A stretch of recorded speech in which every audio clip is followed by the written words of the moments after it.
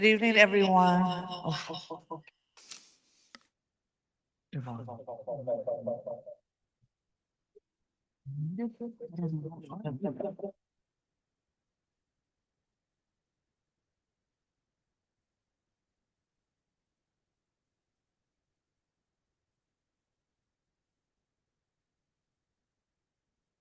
Hello?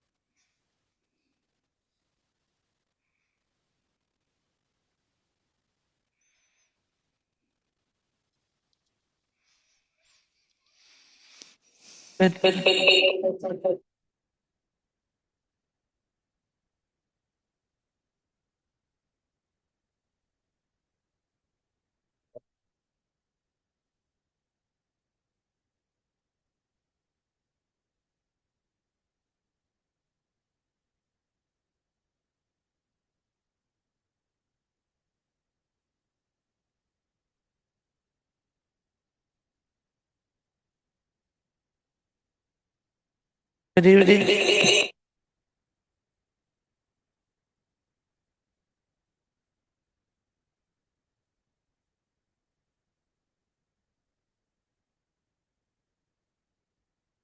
Good evening. Okay, there it goes.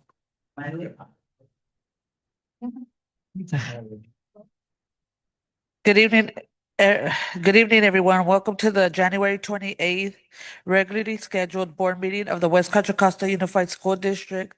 The meeting is called to order at 6:34 p.m. Para acceder a la traducción en Zoom, haga clic en el icono del globo. Digo, 5:34 p.m. Para acceder a la traducción en Zoom, haga clic en el icono del globo en la parte interior de la pantalla. Si se encuentra en Dijon y necesita audífonos para la traducción, puede recogerlos en la esquina trasera del auditorio. La junta directiva está a punto de entrar en sesión privada, pero antes de hacerlo, estamos aquí para escuchar cualquier comentario del público sobre los temas de la sesión privada. Las personas que desean hablar sobre los temas de la sesión privada deben tener en cuenta lo siguiente. Si se encuentran en el auditorio y aún no lo han hecho, por favor entreguen una tarjeta de comentario al público de West Contra Costa Unified School District que encontrarán en la mesa de la entrada, o si participan a través de Zoom, deben levantar la mano en la aplicación de Zoom. A través, a través del Zoom, para acceder a la reunión por teléfono, presionen al asterístico nuevo. The board is about to go into closed session, but before we do, we are here to listen to any public comment on any closed session item. Individuals wishing to speak on closed session items listed, if you are here in the auditorium and haven't done so already, please submit a WCC USD public comment card, which you can find in the entryway table, or if you are participating via Zoom, individuals will need to raise their hand in the Zoom app. If you are accessing the meeting by phone, please press *9. The time allotted to each speaker is 2 minutes. The total time allotted is 1 hour. Speaking time should not be transferred from one person to another. There is also no substitution of speakers. We alternate between Zoom comment and in-person comment. The public comment period is a safe space where diverse viewpoints may be expressed civilly without interruptions or intimidation. Please listen attentively to each speaker, comment, and respect their time as if it were your own. Be open to another viewpoint if one is offered. Due to the Brown Act, board members cannot discuss items that are not on the agenda and do not usually respond to items presented in public comment. The items listed on the closed session agenda tonight are: 1, public employment, discipline, dismissal, release, plain, 2, conference with legal counsel, existing litigation, government code section 5495, 56.9, and conference with labor negotiators. Is there any public comment?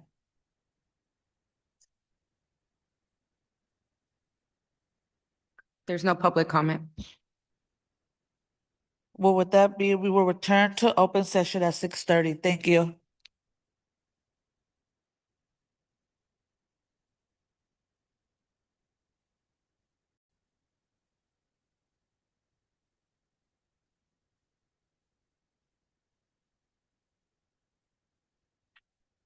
Good evening,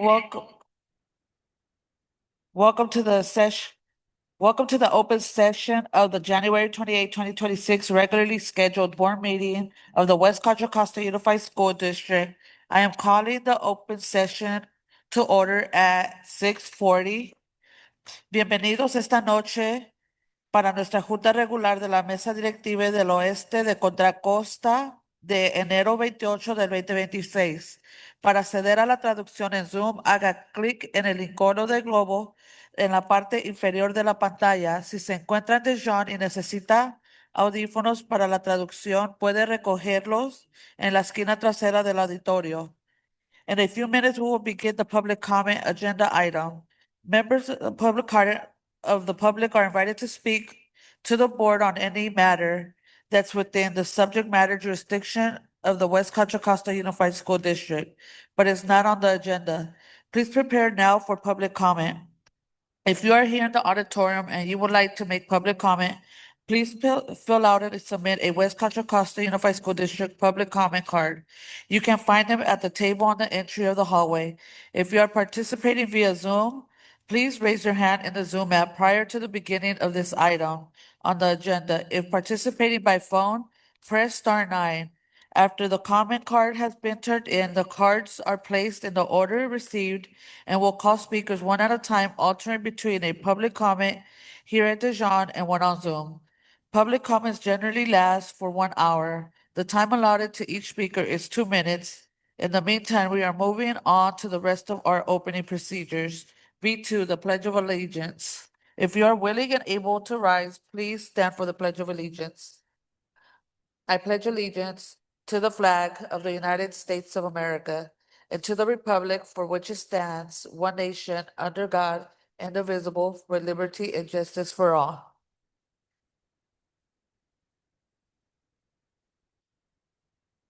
B3, land and labor and body acknowledgement. Land acknowledgement. We recognize that we are on the lands of the Chochenyo, Muwekma, Kark, and Ohlone peoples and acknowledge them as the first inhabitants of the land we currently occupy.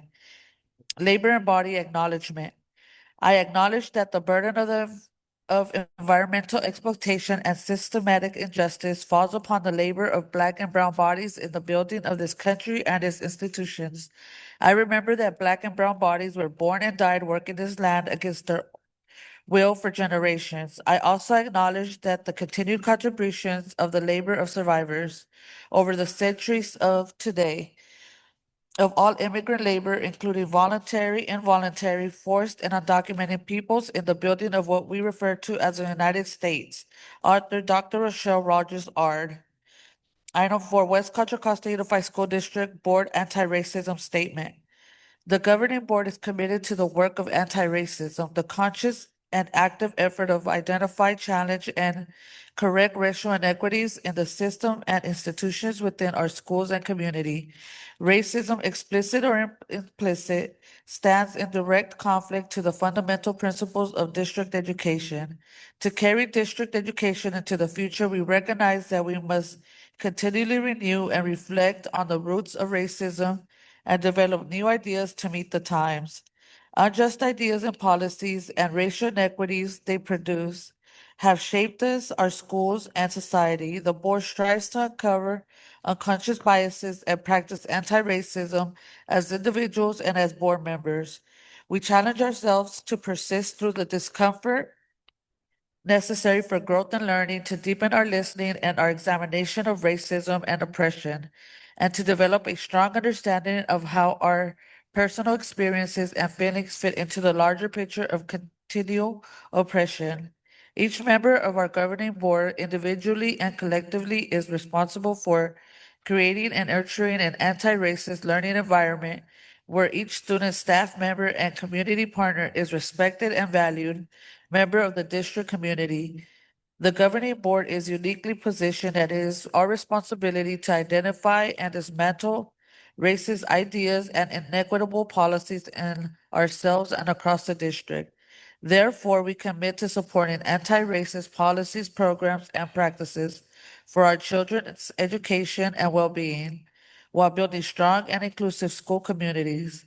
The board commits to holding each board member accountable towards these goals and moving the work of anti-racism forward.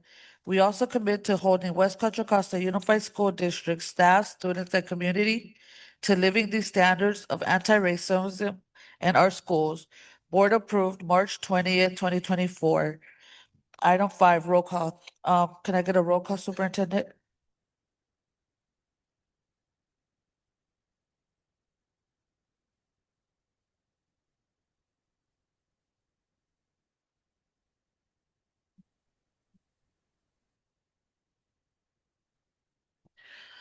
Student trustee Brooke Miles, Good evening, present. student trustee Sasha Hahn, Good evening, present. trustee Leslie Reckler, Good evening, present. trustee Jamila Smith Folds, Good evening, everyone present. trustee Cynthia Hernandez, Buenas tardes a todos present. clerk Demetrio Gonzalez Hoy, Good evening, President. and board president Guadalupe Añana. Buenas noches a todos present. Now we'll be moving on to a report ratification of closed session. I do have one item to report from closed session, agenda item A22. Regarding agenda item A22, the board in closed session took action to approve the special education settlement agreement in the OAH case number 202-508-1029. The board voted as follows. Inyana, yes. Gonzalez Hoy, yes. Hernandez, yes. Reckler, yes. Smith Folds, yes. That concludes the report out from closed session.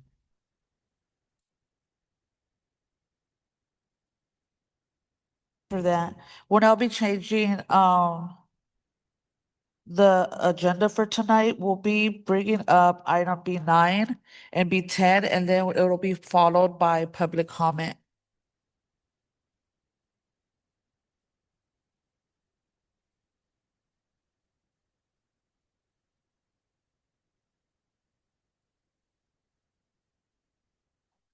Will be middle college high students presentation, redefining the mobile app, and that is Catherine's item. It is. Good evening, President Inyana, Clerk Gonzalez Foy, members of the board and community. We're very excited tonight to have our students performing from middle college. They're actually going to be doing a presentation that they did already in front of cabinet. It's a student-led presentation to talk about a app that they created to support students with dyslexia. So I'd love to invite up to the podium and please give a huge round of applause to middle college students Emma, Lola, and Arthur.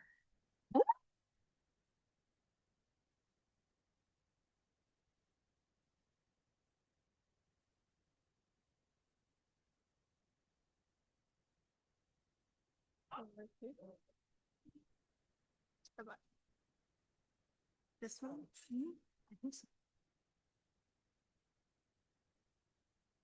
Sorry. Okay. Hi, everyone. I'm Emma. I'm Lola, I'm Arthur. and we are seniors at Middle College High School in San Pablo. So to introduce what we wanted to talk to you about today, our team has been a part of our school's MESA program for over 3 years now. And last year, our team decided to look into the lack of accommodations for students with dyslexia in the school district, meeting with Mr. Fleischman, as well as interviewing and surveying special education administrators and teachers alike. And through the research we've conducted, we've developed a prototype application that. Excuse me. Can I have you speak directly into the microphone, please? Yes, sorry Perfect, about thank that. you. Okay. Through the research we've conducted, we've developed a prototype application that we now hope to implement in the school district. So what started as a project for an engineering competition flourished into a desire for us to support the special education department. And through discussions with students with dyslexia who shared their struggles, having not been properly accommodated, alongside teacher accounts feeling stretched thin due to manual accommodations, we hope to aid both of these populations with Redefine. We also wanted to clarify that our objective with this presentation is to have our app idea taken into account with the board and possibly implemented into the school district. Our presentation does demonstrate our prototype, but we want to emphasize the concept of a text-based dyslexia accommodation tool, understanding that specific app features have leeway to vary based on district protocol, requirements, and student needs. So as the slide says, and to set up some background, 1 in 5 students is diagnosed with dyslexia according to the National Library of Medicine, meaning that a significant amount of students in every classroom face through challenges with reading. Next slide, please. So our survey of 28 special education staff and school admin in the WCC-USC district indicated that 72% of individuals don't agree that there are sufficient dyslexia accommodation tools available. And tool accessibility and classroom device compatibility were ranked most and second most important, respectively. Next slide, please. So again, students with dyslexia often struggle with comprehension, confidence, and independence when working with standard text.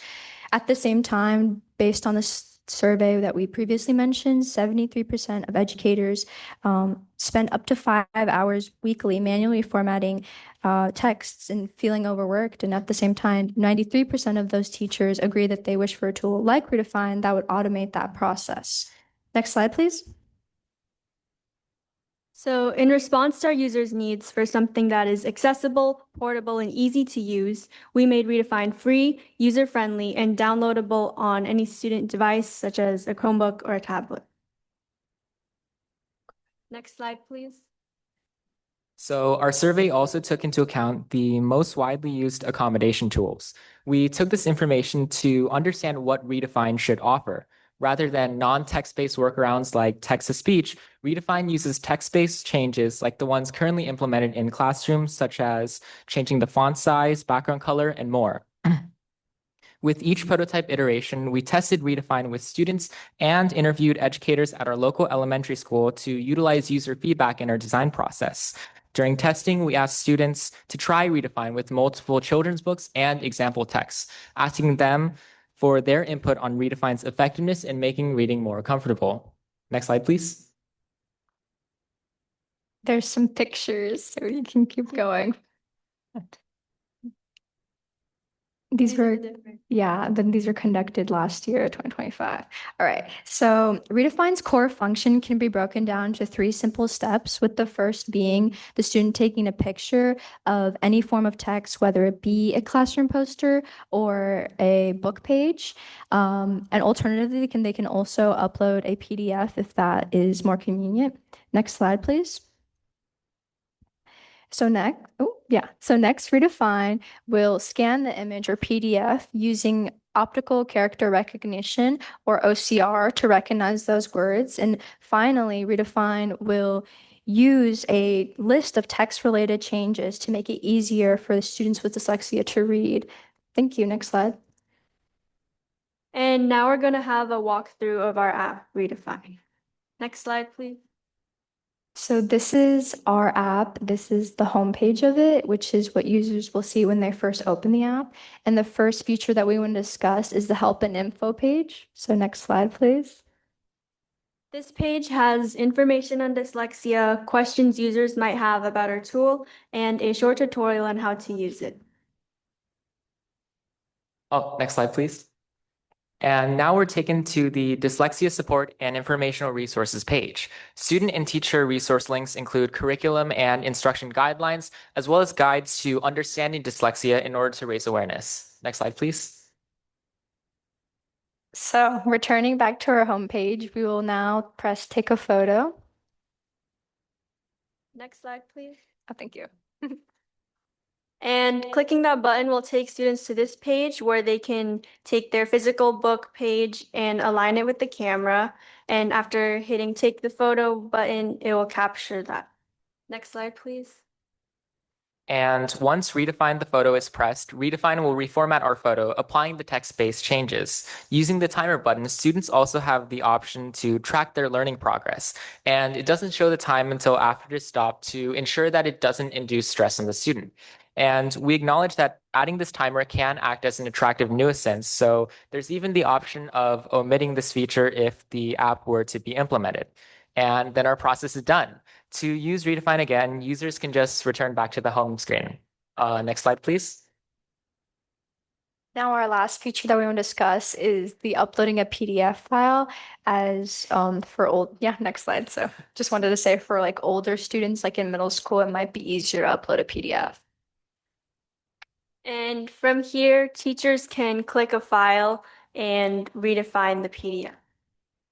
And the reformatting process is the same for the PDF upload method. And that concludes our app walkthrough. So we've already tested our prototype at both elementary and middle schools. And I don't know if you could read it, but here are some of the things that both teachers and students had to say after our tests.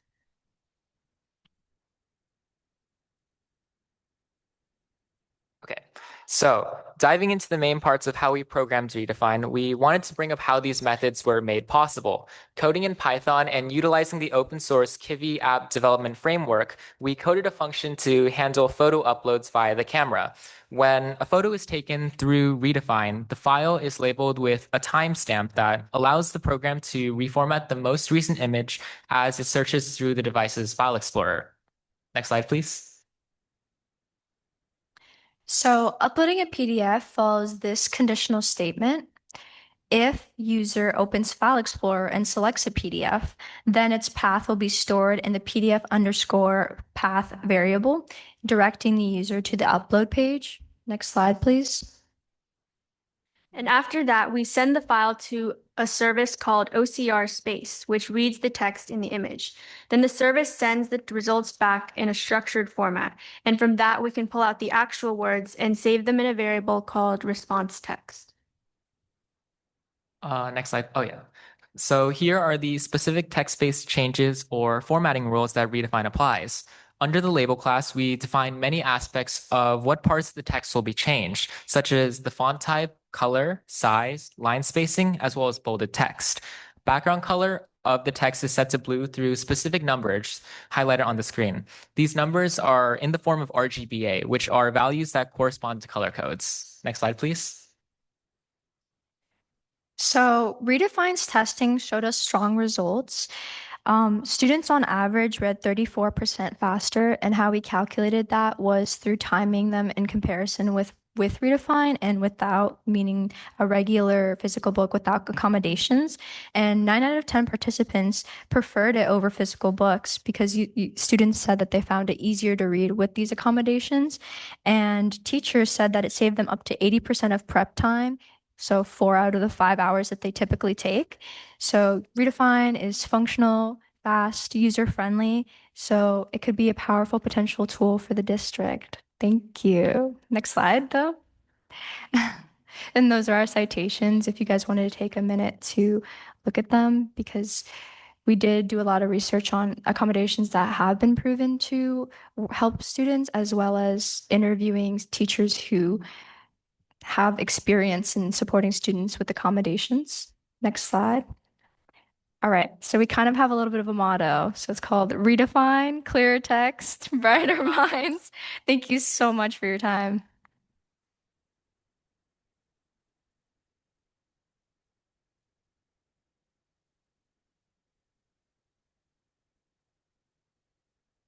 Yes, we definitely want to take a picture, but does the board have any questions or comments for the students? And I'd also want to open it up to Dr. Fleischman as our SELPA director, the understanding of the impact of this type of an app or tool for our students. But first, board, do you have any questions, comments for our students?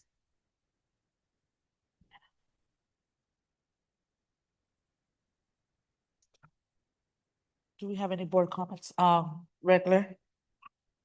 Thank you. Thank you for the presentation. I'm wondering if you could tell us a little more about how you got the idea, what sparked the idea, and what's the class or the program of study where you, what class was this for? Definitely. So we are currently a part of our school's Mesa STEM education program, which is a competition-based after-school program where students do different engineering and STEM projects.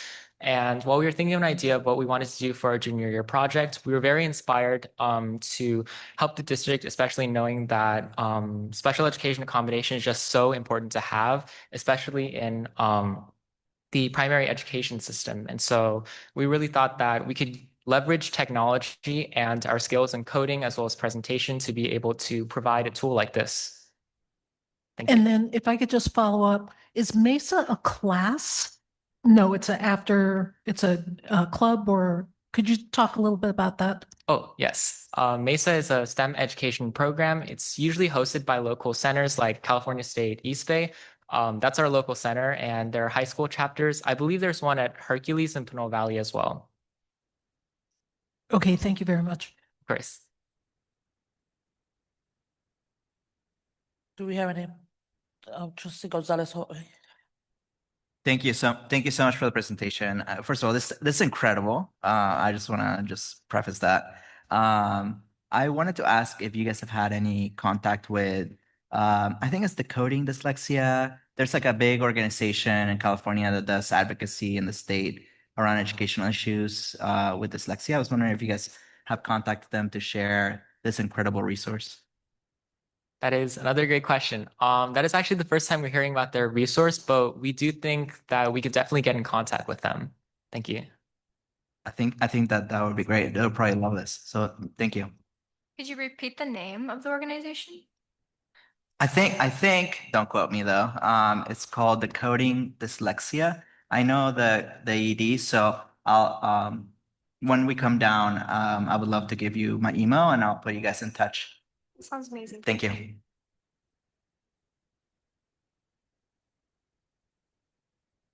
Well, thank you for that presentation. Hope we could go down as a board. We have some certificate for you, so let's go down. I would really love to hear either from a couple of our cabinet members, the impact that this could have. I think that this is huge. Dr. Fleischman, Ms. Acosta-Rapraskis. Certainly. Thank you, Superintendent, for the question. I think from what the students have already demonstrated from their work in some classrooms and the immediate impact that the students who've already had access shows that this can reverberate out much more broadly for students in our district and potentially beyond.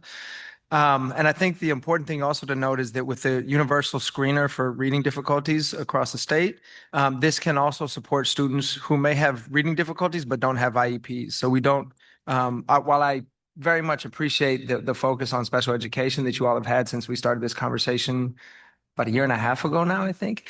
I think it can have impact even beyond special education because there will be many students who are identified with reading difficulty who may not qualify for an IEP, but there's no reason why this resource couldn't benefit them. It's amazing. I think back to 20 years ago when I started as a little more than 20 years ago when I started as a classroom teacher here, and hearing about ways that we can get a stack of different color paper. So when I was running my photocopies, I'd have a stack at the bottom of a different color for exactly the intervention. And now here to be in 2026 and have our students creating a way that can be automated and immediate as well, right?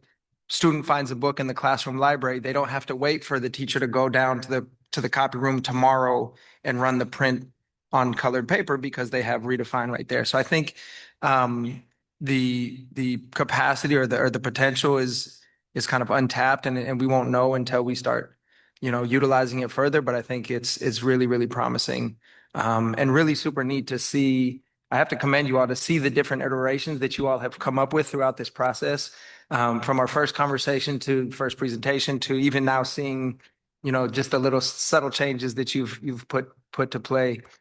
Is really impressive. So I've thanked you before, but thank you again. This is really exciting. Of course. Thank you so much for the opportunity.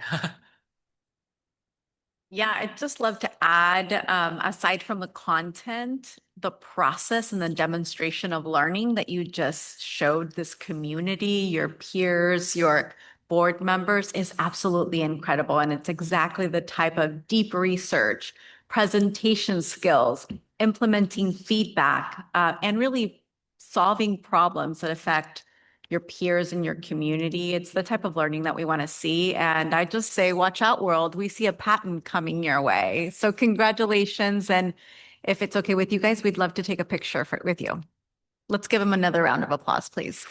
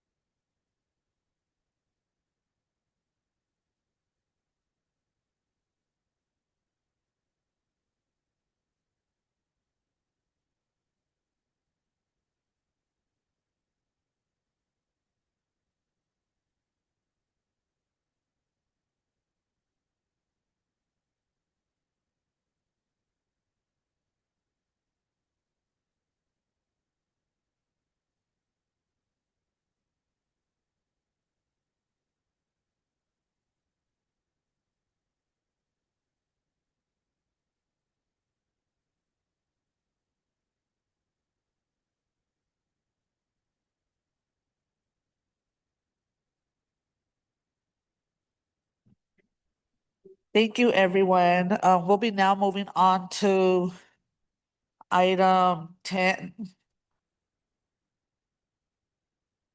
Item B10, the recognition of our student board trustees for their participation, and that's Ms. Cotton, is that your item? Yes, I just want to say thank you. Student trustee Brooke Miles, student trustee Sasha Han.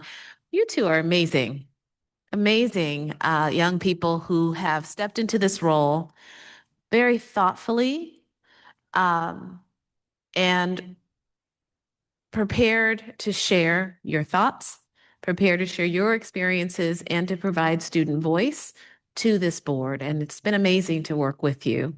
I know that it was a short period of time, but as we talked about earlier, a lot happened in this very short period of time. And I hope that this helped to provide some perspective around really understanding what is going on in the educational realm, but then also to build your leadership and your leadership capacity. And I know that you will be both will be great leaders in the future. So very proud of you both. Very excited. I'd love to watch your leadership on All Student Congress as well. And so not just leading here with the board, but also leading with your peers. And you are both leaders at your school sites. So again, thank you for all of your fantastic work. We do have a plaque for you, and we have flowers to say thank you. And we think that you are amazing.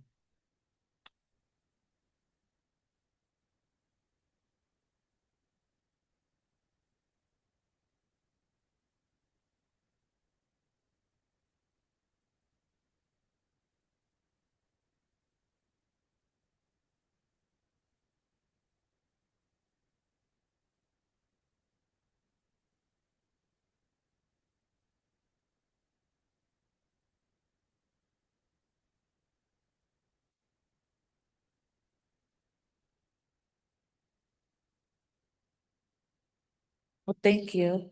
Do we have any comments from our board? Gonzalez Hoy. Thank you, President.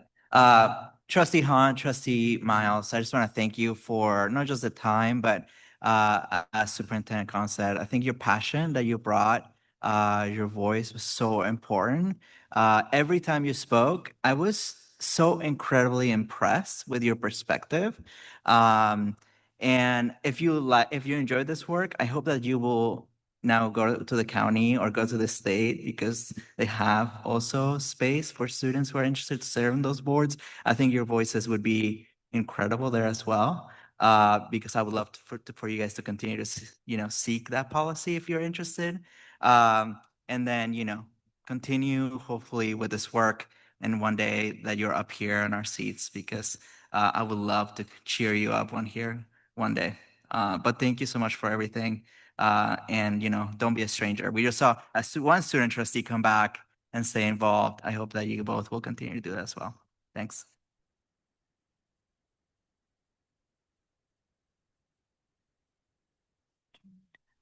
Any more comments from the board?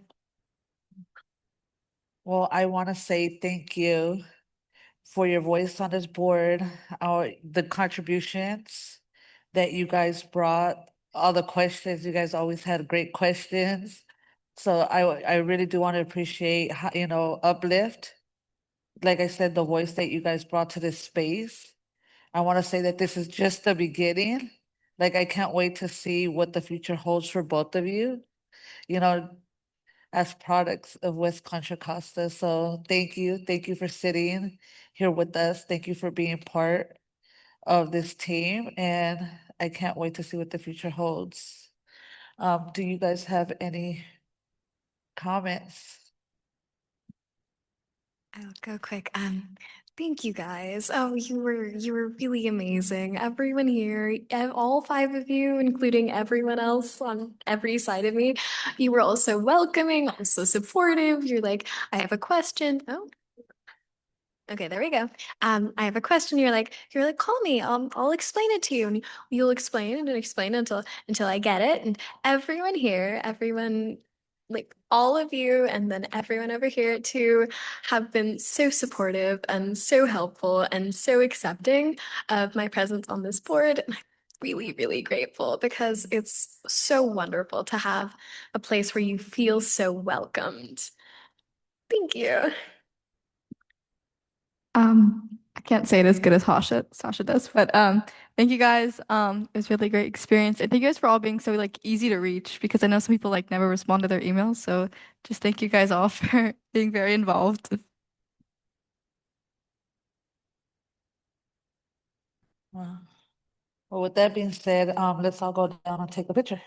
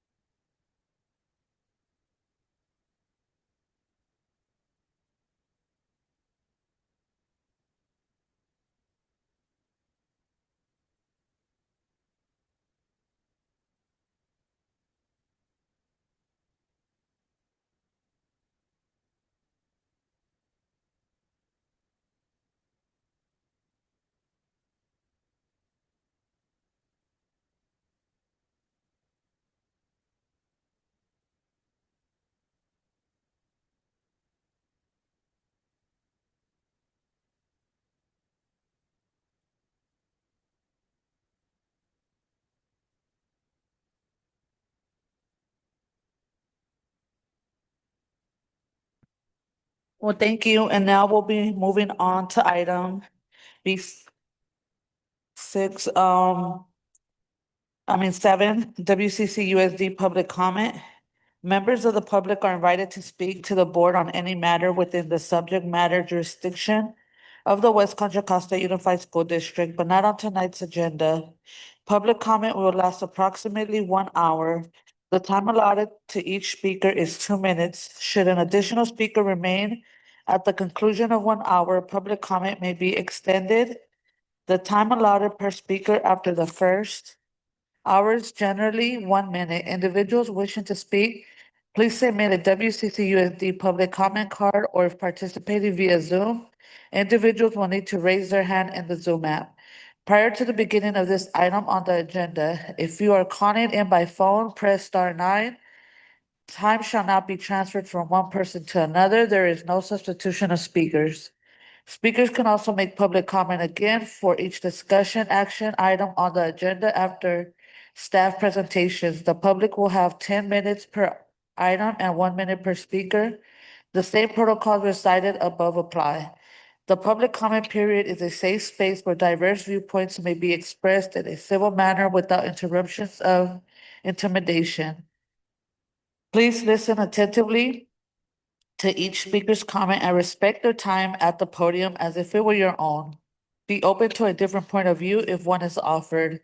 Due to the Brown Act, board members cannot discuss the items that are not on the agenda and do not usually respond to items presented in public comment. Is there any public comment? Yes, our first public comment is Don Gosney.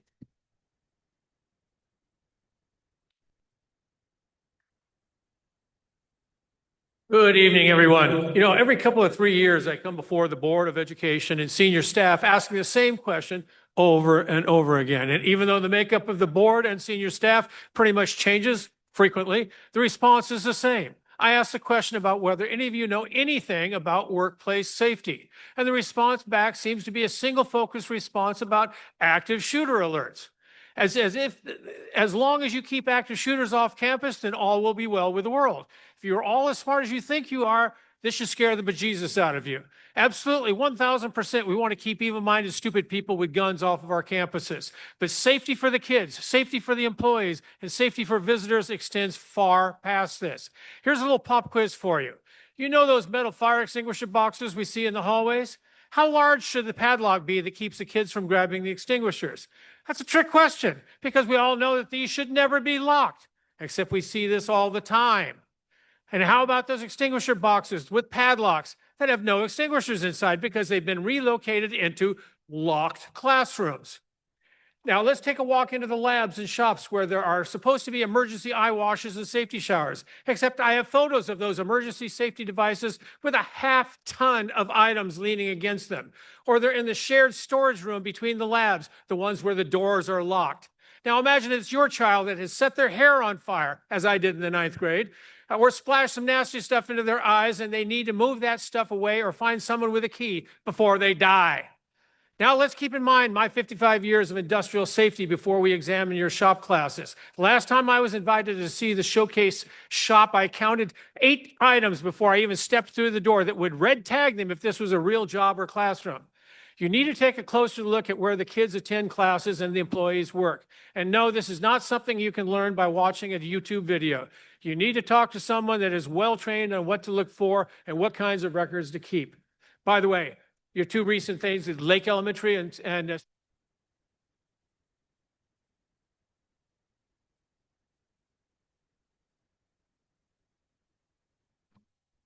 Our next public comment is Maisha Harris Gash. Please unmute yourself.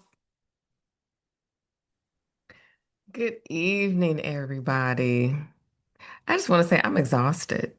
I am absolutely exhausted. But I want to talk about my kids as I usually do.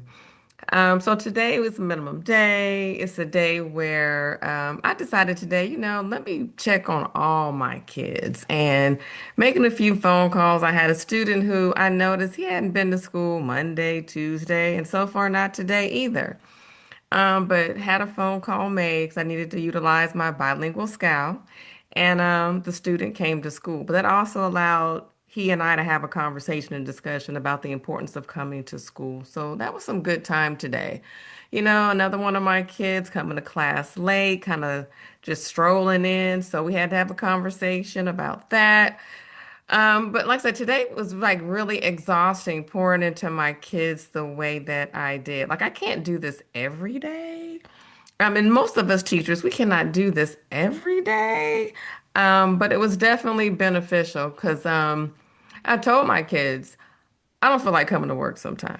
I understand. Y'all don't feel like coming to school sometime. But these are the reasons why. Like I told them, I haven't been feeling well. You guys haven't been feeling well, but I still have to be here because I need to be here for you. So for us just having that, transparent conversation, your teacher is not perfect. I feel the same way that you guys feel. So it ended up being really productive, even though I told them I'm thinking about not coming tomorrow. I'm thinking about not coming Friday. But even though I say that, I know that I'll be there. Um, so just wanted to share that with everyone that, just taking that time every now and then to, even if it's just a few of your kids, because we don't know what all of our kids are coming to school with. And just maybe sometimes having that honest, transparent conversation with them will be encouraging for them to improve, say, their behavior and, just come to school. So, hey, everybody have a wonderfully blessed night.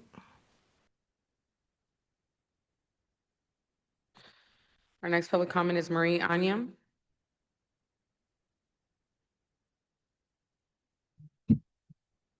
Thank you for responding to my emails about setting up a meeting. My goal is for the meeting is that everyone brings solutions and no more excuses. We're talking about how to make things a little better for the students and staff at Stige, who are real human beings with feelings and want a loving, caring home to be in. I see some resources have come and I'm forever grateful. Let's come together and work on these important issues. FYI, my questions, emails, and presents, they aren't going away. I know these are hard topics to discuss, but I'm not giving up. What kind of mama would I be if I let these things discourage me from speaking the truth and advocating for my kids and their school's much needed resources? If your child was enrolled at any school lacking these resources, I think you'd feel the same way as I do, and you'd be speaking out too. Everything that I bring to your attention is backed with eyewitness testimonies, numerous evidence, photos, and even a video. I want to be clear, I don't have any issues with the staff. Stige is a wonderful, loving family that is welcoming to all. The children enjoy learning from the dedicated staff. Lydia loves all her teachers and her transportation driver. It was lovely seeing the hip hop performances last week. I saw how much the staff and students have bonded. When the rebuild is complete, what a joyous celebration will be had. I'm still waiting for an email response about the suspected typo in the Williams Quarterly Report from October 22nd. I haven't got a response. I'm also patiently waiting for the SPED Transportation Handbook and hope that one day cameras and GPS will be added to the buses. This is my 11th meeting here. Please remember to put students first. I'll be back. Thank you.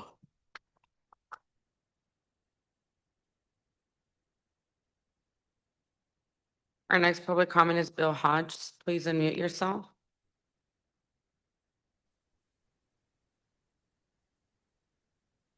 Hello, can you hear me? Yes, we can.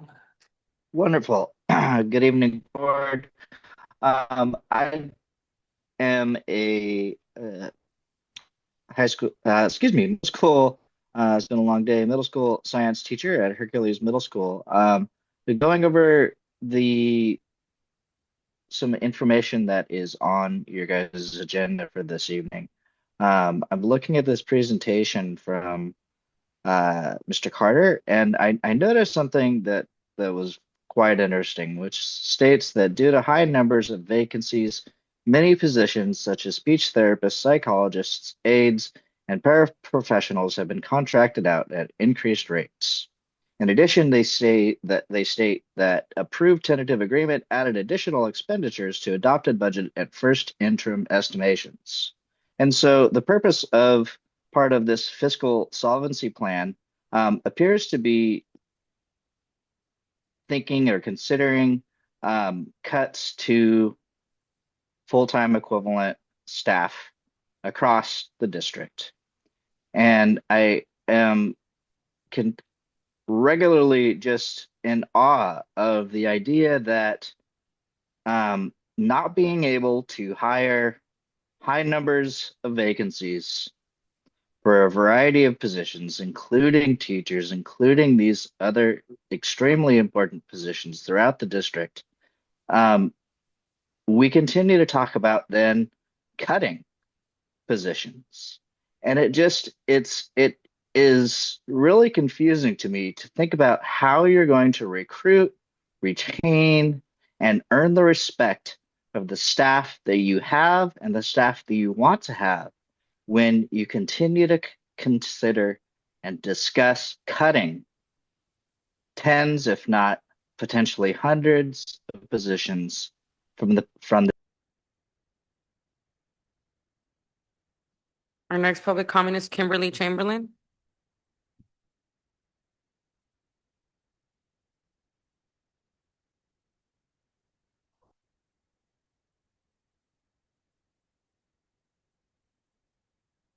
Good evening, Kimberly Chamberlain, IFPTE Local 21 SSA Chapter President.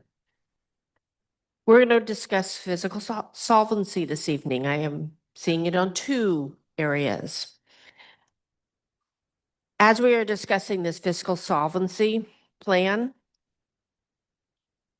there's no solutions. We used to join together and come up with solutions, the unions and the district cabinet, the HR department. We used to come together. We're not. And now we're having a fiscal solvency without communication in clear defined areas. We're going to take apart, just as others have spoken, people that work with our students.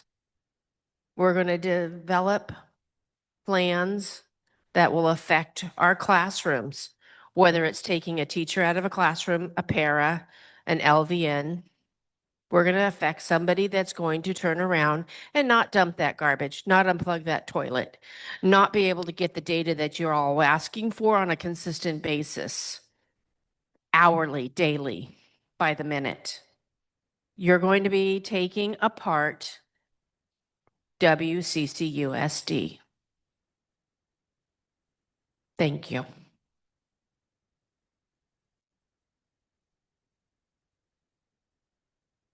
Next public comment is Sky Nelson. Please unmute yourself. Hello, can you hear me? Yes, we can. Good evening, everybody. I want to uplift two things that need addressing. I think just need to be known. I want you to know that are exciting. One of them is exciting. AB 1204. Assembly Bill 1204 is on the docket for this summer.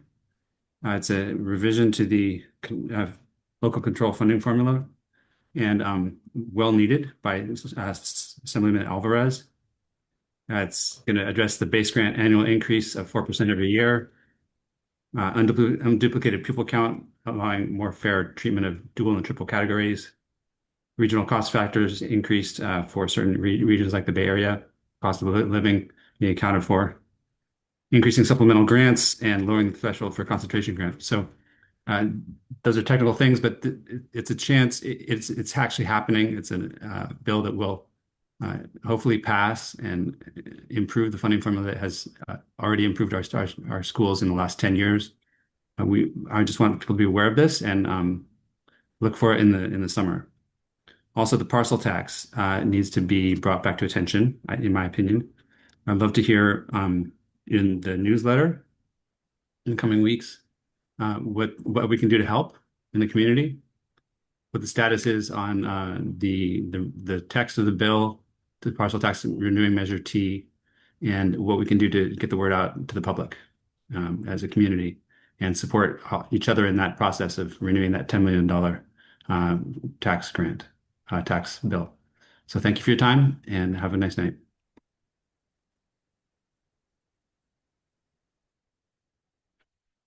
Our next public comment is Samantha Torres.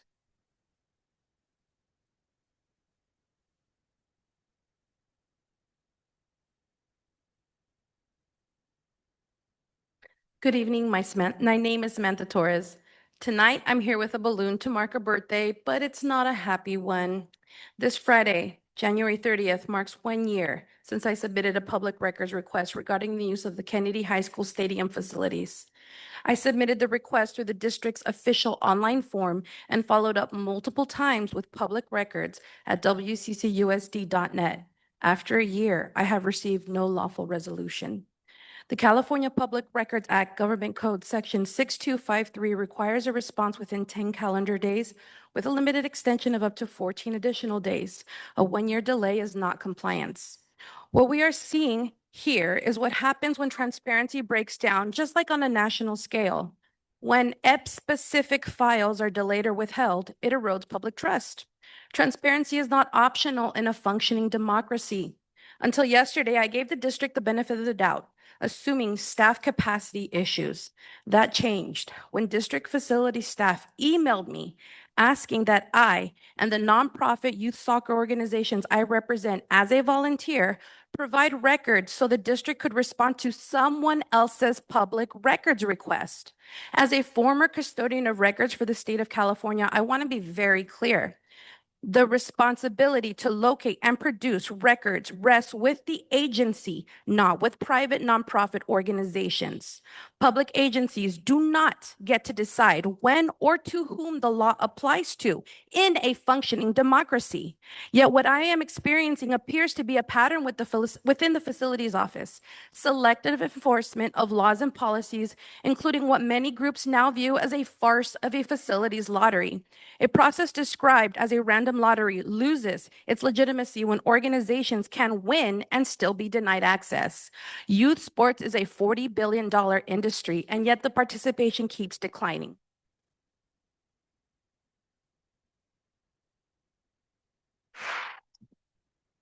Our next public comment is Andrea Livinghouse. Please unmute yourself. Hi, this is Andrea Livinghouse, speech pathologist from the United Teachers of Richmond. Firstly, I want to say how impressed I am by the students who presented about the Redefine app. And secondly, I want to express gratitude to our student trustees, Sasha Hahn and Brooke Miles, for their dedicated service to our district. And thirdly, so after we, along with Teamsters and SSA, went on strike for 4 days, you seemingly heard us to some extent when we advocated for stable and fully staffed schools, since we finally reached a reasonable tentative agreement. However, right after, you turn around and propose so many cuts, so that shows that you missed the point of our message that our schools are underfunded, understaffed, and under-resourced. I'm appalled at the plan to merge Soskin and Pinole middle schools. I'm deeply concerned about the proposed cuts to school site programming. It is also very troubling that while special education is being gutted at the federal level, you are proposing a $3 million reduction with the ominous reason special education program restructuring. Our special education programming is vital for student success, and it is despicable that you continually target some of our most marginalized students while simultaneously espousing performative statements about inclusion and equity. You can't have both. To have equity, you need to invest more in our special education programs, not less. And yet, once again, you are underreporting the funds we are receiving from the state. On your budget reality slide, you mentioned that you've been forced to contract out for SLPs due to vacancies, and yet we know that you ignored 4 applications for the district-employed SLP positions for this school year. Get it together, West Contra Costa, and show students their true value by expanding your investment in them. That is all.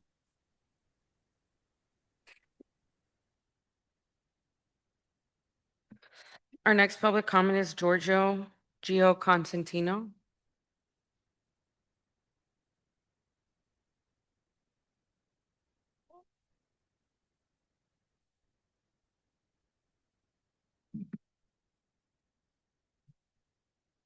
Dear Superintendent Cotton and President Anyana, my name is Giorgio Cosentino, a former Richmond teacher, recent district parent, and current California State scientist at the Richmond Marina Bay campus.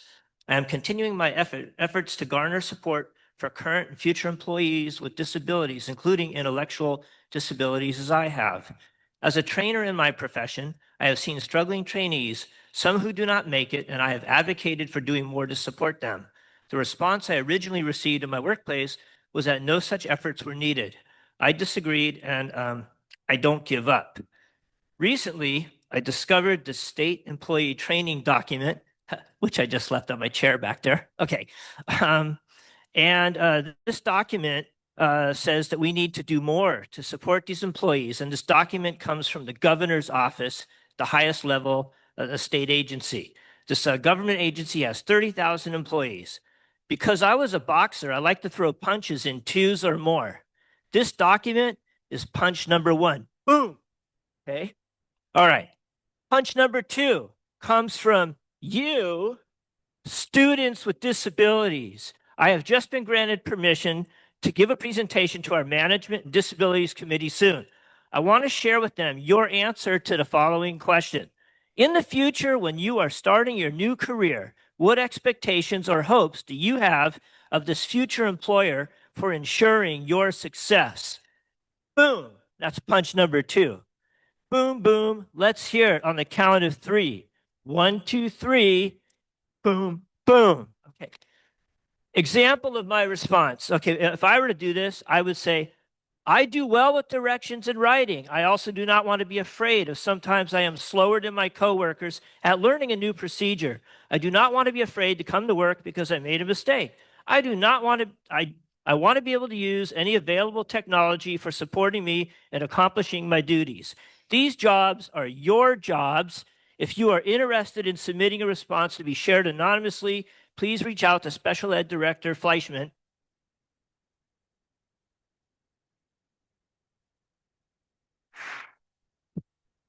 Our next public comment is Danielle Jorgens. Please unmute yourself.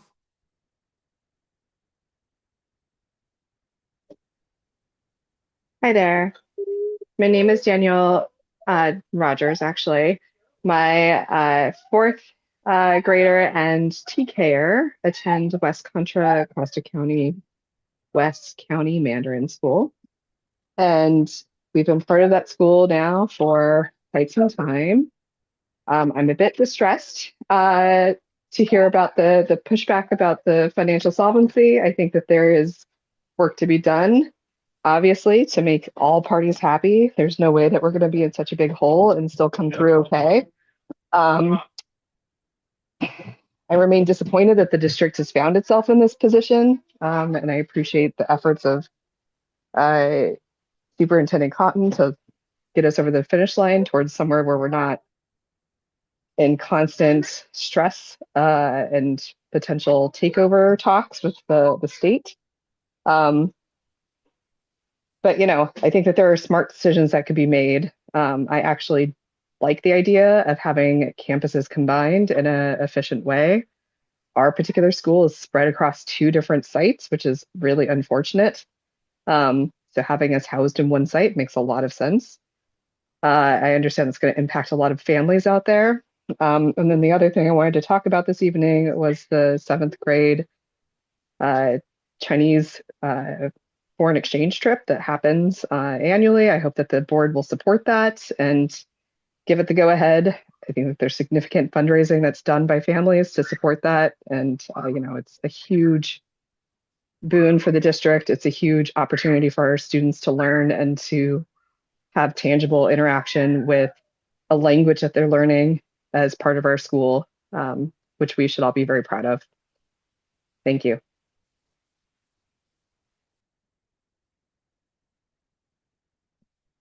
Our next public comment is Ethan Sorsher.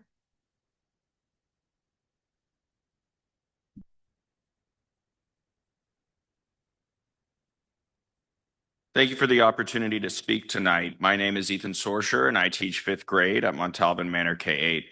I want to thank the central office staff for their attempt to gather community feedback regarding their fiscal solvency plan and their 2 information sessions, which Superintendent Cotton estimates drew in over 200 people. Considering almost 30,000 students attend schools in West Contra Costa Unified, this represents less than 1% of the community that is going to be affected by these cuts. And I want to lift up some additional perspectives that may not have been adequately considered.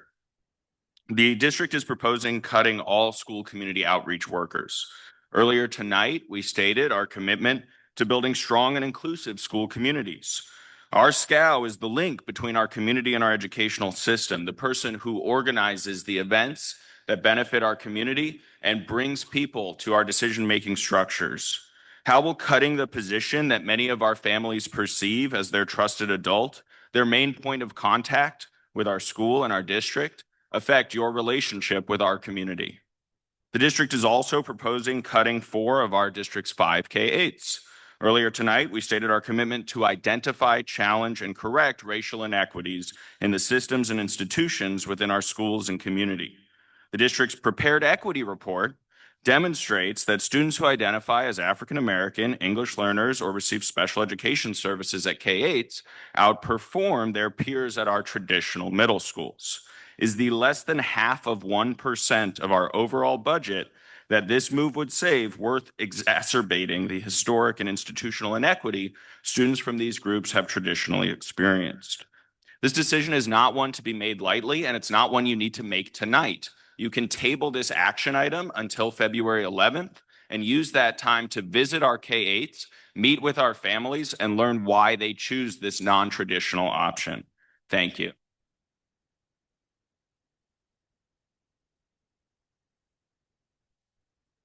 Public comment is Colleen Ballantyne. Please unmute yourself. Hello, my name is Colleen Ballantyne. I'm Special Services Director, United Teachers of Richmond. Been a special ed teacher in the district at least 20 years. I definitely stopped counting. Currently an RSP teacher at Ellerhorst. So I'm calling to remind people that need reminding if they do. The caseload maximums for special education teachers. RSP teachers are assigned up to 25. MMSN, which is mild to moderate support needs, are assigned up to 14. Extensive support needs assigned up to 11. Counseling and rich classes assigned up to 10. Full inclusion assigned up to 13. UTR fought hard to get these numbers for the supports that these special education students need. To give you an example, when I first started, MMSN was 17, and it was not a functional number. And as the students needed more supports in the classroom, we fought hard to get that to be a number that supports the students. We fought hard, only to now feel as though there's some convoluted effort to save money by, quite frankly, messing with these numbers. I mean, this concept of a blended caseload or whatever's going on where some of these teachers are managing MMSN and RSP outside of a school and district understood ISP program is very confusing to me. I'm speaking off the cuff, whereas normally I write a little more for these speeches, but where I'm going with this is I'm hoping that the special education department starts to understand that this instructional support provider model that they are talking about putting into schools has a rationale language, as I was on the team when it was made, and it states it is the intent of the bargaining unit to offer these programs as it is a site-based choice, not something that the district hands down. Please adhere to the rationale language.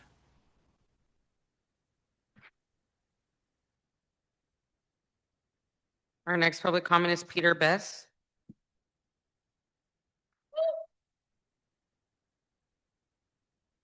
Good evening, y'all. My name is Peter Best. I am the Dean of Students at Montalban K-8, and I also have students who attend school in the district. I am here to speak about the fiscal solvency. And similar like Mr. Sorsher said, really just asking for more time. It's myself, it's Mr. Sorsher, it's Ms. Casillas here on behalf of Montalban. And I know that if our community were able to speak and feel heard, that you all at least will get to make them feel heard. The state that America is in right now, our black and brown families are not only not feeling heard, but they're frightened and scared. So I think it would be a good look to actually hear them out and give us a chance to gather and come together and share how we feel about this decision that y'all will be making. Even more so, like Mr. Sorsher said, come on down to the school and talk to the families. Respectfully, the only time I see district people at the school is for photo opportunities. I've been a part of this district for 12 years, and it seems the further and further people get from schools, they're only there for the good. Come here and see what the families are saying and what they're feeling, and our students as well, too. A lot of our students need 7-8 at our schools that are talking about being cut. And I also want to just bring up our racial equity stance, which we make sure we talk about before every staff meeting, before every board meeting. And one of the points is to partner with our families when engaging in decision-making. Like Mr. Sorsher said, I think it was 30,000 people around there. Give us a chance to fill up these seats so we can partner with them and engage in the decision-making with them, and also just making them feel heard. Whether y'all gonna make y'all decision or not, Like, give our families and our students a chance to be heard and feel important. And yeah, thank y'all.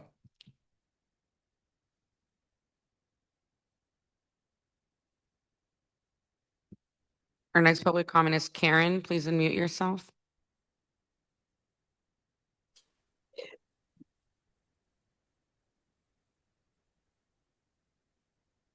Good evening. My name is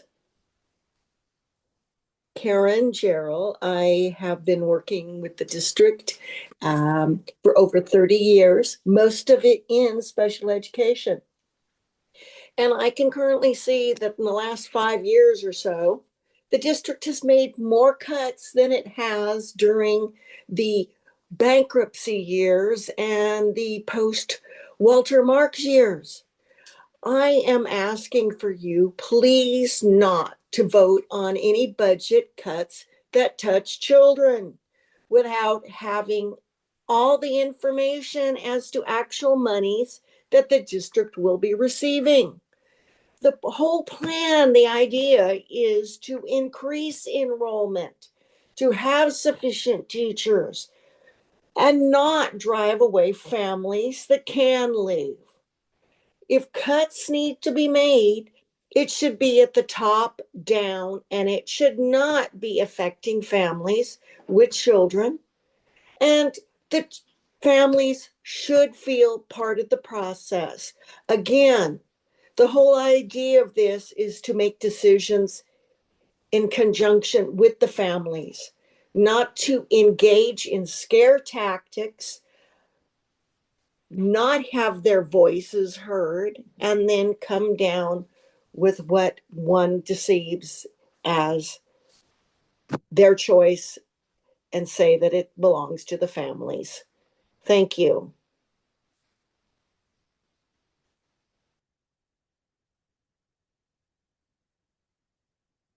Our next public comment is Maria Sanchez.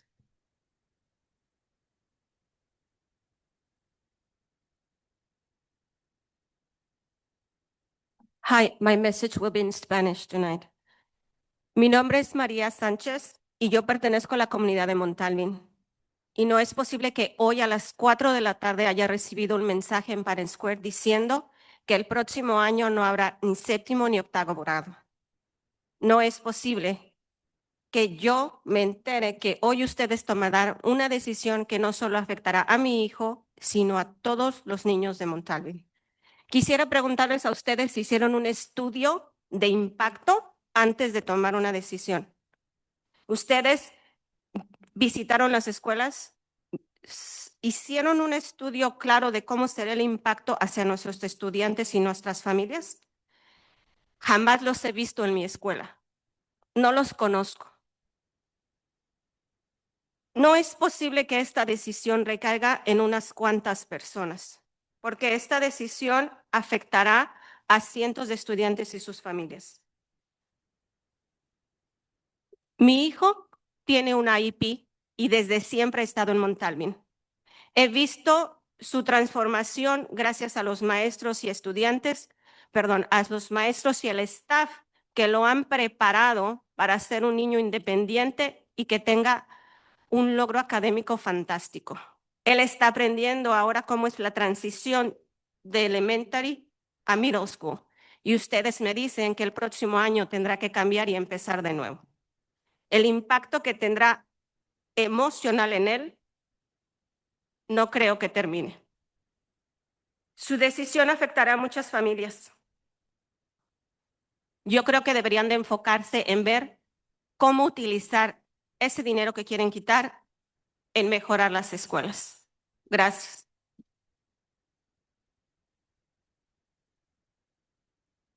Next public comment is Brittany Jenkins. Please unmute yourself. Hello, everyone. My name is Brittany Finley. I'm the UE coach at Montalvin by way of Seneca. I'm just here to send a solidarity with our parents and staff present.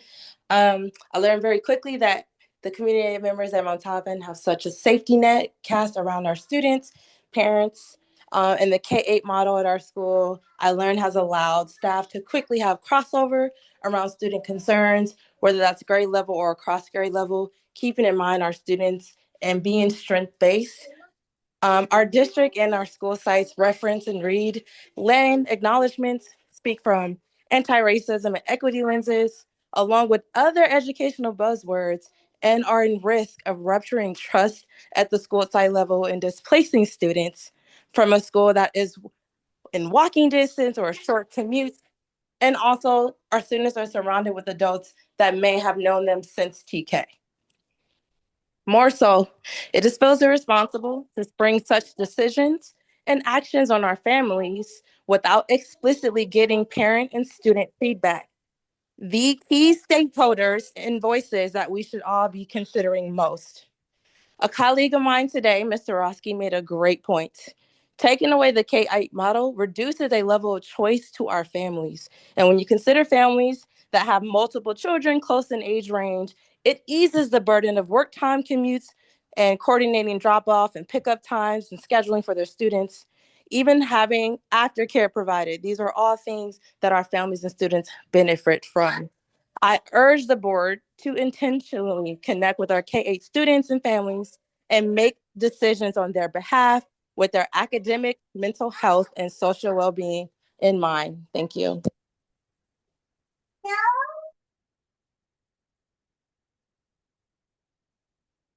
Our next public comment is Zach Porter.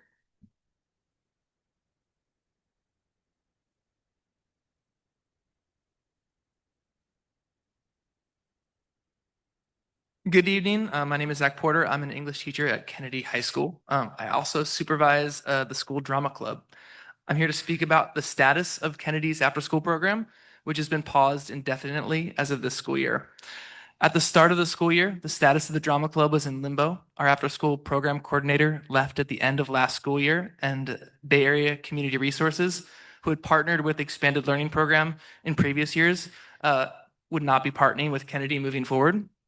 Club supervisors like myself were told that the program was pausing as there would not be an outside coordinator, but that maybe if we were willing to do the administrative work ourselves, our individual clubs could still meet.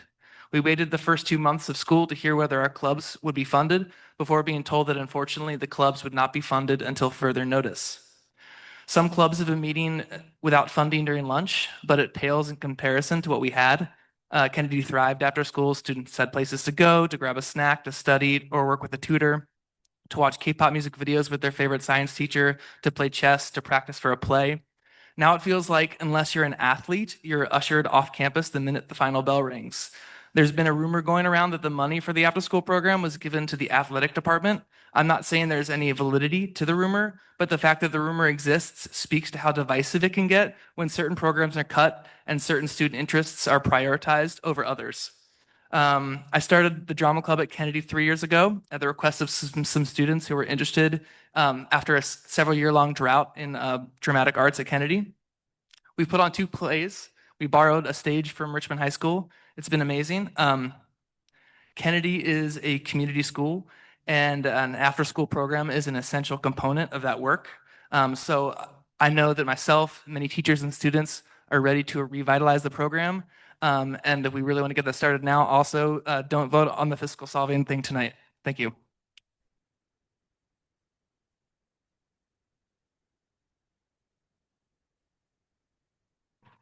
Next public comment is Katie Marchesi. Please unmute yourself. Hi, my name is Caitlin Marchesi. So first I want to start off by just saying how proud I am of the student trustees. I have the privilege of knowing Trustee Miles, who is more solution-oriented than most of the adults that I see making decisions for our district. She's a fierce advocate for all of Vista and WCC USD students. She is academically focused, a student athlete, a MESA captain. Yes, Vista also has MESA. And a visionary for what our schools and the district could be if the right people started making the right decisions. That being said, our student trustees cannot solve all of the opportunities for improvement this district still needs to address. I urge the board to center student need and mental health in conversations about Vista and Vista Virtual. Vista's programs serve more of the highest mental health needs within the general education and resource programming population, yet we experience ongoing cuts.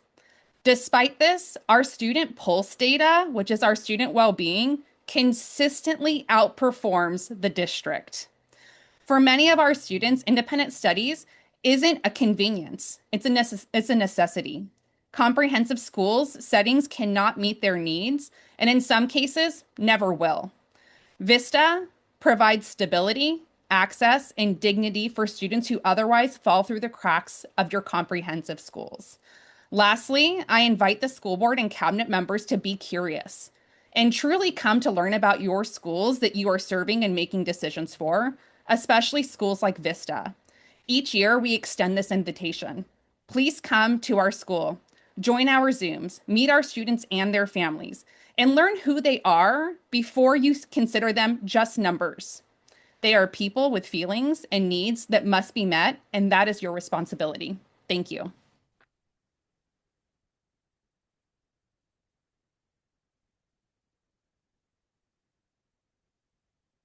Public comment is Helen King.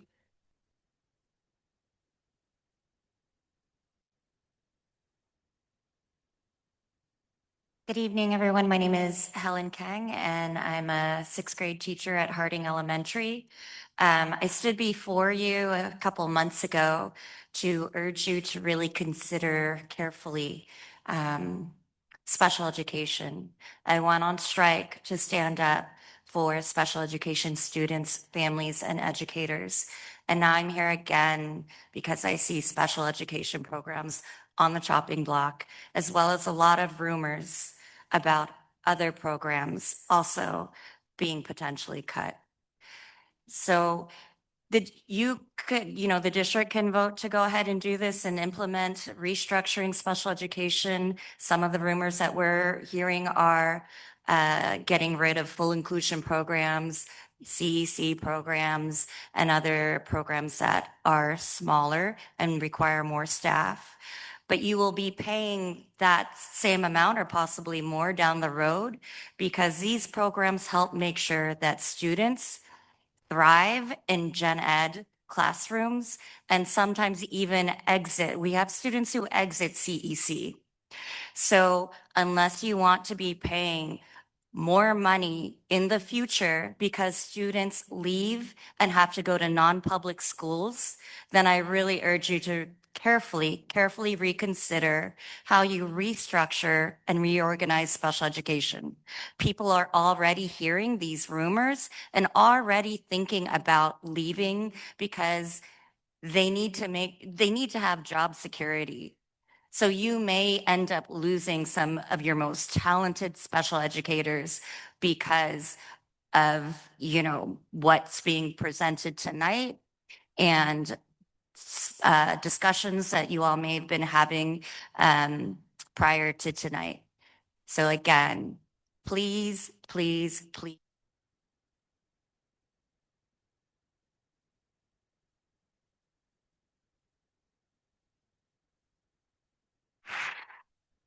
Our next public comment is Erin Callentine. Please unmute yourself. Hello, board. I'd like to echo the congratulations and the deep gratitude to our student trustees. First, your dedication to real democracy and your dedication to bettering your future and skills and the future of all of the students that you go to school with is an inspiration. Thank you for being the kind of kids who keep me in this work, even though I do not know either of you personally. I would also like to say thank you to the middle college students. And then I would like to ask you, board, to pause in any austerity vote until your money is where your mouth is. You have heard so many people talk about the anti-discrimination policy that we all talk about, and I hope that we believe it. You heard parents say that you don't know me and you don't know my children, and it's impossible for you to make this decision for us, especially with no time for input. Less than 1% of parents commenting means that you didn't reach the parents and they haven't spoken to you, and we are not listening to them appropriately as a group. I am 20 years a special education teacher. When you stop listening to the people that you work for, you have stopped working for them. Please do not vote on any budget until we know what the impacts will be, until you have had time to consider what's going on. We are months out of date for a teacher contract. Surely we can give this weeks, if not months, to consider. We have a real opportunity right now to do amazing things in our community. We keep on seeing and hearing about the amazing things that our community is doing. Please support this. Slow down before you hurt the children that we are all purporting to serve. Thank you.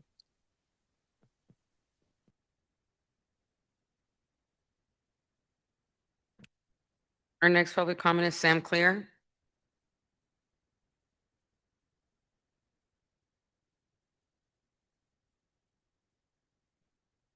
Good evening. My name is Sam Clear, and I am the organizing chair with the United Teachers of Richmond. During the strike, we saw the passion and power of our communities. However, as of now, they are not given any opportunity to participate in the plans to cut programs and staff, as well as merge schools.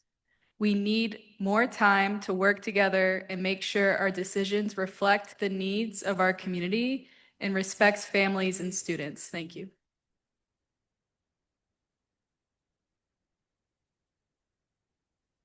Our next public comment is Alon Harrison. Please unmute yourself.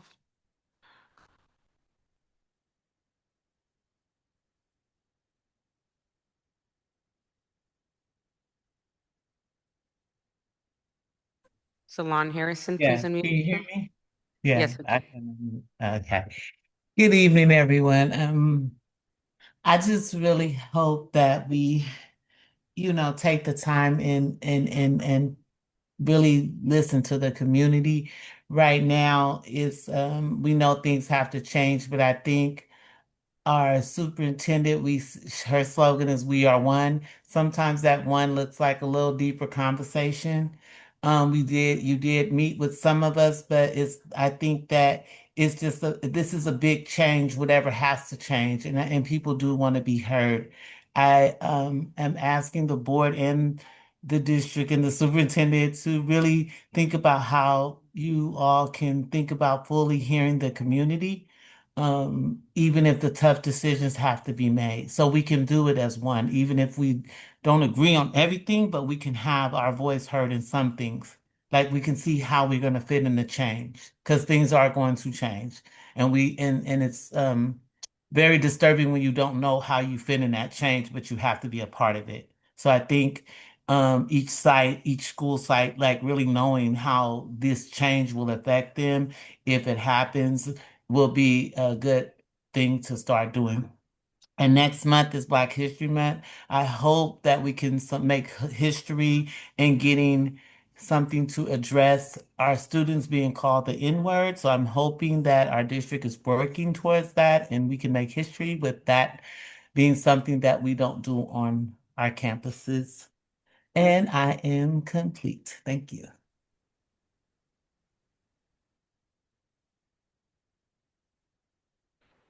Next public comment is Gabrielle Micheletti.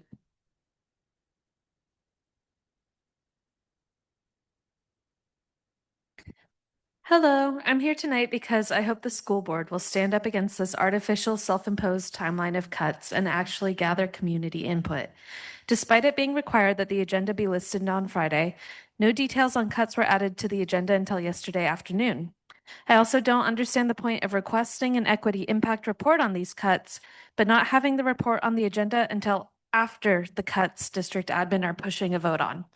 District staff can say over and over that they want to hear from the community, but these actions are clearly demonstrating the opposite. Many of these cuts are really cutting off your nose to spite your face. I have no idea why students would stay in schools where the schedule doesn't let them meet A through G requirements. There are next to no options for elective. They don't get the joy of activities such as art. I'm actually very curious how staff intends to find out what student interests are for electives, because it certainly is not reflected in the classes they are currently enrolled in. Talk to students and academic counselors, and you'll hear time and time again that students are stashed where there is room, perhaps in 2 PE classes a day, because it's where there's room. And cutting elementary scouts, who are often a linguistic bridge between school staff and the community, is foolhardy. If you want to think purely in dollars, they're often also the link that helps families ensure that our schools are getting the UPP dollars that we qualify for. Vista Virtual provides excellent services to students for whom our traditional public schools are not working and provides a viable alternative to expensive non-public schools. Please take the time to do this right, to actually engage the community, rather than rushing a vote tonight before you have even heard the equity impact. Thank you.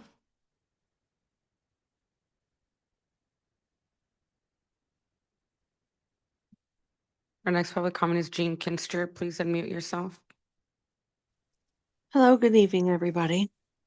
I sat here flabbergasted last board meeting, and I listened to a clear message that came from the board in general, not necessarily by everyone on the board.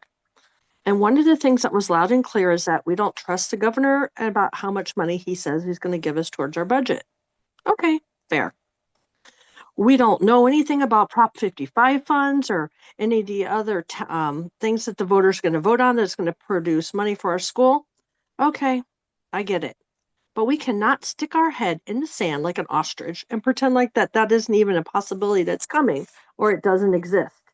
Somewhere, somehow, it has to be noted on our budget stuff that, yes, we understand more money's coming, but we're telling our parents and our community like it doesn't exist, and that's not okay.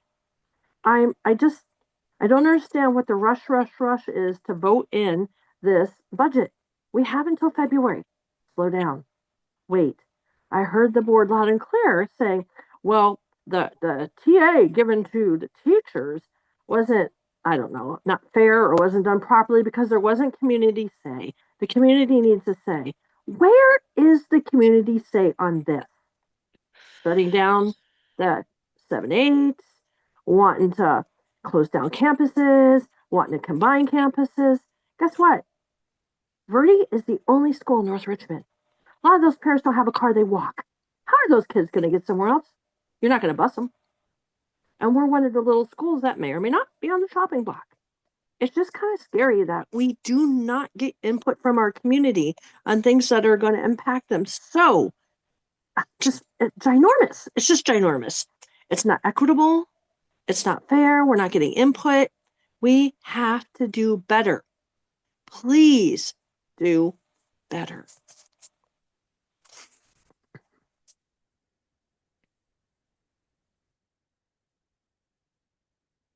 Next public comment is Mark Mitchell.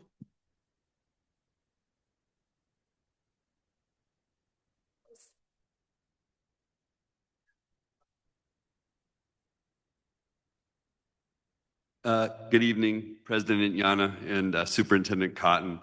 Mark Mitchell, Executive Director, United Teachers of Richmond. And I just wanted to comment that today at the UTR office, President Ortiz and I fielded a couple of dozen calls from members, educators in our district, from elected leaders in our community, from parents, from parent advocates and community organizations, asking if UTR had participation in the crafting of this fiscal plan that was posted in the late last afternoon. And we had to tell them that no, we didn't have any opportunity to participate in that, to provide input, and it certainly wasn't anything of our creation. I want to echo the comments of Sister Kim Chamberlain. This is not the way we've done things in this district up to now. It hasn't been a top-down dictatorial from the staff leadership to the employees and the community. There's been a participatory process. Difficult decisions have been made in consultation. We haven't always agreed, but I think that there's been a more respectful engagement in the past. And I want to encourage our new superintendent and President Yana and the board, direct the staff to engage with those closest to our students and families. I mean, some of the comments tonight have been frankly heartbreaking. We are not working with a financial situation that is something new.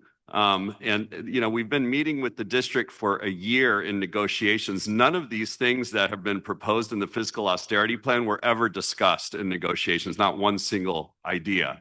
So these things coming up out of the blue after very modest pay increases to the region's lowest paid educators and staff seems unnecessary and ill thought.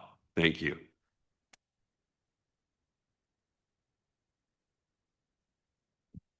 Our next public comment is Haley Kay. Please unmute yourself.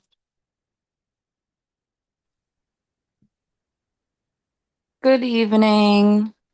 First, I want to start off with thanking the members of our board. Thank you, board member and member Gonzalez Hoy and our student trustees. Your decision last week to stand with educators, Teamsters, is not going to be forgotten. One thing I like to start out with is when there's a confusion in my classroom on a word, we look for the definition. The definition of equity, we could say, is providing fair opportunities and resources so everyone can succeed. Looking at this fiscal plan and looking at the agenda, first off, it's not equitable to make a decision and vote on it before hearing the impact report that is actually about equity. Looking at this report, I'm noticing a lot of things. My main concerns are the amount of FTE positions that are going to be cut next year. Thinking about, I've only been in this district for 4 years, and every year pink slips are coming to our scouts, and they have to be worried and knowing that they won a contract and they're still going to have to worry about will they have the funding for next year is a big concern. Thinking about how we're thinking about cutting virtual schools, Vista, music programs, career and technical education, ROTC, that is not equitable because other districts are able to provide those resources for your students. We need to not vote on fiscal solvency.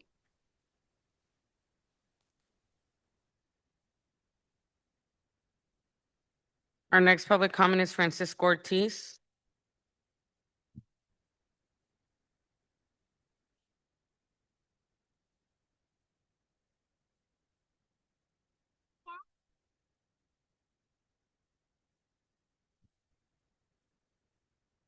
Good evening, board. Good evening, community, and good evening, staff. I want to begin by publicly acknowledging, thanking, and appreciating the 5 courageous board members who last week prioritized fully staffed schools over chaos, student stability over vacancies, and hope over fear. You know, board, when you all approved the resolution at the special closed session or at the special study session, it brings stipulations to have increased revenue as well as cuts. And right now, UTR is working hard to mobilize all of our members to reauthorize Proposition 55, which brings over $39 million to West Contra Costa. And it would be great if West Contra Costa executive leadership led with us in this effort as well as with Measure T. We have demonstrated that UTR is a highly functioning organization who gets things done. And when we say what we do what we say. Right now, we are focused on bringing more revenue to the district while staff is trying to force cuts down the board and the community's throat without proper engagement, oversight, or accountability. This is retaliatory and it's clear. Scare tactics will not work and our families will not stay in the district if these continue to move forward. How can any of these choices be made without first hearing about the equity impact report, which has very erroneous assertions in there that community schools could be used or community schools grants could be used to fund combination classes? None of these concerns have been brought to light. None of these cuts have been brought in a fashion where there is give and take and community input or even board oversight to make an informed decision. So tonight, you don't even need to even entertain the fiscal solvency plan because it wasn't even posted with a 72-hour notice and followed the proper procedure. So I encourage you, the community has spoken, listen to them, and move forward in a more informed way. Thank you.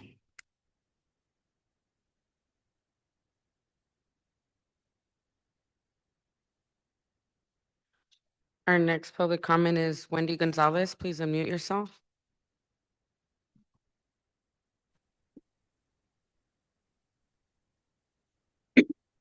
Hi, good evening, board. My name is Wendy Gonzalez. I'm a teacher at Dollar Elementary School. And I'm here to talk about our community outreach workers. I was just told a few hours ago that they were said to be cut for all elementary school scouts. And I just want to talk a little bit about them because these are the people who call families when no one else can reach them. They sit with parents who are scared, overwhelmed, or unsure of how to help their children. They translate, explain, reassure, and connect families to food, housing, mental health, and school support. For many families, they are the only trusted connection to the school. If these positions are cut, the families who already feel invisible will feel completely abandoned. Attendance will drop, communication will break down, students who need the most support will be the first to suffer. As teachers, we want to help, but we cannot replace what outreach workers do.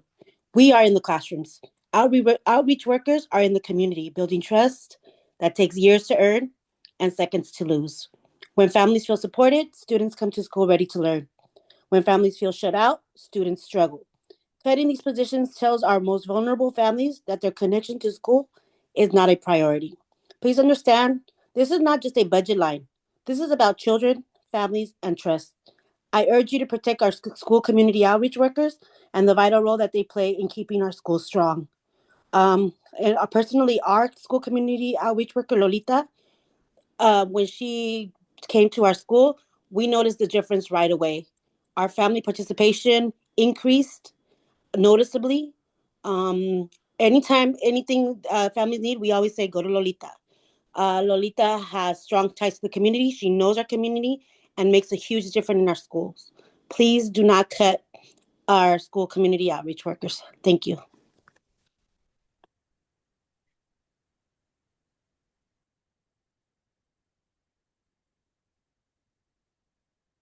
Our next public comment is Cristina Huerta.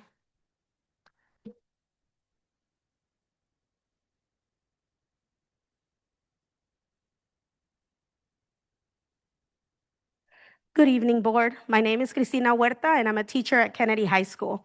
I'm addressing you tonight for two reasons. First, we just heard at Kennedy today that we are in danger of losing staff next year. Already, we are the smallest comprehensive high school in the district, and the idea that more staff will be taken from us is not only irresponsible, but tiring. Our students have come to these board meetings in the past to fight for their programs and academies. They have demanded equitable access to opportunities to enhance their learning experience. And all this talk of rifts and cuts shows them that students are not actually at the center of decisions being made by this district. We need to do better by our students and provide stability for them. And proposing to cut positions that work directly with students is not the way to do it. The fiscal solvency agenda item needs to be pushed to another date in order for those who will be most affected, our students and communities, to understand the decisions being made. The second reason I'm speaking tonight is in support of the drama club and the after-school program as a whole at Kennedy. Well, at least the program we used to have, since we found out in August that there would be no more support systems in place after school at Kennedy. This decision led to clubs disappearing altogether. Our drama club has done what they can to move onward and hopefully prepare a spring play for the third year in a row. But with only limited time at lunch and a lack of resources for snacks, costumes, and props, the club has really struggled.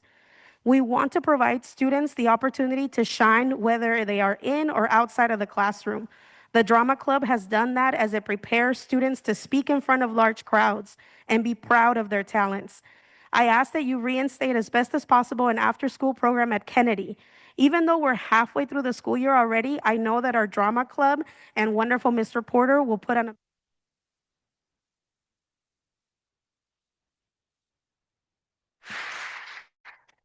Our next public comment is Lisandra. Please unmute yourself.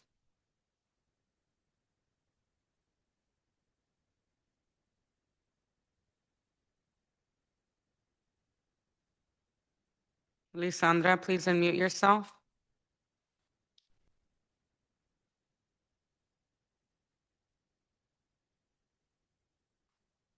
Next public comment is Nadine Salazar. Please unmute yourself.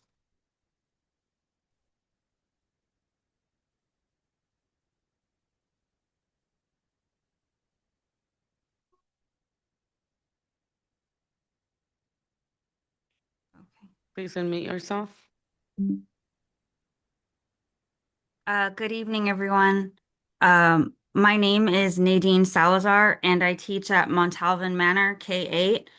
I'm speaking tonight to bring attention to the topic of the district's potential fiscal solvency plan, and I'm urging that more time be given to make this decision.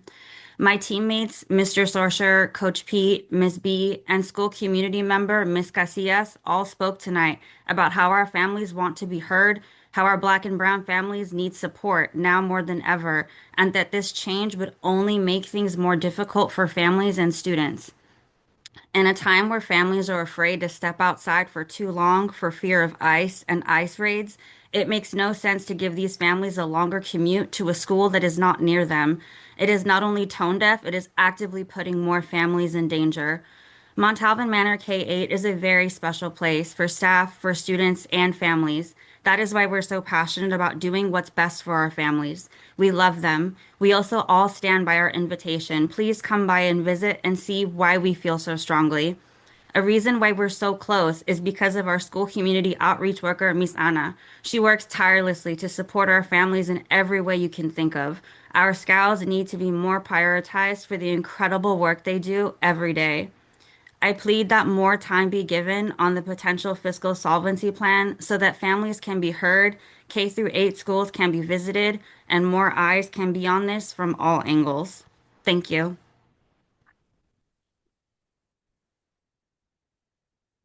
We have reached our 1 hour on public comment. How many more public comments do we have?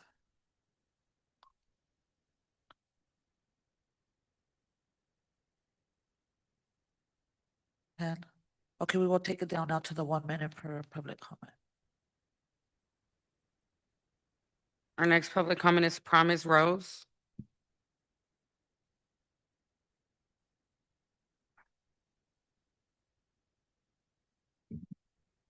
I'm a little taller. Oh, hi, this is Promise Rose, Betty Reed Soskin Middle School. Previously, I was at Dejan Middle School, and this is important because when I was hired on to Dejan Middle School, I sat for 2 hours in the office with no communication for an interview for a school that I had chosen. When I interviewed for Soskin, I was asked, why do you want to come here?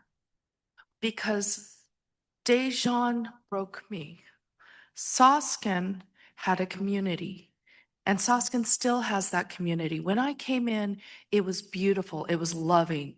We saw changes both socially aware and educationally aware. We are looking at project-based learning, and we are seeing changes in the community that we have. Even though you took from us our SCOW, the person who helped us communicate with our parents while most of us are not speaking languages, to over half.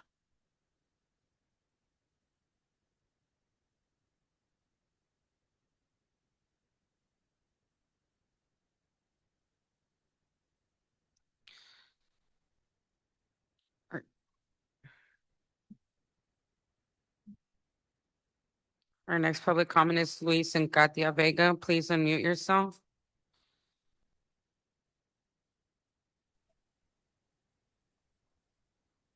Hello.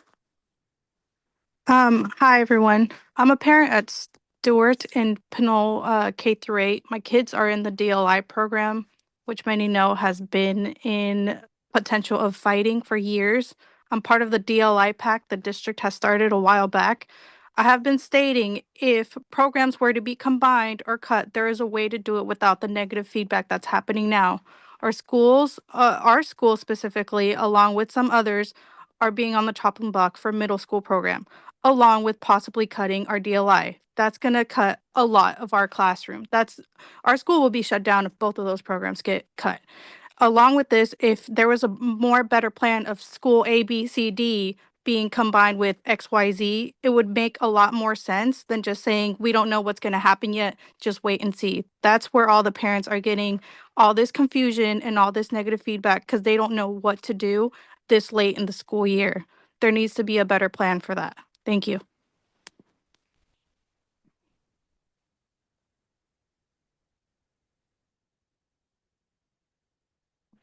Next public comment is Christina Counts.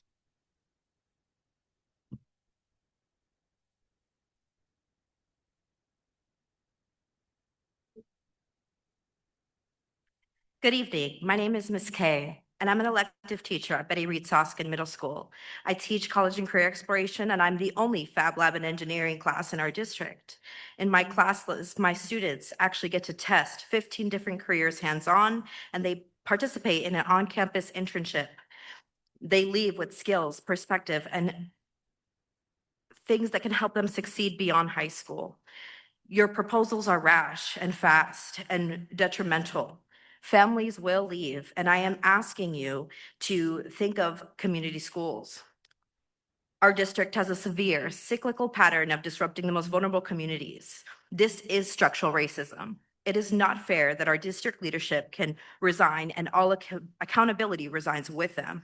I'm a child of this harm, and I'm fighting for my child and my students so that they don't experience this harm. Please reconsider voting on these proposals. Our next public comment is Allison Huey. Please unmute yourself.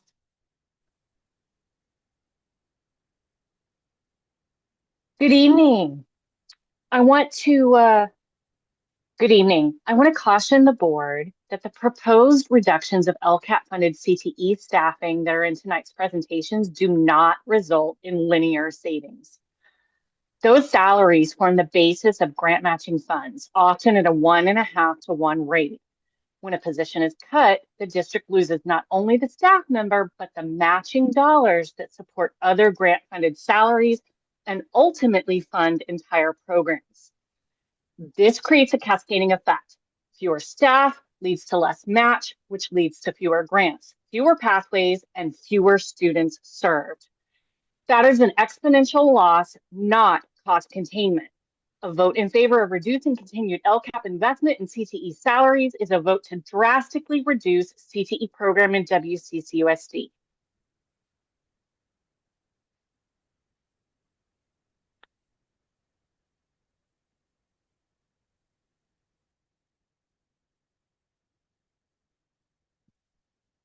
Next public comment is Joy Diaz Noriega. Please unmute yourself.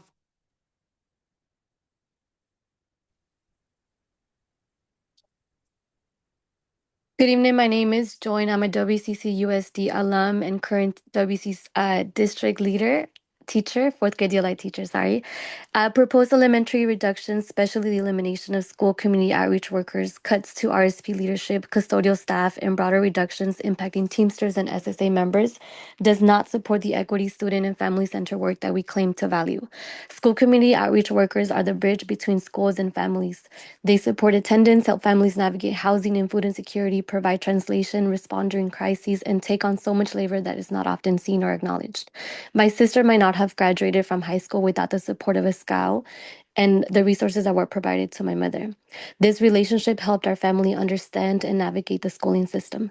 RSP staff ensure students with disabilities receive the services that they are legally entitled to. Custodial staff, Teamsters, and SSA members keep our schools clean, safe, supervised, and functioning every single day. These roles are not optional. They are essential to learning, safety, and dignity. Do not cut these positions. Thank you.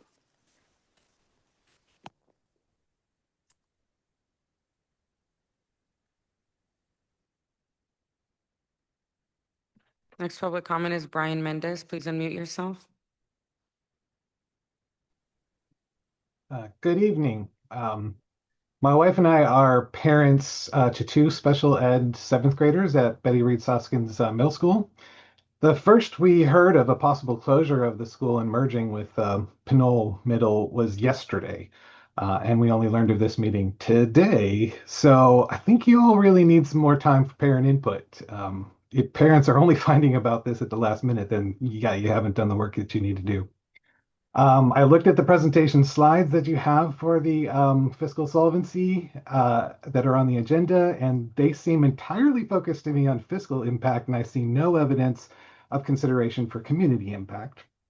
And my last point that I want to make with you all is that, in my experience, austerity measures never work to dig systems out of these huge structural financial holes. It takes a long time to get into such a big hole, and it takes a long time to climb out of it. Investment usually bears more fruit than austerity does.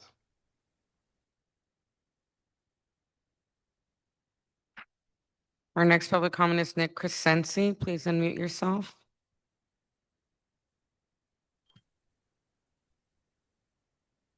Good evening, board and members of the public. My comment is on two different things that have to do with this. First, the public came out and supported the teachers and the Teamsters to pay better wages. The public now needs to look at themselves and support their actions by raising taxes on themselves. The district is committed to many programs. I hear lots of people saying that they don't want their programs cut. The only way to solve this problem is to bring in more revenue, which has to come from us, the employers, the taxpayers. You need to call the board and tell them that you are willing to raise taxes on yourself so the board can put a tax measure on the ballot, and then you need to fight for that tax measure to raise the taxes to pay for this. Taking money from Fund 71 will only make the problem worse in the future. It is a poor decision.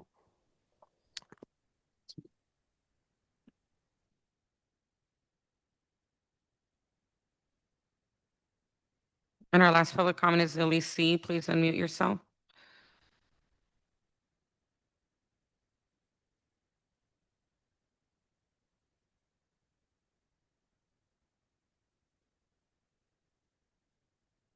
Please unmute yourself.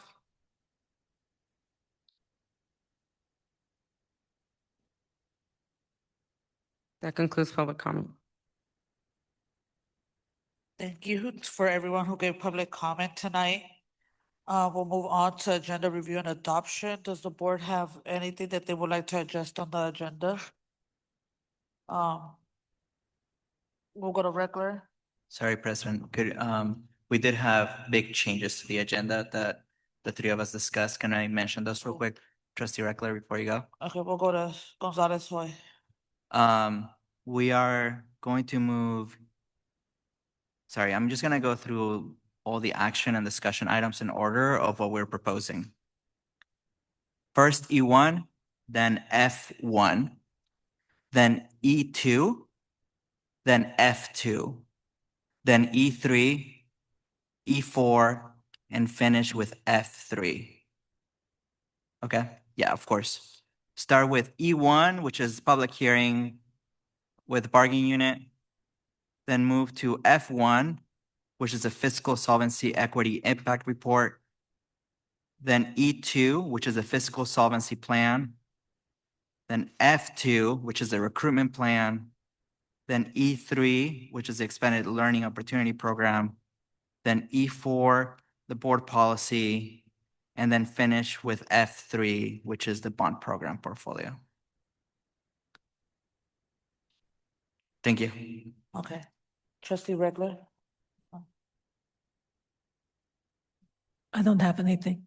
Thank you. Okay. Is everyone okay with the changes proposed? The changes proposed? Are we okay with that? Are we okay? Okay, so we'll be moving on to approving the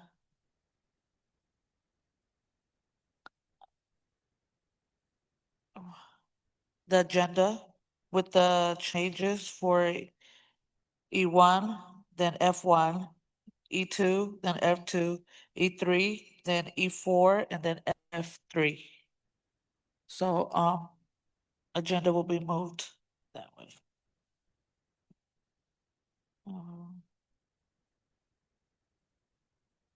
So now we'll be moving on to the consent items. Does any board member wish to move anything from the consent for Smith Folds?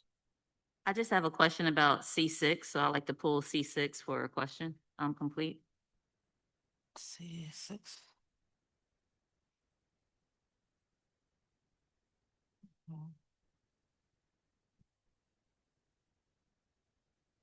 Any other item? Okay, so we'll be putting item C6. That is the West County Mandarin School students traveling to China.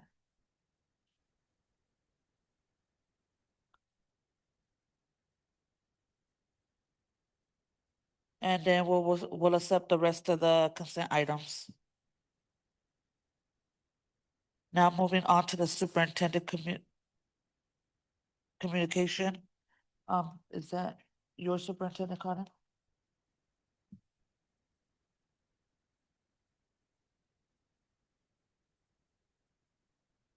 I think we should do consent first. So let's do consent. Let's do item C6.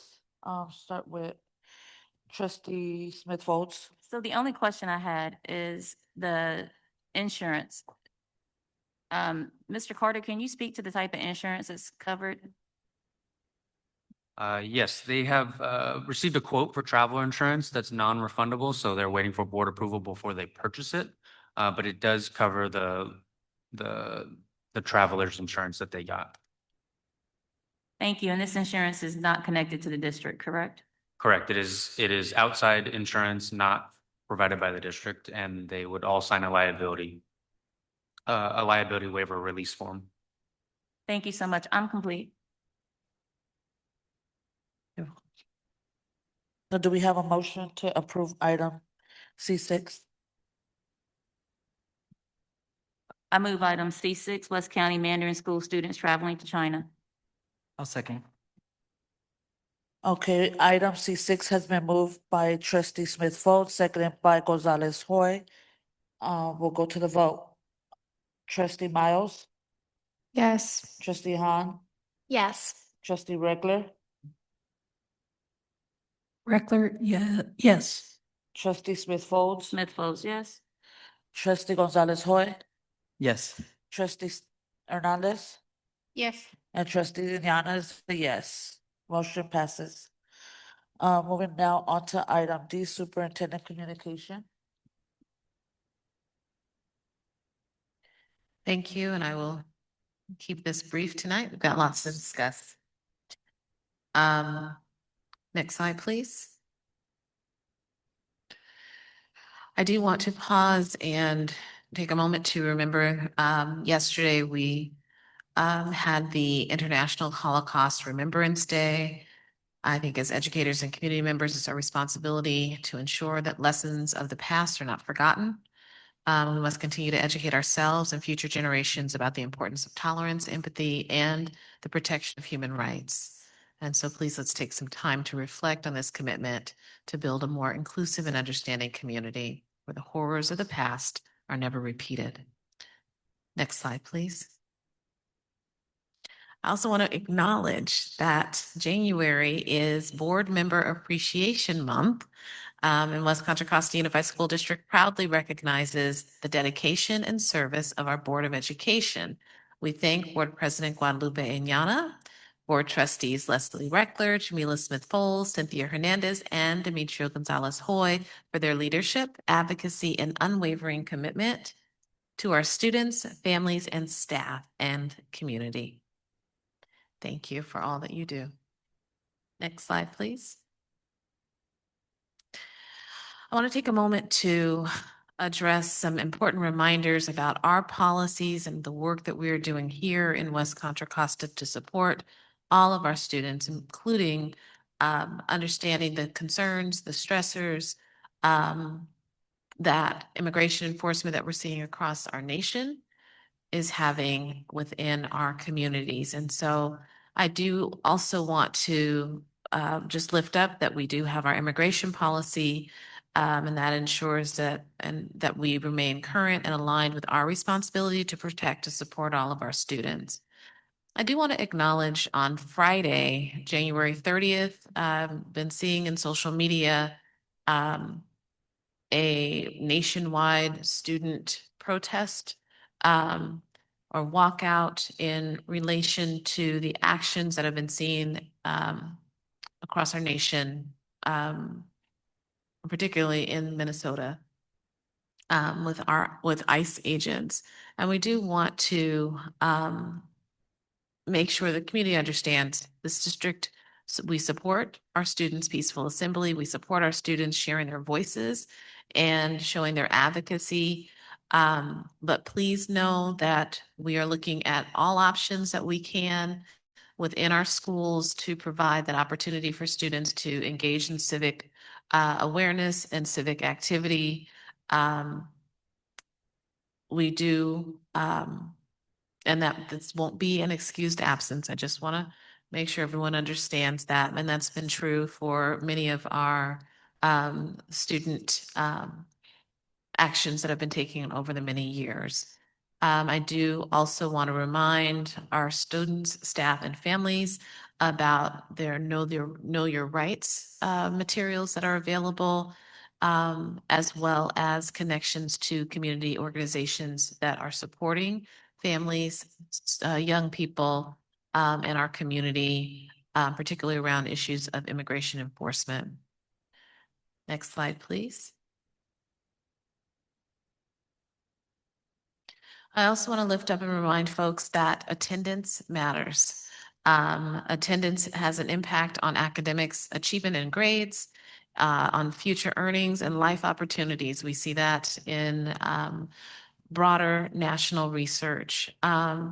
It also supports social and emotional development, a critical skills development, and it building blocks for success. And so we encourage that students show up every day for school. Miss class is a lost opportunity to learn, grow, and connect.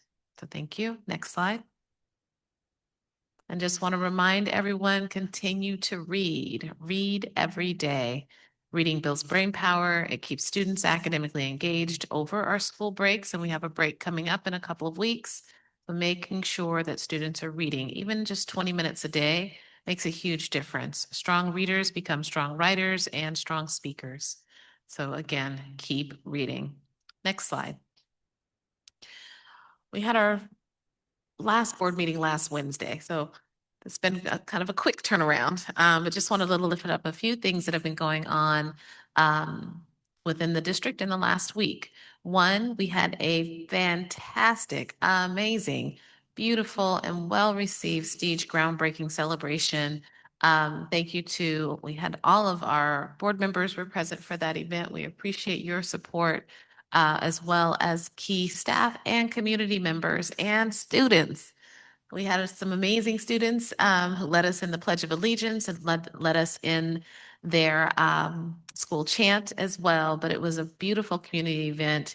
Over 75 folks were out for the groundbreaking ceremony, and we cannot wait to see this gorgeous school that will be coming from, really, there's nothing there right now. So we are creating a state-of-the-art school for our students, Prestige.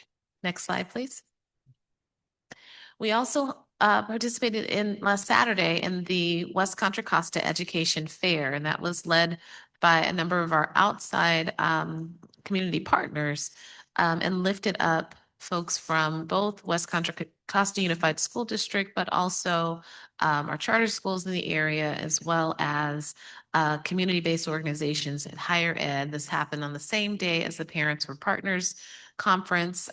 So it was just a day of community building, of learning and growth for all of us, and just really appreciate all of the work that everyone put in to host such a powerful event for our community. Next slide.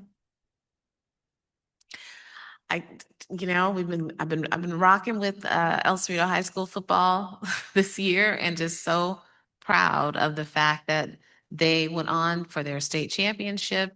They held their closing of the season football championship banquet last week, and it was just a joyous occasion for the kids to come together. Thank you to the coaches there, the principal, the parents, and the students who came together to celebrate the huge win. I just want to acknowledge all of our teams, all of our groups that have been coming together.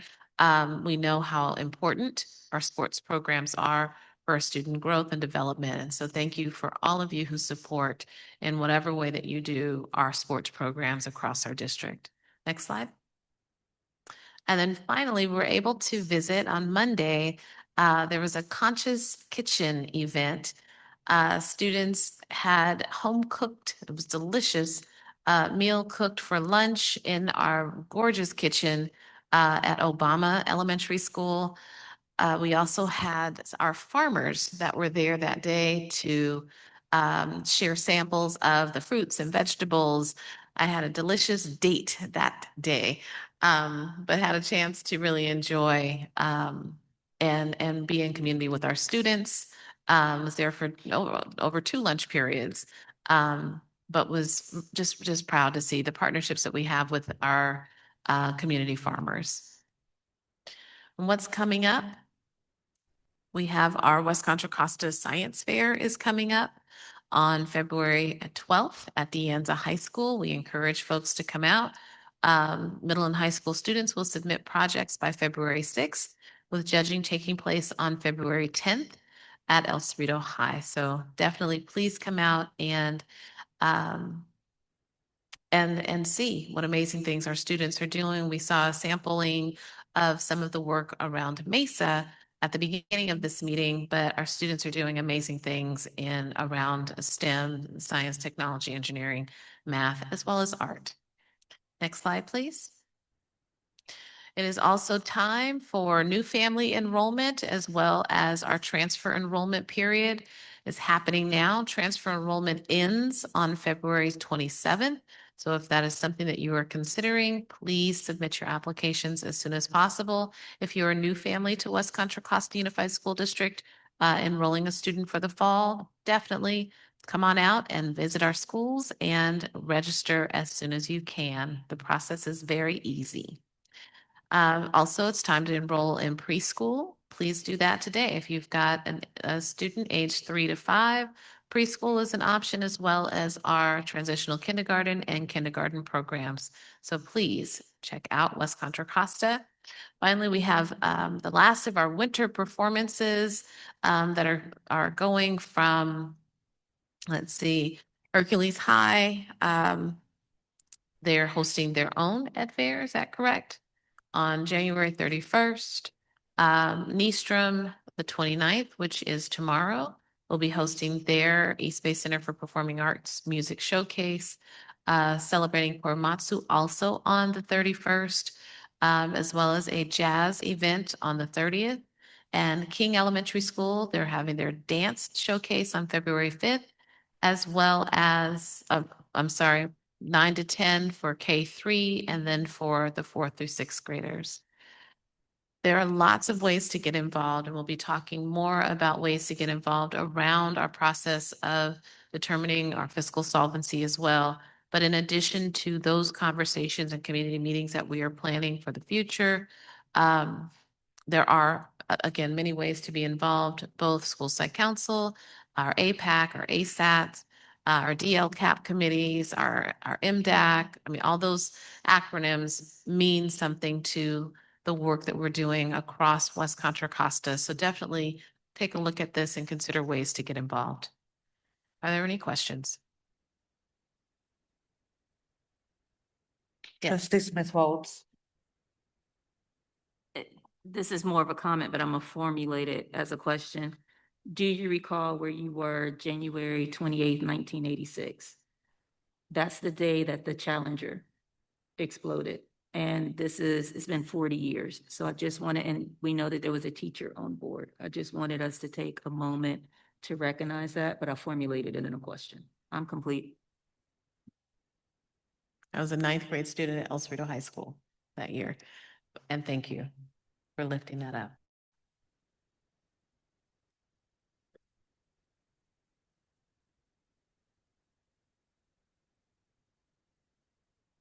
Thank you. So moving on from my report to our student board members, their final report, and we are so excited to hear what they have put together for us. Trustee Miles, Trustee Hahn, take it away. Here we go. So it's the end. It's been a semester. And so Brooke and I had to put together a report, and we looked at just everything that happened this semester. There was a lot, whether that be on our district level, whether that be on the state level, whether that be on the nation level. You can go up and up and up. And it's been a really in-depth, really chaotic semester, to say the least. And so, wait, can we go into the next slide? The next slide. Okay, so what we decided, coming into this position, we felt really welcomed, and we felt like our voice was being heard in a time where that really matters.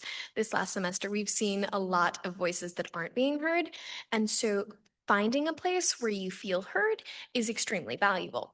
What we did was we put together a survey so we could make sure, or at least try to make other students within the district at our own sites feel heard or be able to put their ideas out the same way we've been able to do so over the past semester.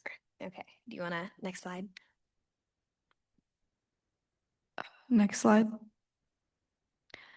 So we did a role breakdown, and we sent this out. It was originally going to be 50 people, but we actually had both of our school sites send it out to the entire schools. So it was really great to see that. So we did end up having mostly students, but we did have a few teachers and a few staff members. So next slide.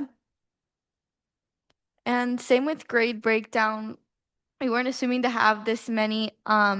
We did decide last minute to do a few graduated and freshmen in colleges because we still think that they are involved in the decisions of last year, since it was recent and they've been involved. So next slide, please.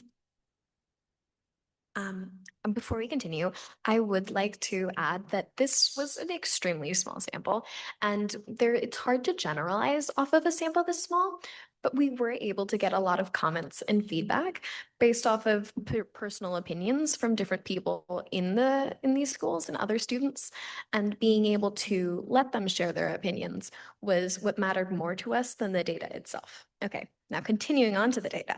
Our site breakdown was mostly Vista, which is Brooks High School, and mine, which is El Cerrito. Next slide.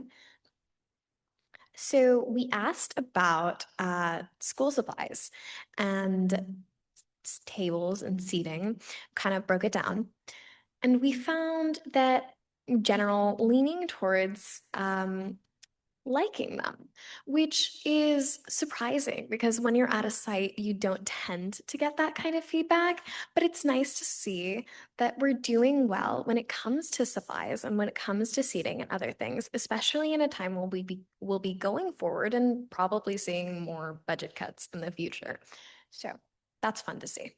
Next.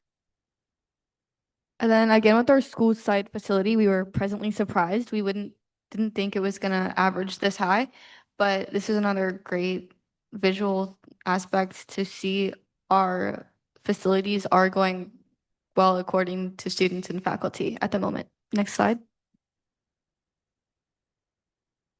So we also wanted to put how safe students feel at school. This is on the one we are mandatory to take for the district survey, but we decided if we put this out in our survey, if students would answer differently because it wasn't conducted by the district.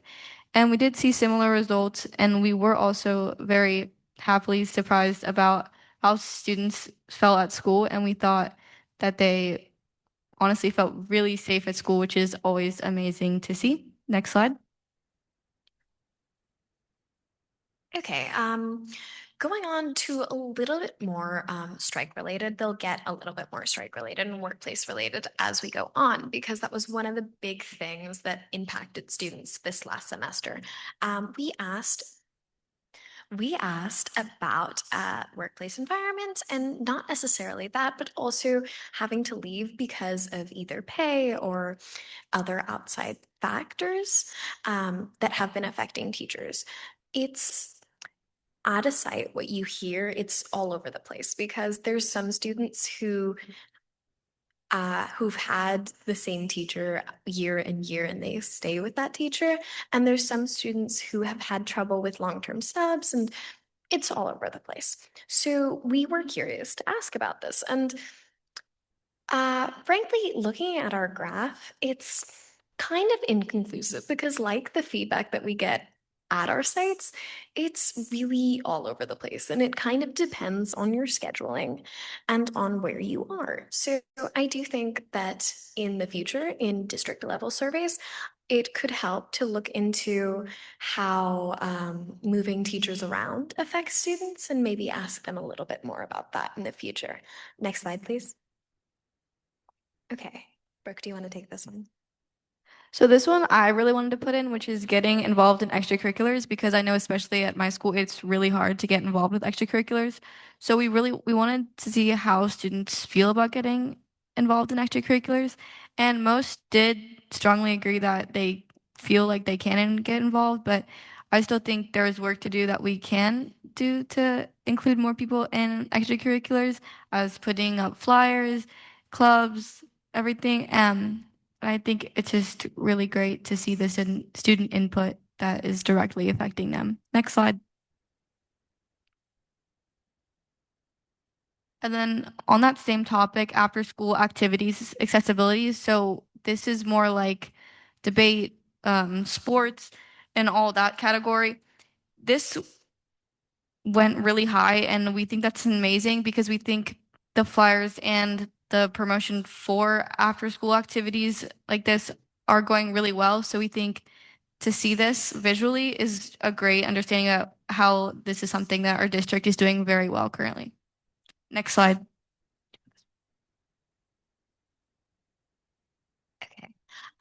This one was a question that I was really excited about. District funds are really all over the place. They're extremely complex. And as a student, it's difficult to know where the funding for your supplies and your money, because it's to support you, is coming from and how that gets to you. And so we were curious about how exactly students were interacting with the information on these funds. I was pleasantly surprised by just how many students are leaning towards agree, because me personally, even in this position, I still struggle with understanding district level funds because it's so complex. And so the fact that we as a district have been able to, at the very least, get this much of our student body adequately informed on how district funds work, or just at the very least confident about district funding, is extremely wonderful. I do think that it's noticeable that that's not our majority, but also we need to take the win because district funds are complex, and it's nice to see that students are learning about them. Next slide, please. Okay. So back to the strike. During the strike, there was a lot of feedback, or at least on our sites, that we heard about students not necessarily understanding and not knowing why they got a 4-day break in the middle of the week. And so we wanted to ask about how confident we felt about why our teachers went on strike. And this is extremely subjective. It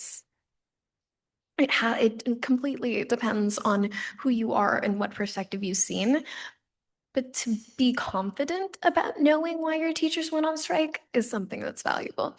And so we made it very clear in our question that there was absolutely no wrong answer. There was also a long answer question to this.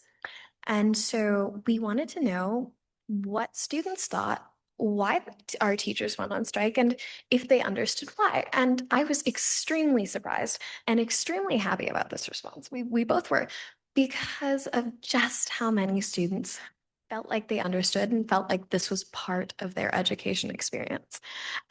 During the strike, many students felt separated from what was going on. And it's nice to see that we've circled back and that we've put together that link again. Next slide, please. Okay, so climate change.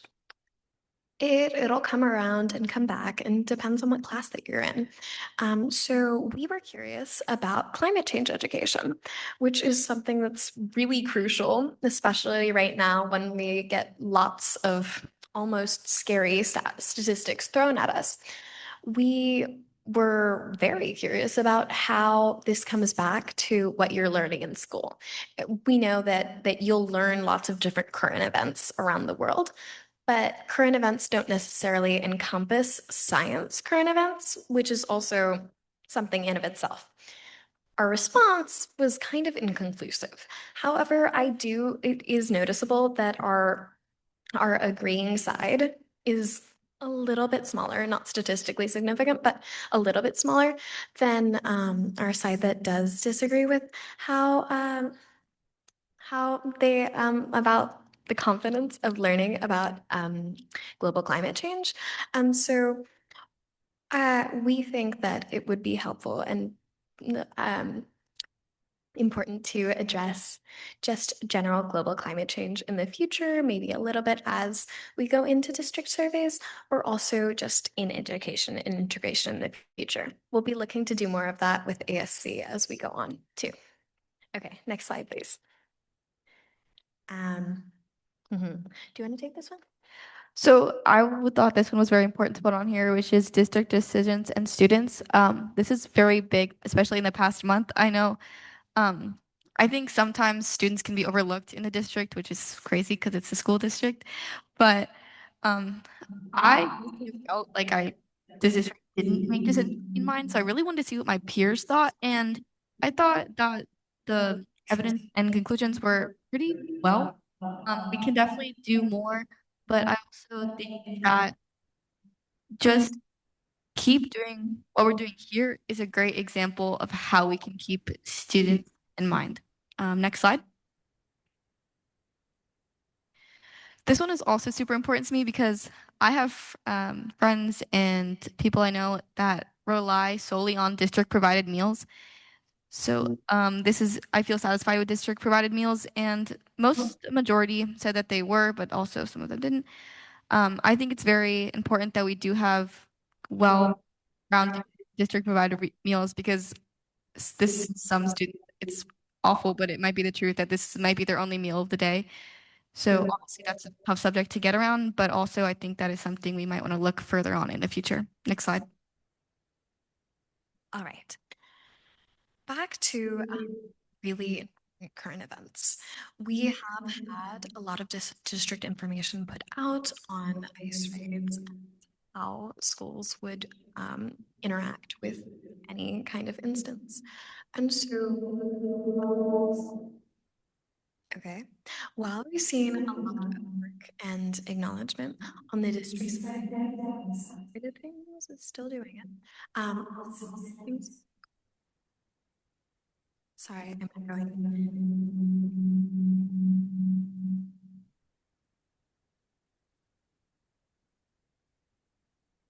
Okay. Now testing? Yeah. Okay. So while we've seen a lot of acknowledgement and a lot of work on the staff side of things, we were curious how this trickled down to student practices.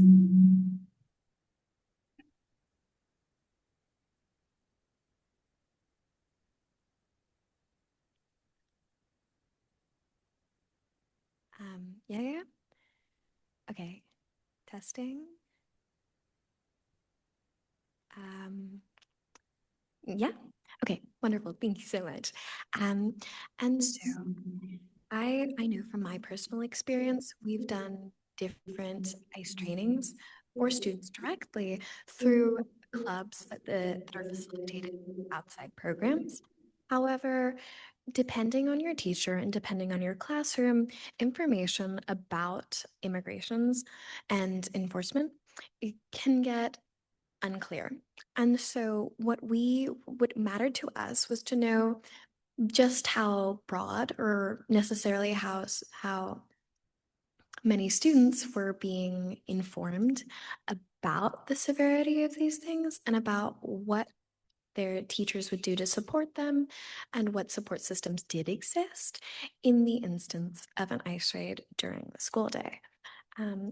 We found that students felt supported, and that for the most part, students, while not necessarily being informed by their teachers, they felt like their school was a safe enough place to be supported by their educators in the instance of an ice raid, which is a wonderful thing to see, especially in this in this political state of the world right now. So that was a good thing that we were very happy about. Next slide, please. Okay. We were curious about stress, especially in the competitive college ops scope. We mostly surveyed high school students. Stress is almost inevitable, and can get extremely severe and noticeable as you get higher into education. So we were curious about how school caused stress, because most of the time you get stressed out because all sorts of things as well as school. And so we did notice that most of our students and most of our peers are stressed out by school directly. However, I think there's a lot of value in maybe a future survey looking into the extracurriculars and other things that these students are involved in, because that can be one of the main factors to causing stress in school. Next slide, please. All right, take that. So this one was about class size and how class size has impacted people's learning. I know personally for me, class size has been the make or break factor with education. So I was really curious to see how students from my school and students from Sasha's school felt about this, and majority did say that class size does impact their learning. So I think we should keep in mind while making decisions that although sometimes it's inevitable to have big class sizes, that if we can, having small class sizes can really benefit students and the overall outcome of their learning in the end. Next slide, please. So for our conclusion, we just wanted to say our time as trustees has been such an amazing experience. We've learned so much in advocacy in the district level. We even spoke at the Department of Education in November about the importance of special education. And we've also learned management skills, how to voice our opinion, even when it gets hard, as we've noticed last week. And we've connected with our student Congress peers in a way that we've never been able to. And this will help us run meetings for all student Congress in the future and workshop meetings. And just one last note, because this experience elevated our leadership and our voice so much, we were able to compile, specifically through this survey, but just through our term in general, a lot of feedback and a lot of outside support from others of our peers who have wonderful, extremely valuable ideas that we could be using in the future and look to continue to use in the future, especially with our work for ASC, but any work that we continue to do in the future that rooted from this experience, so we're extremely excited to take the knowledge that we've learned from this experience, but also the feedback that we've gotten from our peers, and continue to make change within our district.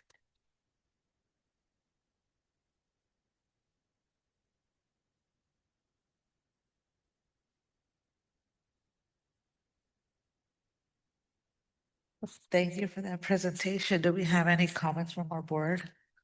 Gonzalez Hoy. Thank you. I have a question. I have a few, but because of time, I'm just gonna ask one. Thank you for that wonderful report. For the specific question about whether or not students would feel supported if ICE came to their school, and I want to thank you for asking that question. I was happy to see majority of students would feel supported, right? But the 27 students that reported that they wouldn't feel supported. I was wondering if you knew anything from the data or from your conversation with students as to why they responded that way, just so that we can ensure to fix some of those issues that they've presented. I think that one of the biggest noticeable things in that question specifically was the demographic that we got that answered this survey. It was a very small sample size because you can only go so far to encourage students to do a survey. And when I noticed people filling out the survey or conversing about the survey, I noticed that the individuals who said they felt supported because they did not fear ICE inherently. And they had no reason to fear ICE, which is debatable in the scope of things.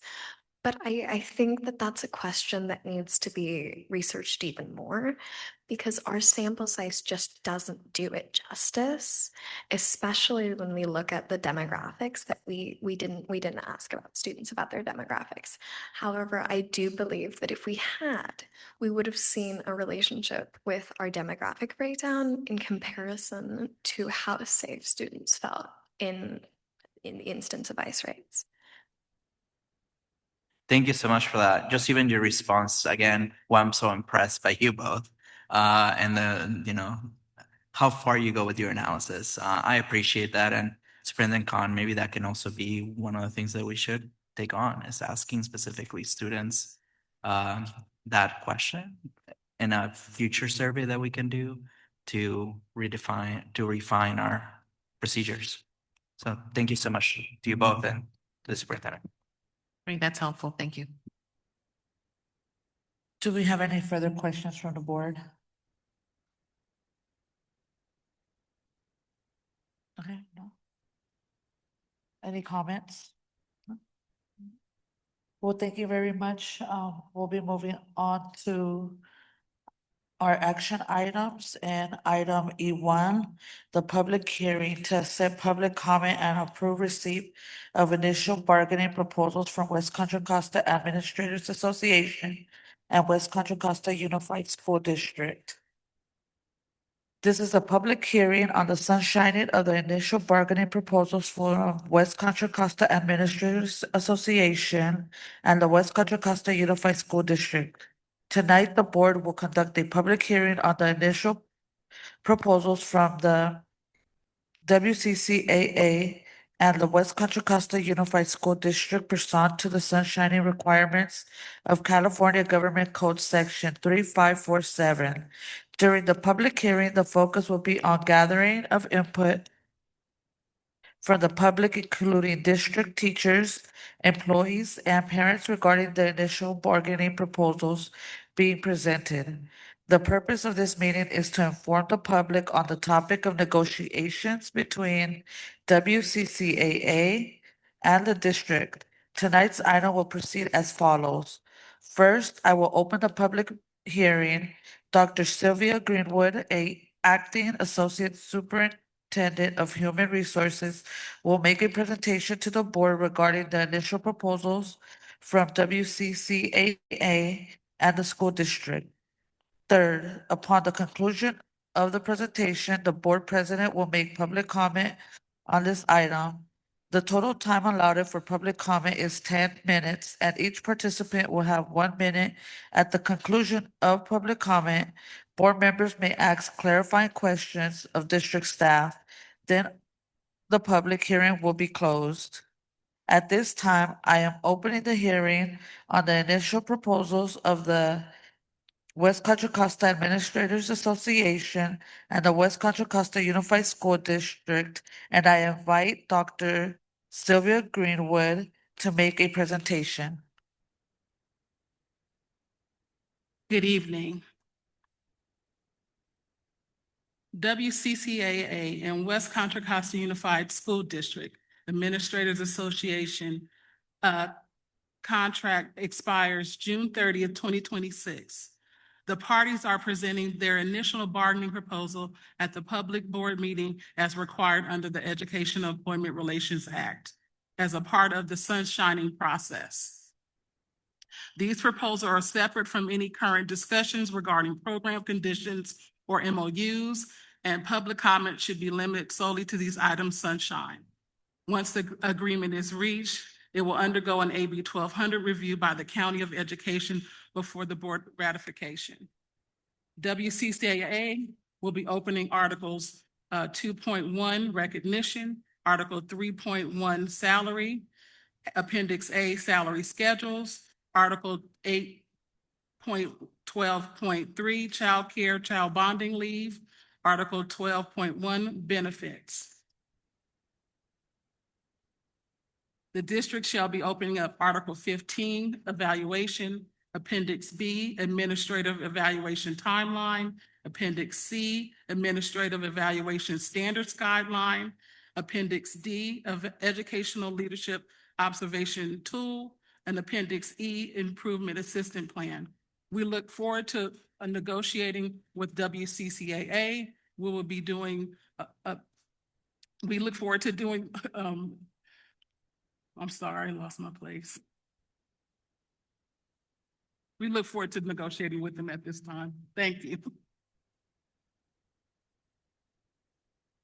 Now we are going to public comment. 1 minute per person with a total time of 10 minutes. We will alternate between an in-person public comment and then one on Zoom. Do we have any public comments on this item? We have no public comment. Board, are there any questions?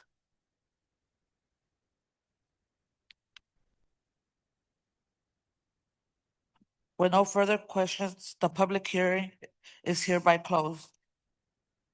I will now accept a motion to approve receipt of initial bargaining proposals from West Contra Costa Administrators Association and West Contra Costa Unified School District.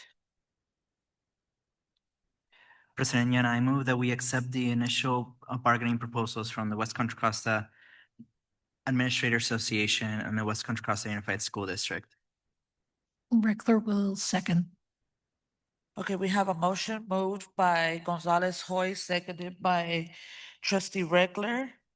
Going on to the vote. Trustee Miles, Yes. Trustee Han, Yes. Trustee Reckler, Reckler, yes. Trustee Smith Folds, Smith votes yes. Trustee Gonzalez Hoy, Yes. Trustee Hernandez, Yes. and Trustee Yana is a yes. Are there any further board comments? Trustee Reckler? I do have one small point of order, which is the hearing opened at 9:17 and closed at 9:20.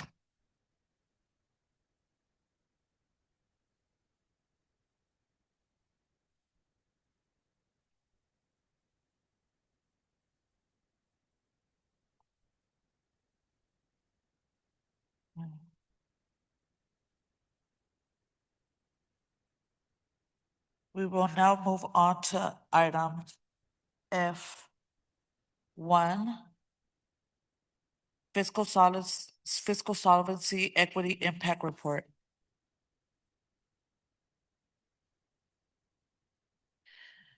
Thank you. I just want to frame this conversation, and I think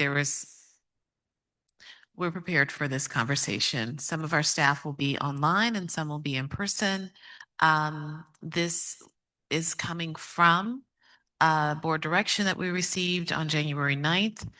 As we were discussing and talking through fiscal solvency, recommendations from staff, what would the impact be? Can you go to the next slide, please? What would it be on how would our redesigning impact low-income students, African-American students, English learners, students experiencing homelessness, and students in foster care? So that was the lens from which we were working. We pulled together a team of almost 30 folks, a district across the district, to really look deeply into and look at our data to really understand how some of these decisions will impact. So similar to what was being requested during our public comment this evening. I will pass it now to staff to go ahead with the presentation. Thank you, Superintendent Cotton. So I just want to acknowledge what Superintendent Cotton just named, that we are in a really difficult moment, and the concepts that we're going to review tonight are not abstract. They affect students, they affect families, they affect staff, And we recognize the real stress and uncertainty that comes with these very needed reductions. So our focus tonight is on being transparent about how these redesign ideas are going to impact students, especially those who already face the greatest barriers. And we're very intentional about looking at the impacts of, like Superintendent Cotton said, the most vulnerable students that you see listed above. And so tonight's presentation is going to be at a very high level overview. It's not the work of a single individual. It speaks to the collaboration that's happened across our extended cabinet, including executive directors and department directors who came together to closely examine the impacts and the trade-offs of the ideas we're putting forward tonight. And I also do want to mention that we have provided an equity impact report, which is attached to the board agenda, and that provides a bit deeper data and detailed behind the work that we're going to present tonight. Next slide. So to ensure fiscal stability, the district has to tighten spending in the 4,000s, which is materials and supplies, and the 5,000s, which is discretionary contracts. Next slide. And so at the site level, this represents about a 33% reduction in allocations for materials and supplies from the general fund and from LCAP funds. And at the department level, this means a 10% reduction. Next slide. So for most schools, these funds are used to purchase classroom materials and supplies. These often come from vendors like Amazon or AAA office supplies. And it's really important, and I have to name that this does not include custodial supplies. Those will remain intact. And those are purchased through a separate budget. What it does include, though, for the IT department is a reduction that has a significant impact to the replacement of classroom Chromebooks. In terms of impact, this changes how we allocate Chromebooks at the elementary level. It essentially takes us from the one-to-one home devices in elementary schools to having Chromebooks remaining at the site rather than going home with students. And so it doesn't mean an end of access. Currently, every elementary student has access to a Chromebook 100% of the time during the school day. Under this proposal, the devices would be redistributed into the classroom sets rather than individually assigned. And I also just want to name that in the instructional context, we just did a survey of elementary teachers, and they reported that Chromebooks are only used from 1 to 25% of the instructional time. Thank you. For elementary. And this data was used to inform impact and opportunity as we made these considerations. And from an equity perspective, this creates an opportunity to right-size Chromebook inventory in elementary schools. And it allows us to prioritize devices for middle and high school students who we know rely on this for their curricular access and could promote small group instruction in the lower elementary classrooms and intentional reduction of screen time during instruction for our youngest students. And so while the reductions are difficult, this helps us to balance that fiscal reality with the instructional priorities, equity, and student well-being in elementary. And now I'd love to turn it over to our SELPA director, Dr. Guthrie Fleischman, who's going to walk us through the proposed reductions in the 5,000s. Thank you. Thank you, board and superintendent. Next slide, please. One of the contracts that we are looking to reduce is our transportation contract. Within special education, when students' program of need is not offered at their school of residence, we offer them placement in another school site that's out of their school of residence. And oftentimes that means that we then need to provide transportation to that school site. While there are some longer term conversations that we can have about program and inclusivity and ensuring that we have expanded opportunities at student schools of residence, we are looking for some immediate opportunities to reduce transportation. And one way that we can do that is to identify some of our standalone self-contained classes When I say standalone, I mean like a 4 to 6 program that isn't fed at the same school by a TK1 and a 2-3 program. So it's based on need, based on various factors, we may have created a classroom that's just a 4 to 6, which means that those students who are elsewhere from TK through 3, they're at this school for 4 to 6, and then they'll go on to middle school. Many of our schools have a TK through 6 continuity of a specific program. There are some schools that don't have that continuity. So those are the classes that we are looking at because each of those classes has bus routes associated with them. If we can consolidate those standalone programs to a school where there's already a bus route, we can reduce the need for extra bus routes. And we know that each one of those bus routes costs us approximately $70,000 to $80,000 per school year. So we can save money by having those programs consolidated at school sites when they otherwise were going to be moving at the end of TK1 or at the end of 2-3 or 4 to 6 anyway. So there is a non-zero impact on those students. I'm not going to pretend that there's no impact because if it's a 4 to 6 program and I've been there for 4th and 5th grade, I may now have to move for 6th grade. That can't be ignored, right? From a long-term perspective, there's not a significant equity impact because the program itself does not change, right? So there will be a cycling through of some part of those students. An incoming 4th grader won't know the difference because they were going to change schools anyway, right? So a subsection of those students will have to change schools, and that's a real thing. It's a conversation we'll have to have with families. It is something that we've done before. I actually experienced it as a principal. I inherited programs from another school, and we started around this time of the year, and we were able to talk through those processes. I was able to meet with parents as the principal of those incoming families. I was able to meet with those teachers that were coming to my school site, and we were very intentional so that the equity concerns that do exist can be mitigated by intentional planning and communication throughout the springtime. So that's the immediate savings that's possible within our transportation budget. And again, there are longer term conversations to be had as well. Within the paraprofessional category, we've had many conversations. Everyone in this room is very familiar with the contracted paraprofessional scenario in which we find ourselves.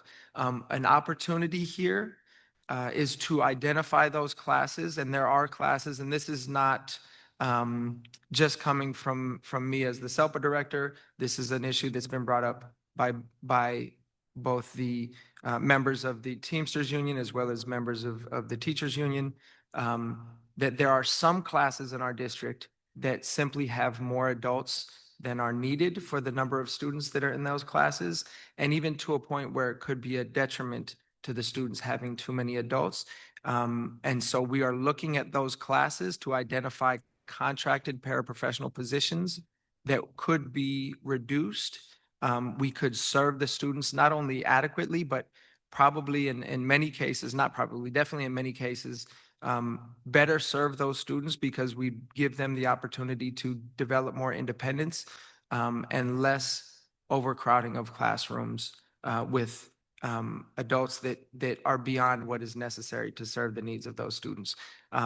So we will be reviewing the classrooms that have these really high numbers of adults to reduce some of those contracted paraprofessionals. All the other benefits of reducing those contracts have been talked about ad nauseum, so I won't go into that at the moment right now.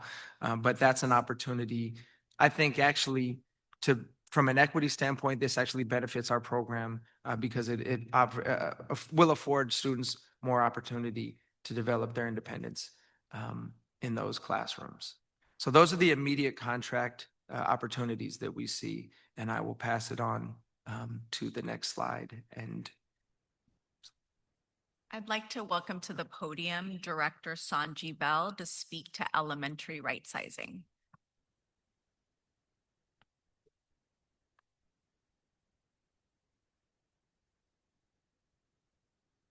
Thank you. Good evening, Superintendent Cotton, our board president and Yana, board members in our community. My name is Sanji Bell, and I'm Director of Curriculum and Instruction, and I'm here to discuss elementary right sizing. In order for us to ensure physical stability and operational efficiency, the district must right-size staffing to match the significant decline in student enrollment. Next slide. Enrollment trends and the need for alignment. Over the past year, district enrollment has declined by approximately 450 students and is projected to continue declining in the upcoming school year. As we plan for staffing adjustments, our top priority is equity. We are seeking a deeper dive into schools with higher concentrations of African American, English learners, special education, and foster students. So far, Downer, Grant, and Perry's are some of the schools that fit this criteria, and targeted funding sources have been leveraged to support and align programs during this transition. Next slide. Because FTE is determined by site level enrollment, staffing must be aligned to current student counts for the upcoming 26-27 school year. Our goal is to ensure every site receives the appropriate FTE allocations based on enrollment while maintaining equity, balance, and fiscal responsibility across the district. For elementary, this would mean that kinder through third grade would remain at 22 students and 4 through 6 would remain at 30. Next slide. Impact on classroom structures and specialized programs. Enrollment shifts and staffing right sizing will impact classroom configurations and specialized programs. We anticipate an increase in combination classes at the elementary level. The district currently has 39 combination classes taught primarily by veteran teachers who receive contractual salary differential.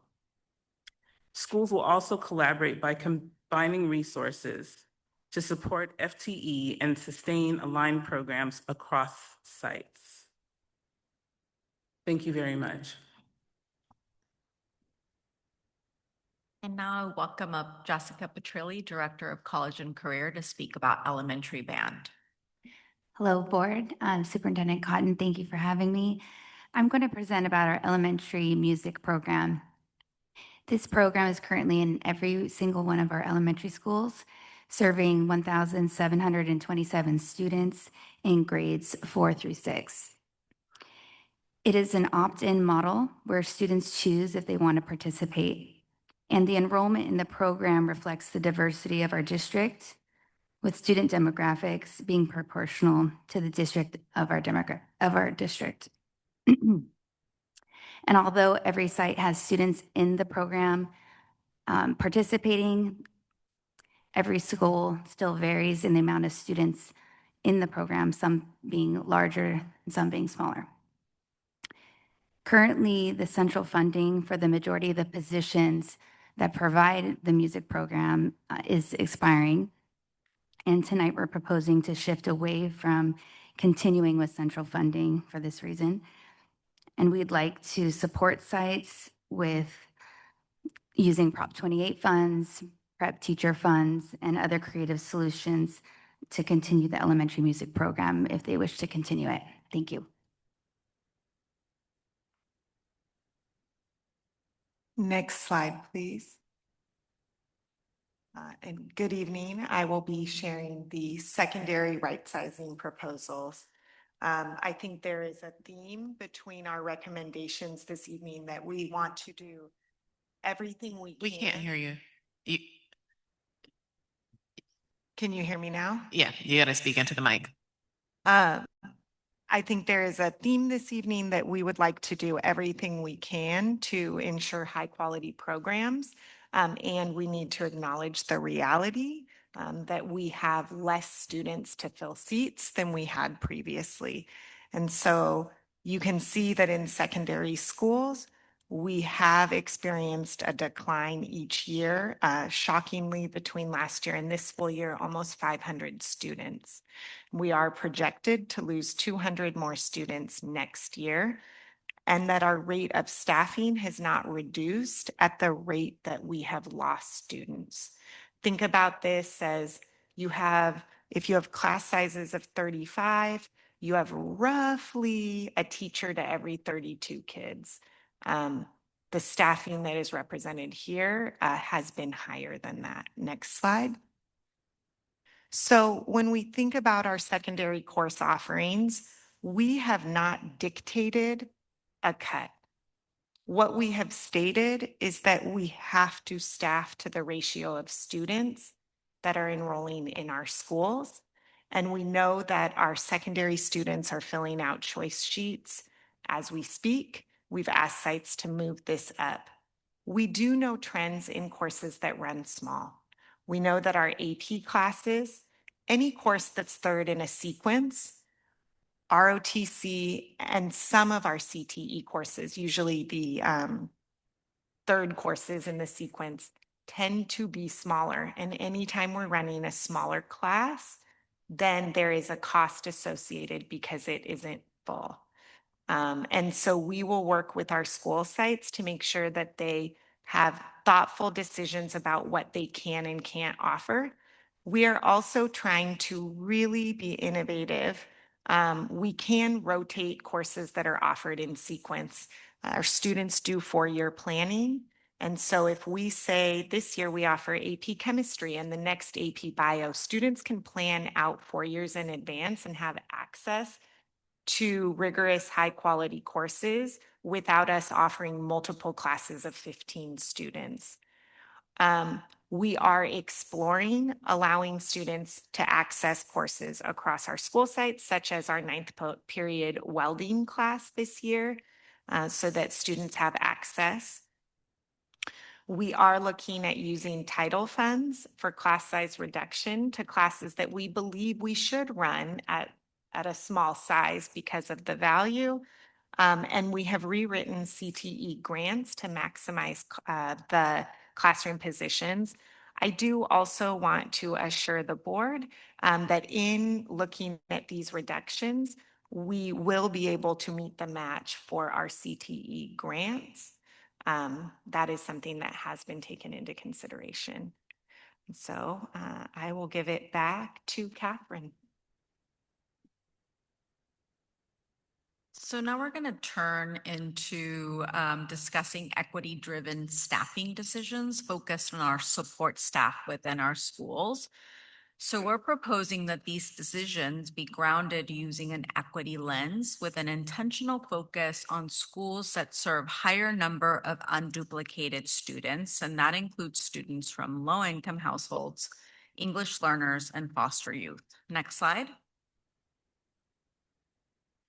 This matters because staffing decisions directly shape students' daily experience at schools. Staffing is one of the strongest levers that we have to ensure that students with the greatest needs receive the greatest support. In practice, this means directing staffing and support towards our higher needs schools to protect strong instruction, to create safe campuses, and to ensure student engagement and attendance is strong. And these decisions reflect enrollment trends, fiscal realities, with an intentional effort to prioritize stability and minimize disruption where possible. And so the big takeaway is that even with limited resources, we're trying to be deliberate about using what we have where it's actually needed most. Next slide. So this slide shows a snapshot of the proposed staffing matrix to allocate support staff at schools based on both enrollment and student need, using an equity lens that recognizes that schools serving a higher percentage of unduplicated count students require additional support. The matrix includes information on the FTE allocations, the contractual requirements, and the funding sources, and provides clarity and consistency on how staffing decisions are applied across schools. So for example, you see 2 highlighted rows. At an elementary level, we're proposing that schools with more than 600 students and over 90% unduplicated pupil count are allocated an allocation of a vice principal. This reflects the increased leadership and support that a larger, higher need campus needs. Similarly, a bit lower down the slide, you can see the allocation of Typist Clark 1 positions at elementary schools. All schools receive a baseline allocation, really reflecting that importance of that attendance work that's necessary at every single school, while the schools with higher enrollment receive additional time. The full matrix is available with all of the allocation details in the equity impact report for reference for the other positions. And now I invite Executive Director Jose De Leon and Director LaShante Smith to speak about the middle and K-8 schools. Next slide.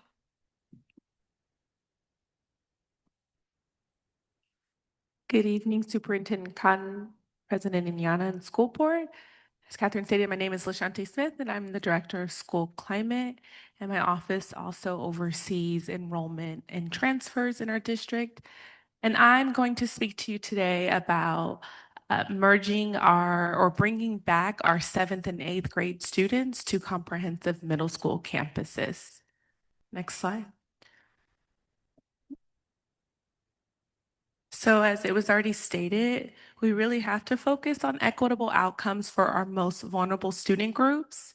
And so the data that I looked at and referenced was I really wanted to see how our African American students, our English language learners, our long-term English language learners, our students with disabilities, families in transition, and foster youth, really wanted to see how they were doing in our K-8 settings.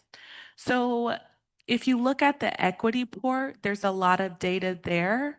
But when you control for just 7th and 8th grade students in the K-8 setting, what I found is that there wasn't any statistically meaningful academic advantages that outweigh our comprehensive middle school data for these subgroups. In addition, I do not believe that the differences outweighed the significant cost of reduced access to vital services that are available in middle school campuses that are not available across our K-8 campuses.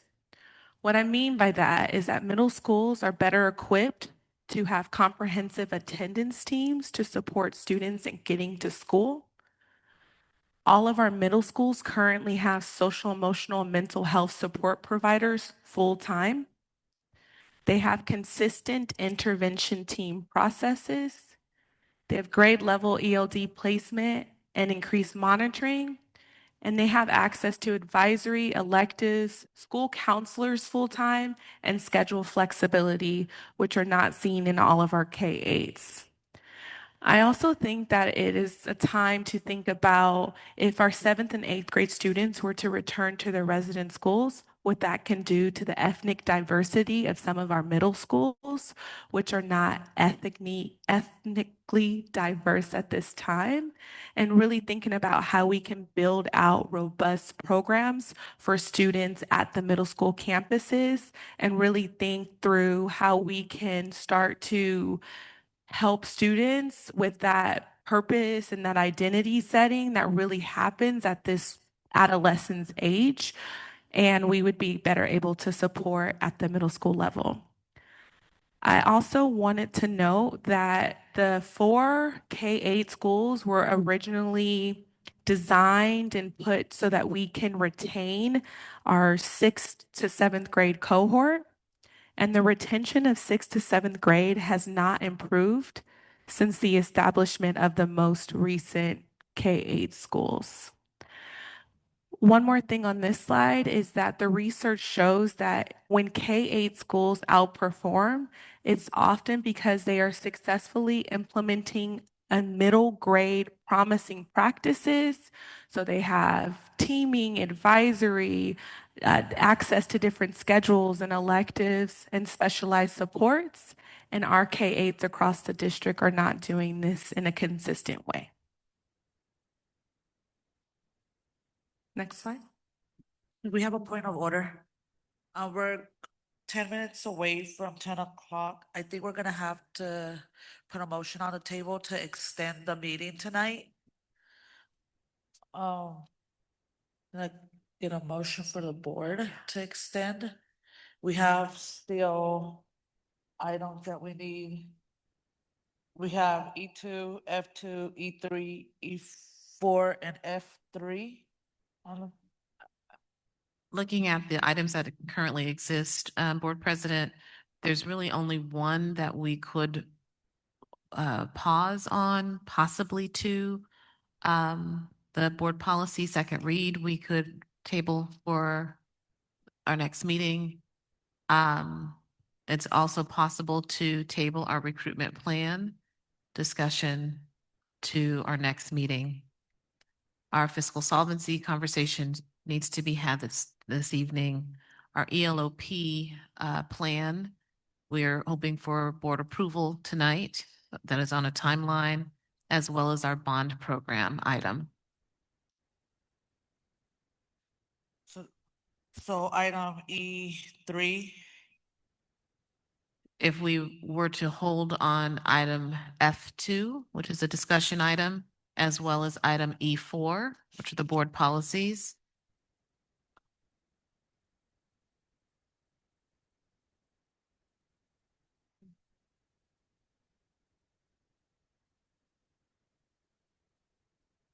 For President, then I'll move that we extend until 11:30.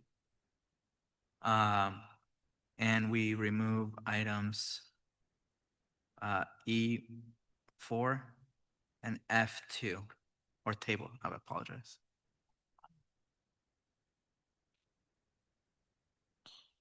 So do I have a second?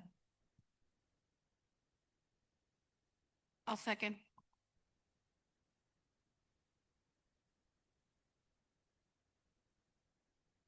Should we wait to vote? Oh. Smith votes. Smith votes no. Trustee Gonzalez Hoy. Yes. Trustee Hernandez. Yes. Trustee Anyana is a yes. With trustee Reckler absent. So we will move till 11:30. You may continue. Thank you. This slide here shows our 7th and 8th grade program enrollment in each of our K-8 schools. And what you'll notice here is that we've had declines in our schools since the 20 to 2021 school year, with the exception of 2 schools. We know in the last year, all of our schools have declined. So with the declining enrollment in our K-8 schools, we know that that is not equally distributed, and that is why the programming looks different at every K-8 school. The lower enrollment does directly impact the academic rigor that students have access to, as well as the electives and enrichment. And I will mention that in middle school, students have access to CTE programming for that college and career technical pathway, and in our K-8 schools, they do not. Students remaining in shrinking K-8 grades, they do face reduced opportunities for that extra programming. And we know that without some structural change, the K-8 model does exacerbate inequity rather than mitigate it. Next slide. And I'll turn it over to Mr. De Leon.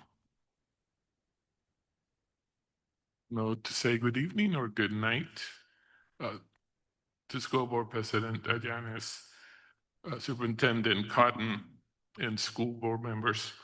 So one thing that I want to talk about a little bit is my experience in middle school. I had the pleasure to open Helms Middle School back in 2010 and be the principal there for over 2 years with 1,100 students. With that number of students, we were able to do a couple of things. We were able to echo what the high school was doing. So we had middle school academies because we had enough students, enough teachers to mirror that process at Richmond High. So a more robust middle school really leads to more opportunities for the students. Now, moving forward, we have some data for you. Right now, if in the current allotment of students and projections for next year, Helms Middle School is projected at 512, Hercules Middle at 597, Kuramatsu at 732, and Soskins at 279, and Pinole Middle at 324. So the suggestion is looking at a merger of Betty Reed Soskins and Pinole Middle. Some of the reasons for this is to create this robust program at all the middle schools. Also, one of our schools that is growing is the West County Mandarin School. They are projected at 577 students in a KA model, and we project for them to continue growing. So therefore, making a transition for Betty Reed Soskins and Pinole Middle School to be combined at the Pinole Middle School campus will meet the needs of the students, and moving the West County Mandarin School to the Soskins campus will let them grow, because it is one of our only schools that takes in students from outside the districts and draws them to our district. So additionally, once again, visual arts will be able to grow. World languages in middle school will be able to grow. Technology and CTE courses, and with a larger student body and the supports that can be had at the middle schools with a projected wellness center, social emotional support, at the long run will prepare students better for the high school experience. Thank you very much. That concludes our presentation.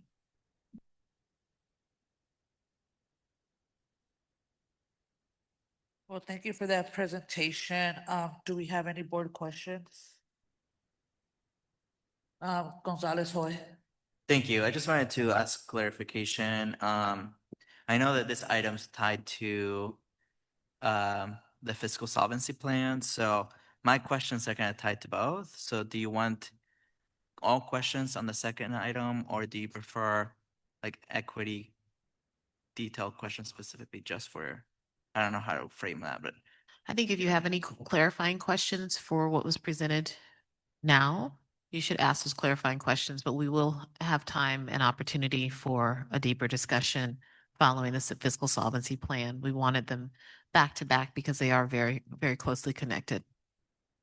So anything just to clarify.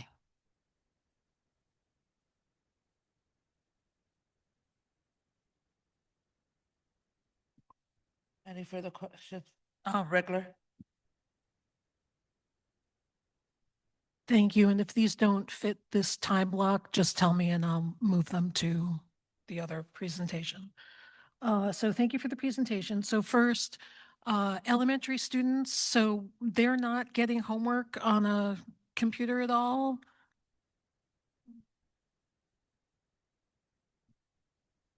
I'll take that question. It differs per grade level. And so what we have found is that some of our upper grade teachers do provide homework on the Chromebooks that get taken home, while some of our lower grade teachers do not rely on the Chromebooks. And so this proposal would not allow students to take Chromebooks home. They would leave them at school. And so that utilizing the Chromebook would limit that. And so would the district get rid of homework or switch to a non-computer based format? So if that was the case, the district would propose using a different format. Okay, thank you. Next, on this discussion about secondary schools and what's offered and APs and this whole course sequencing.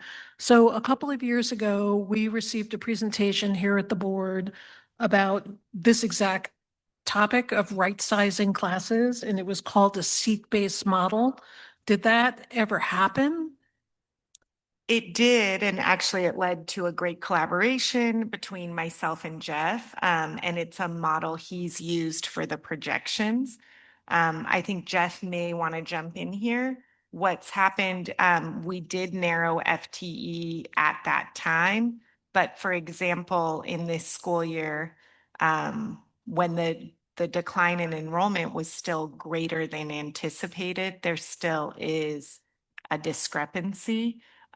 We also have offered LCAP funds to augment programs that we are passionate about that are running very small.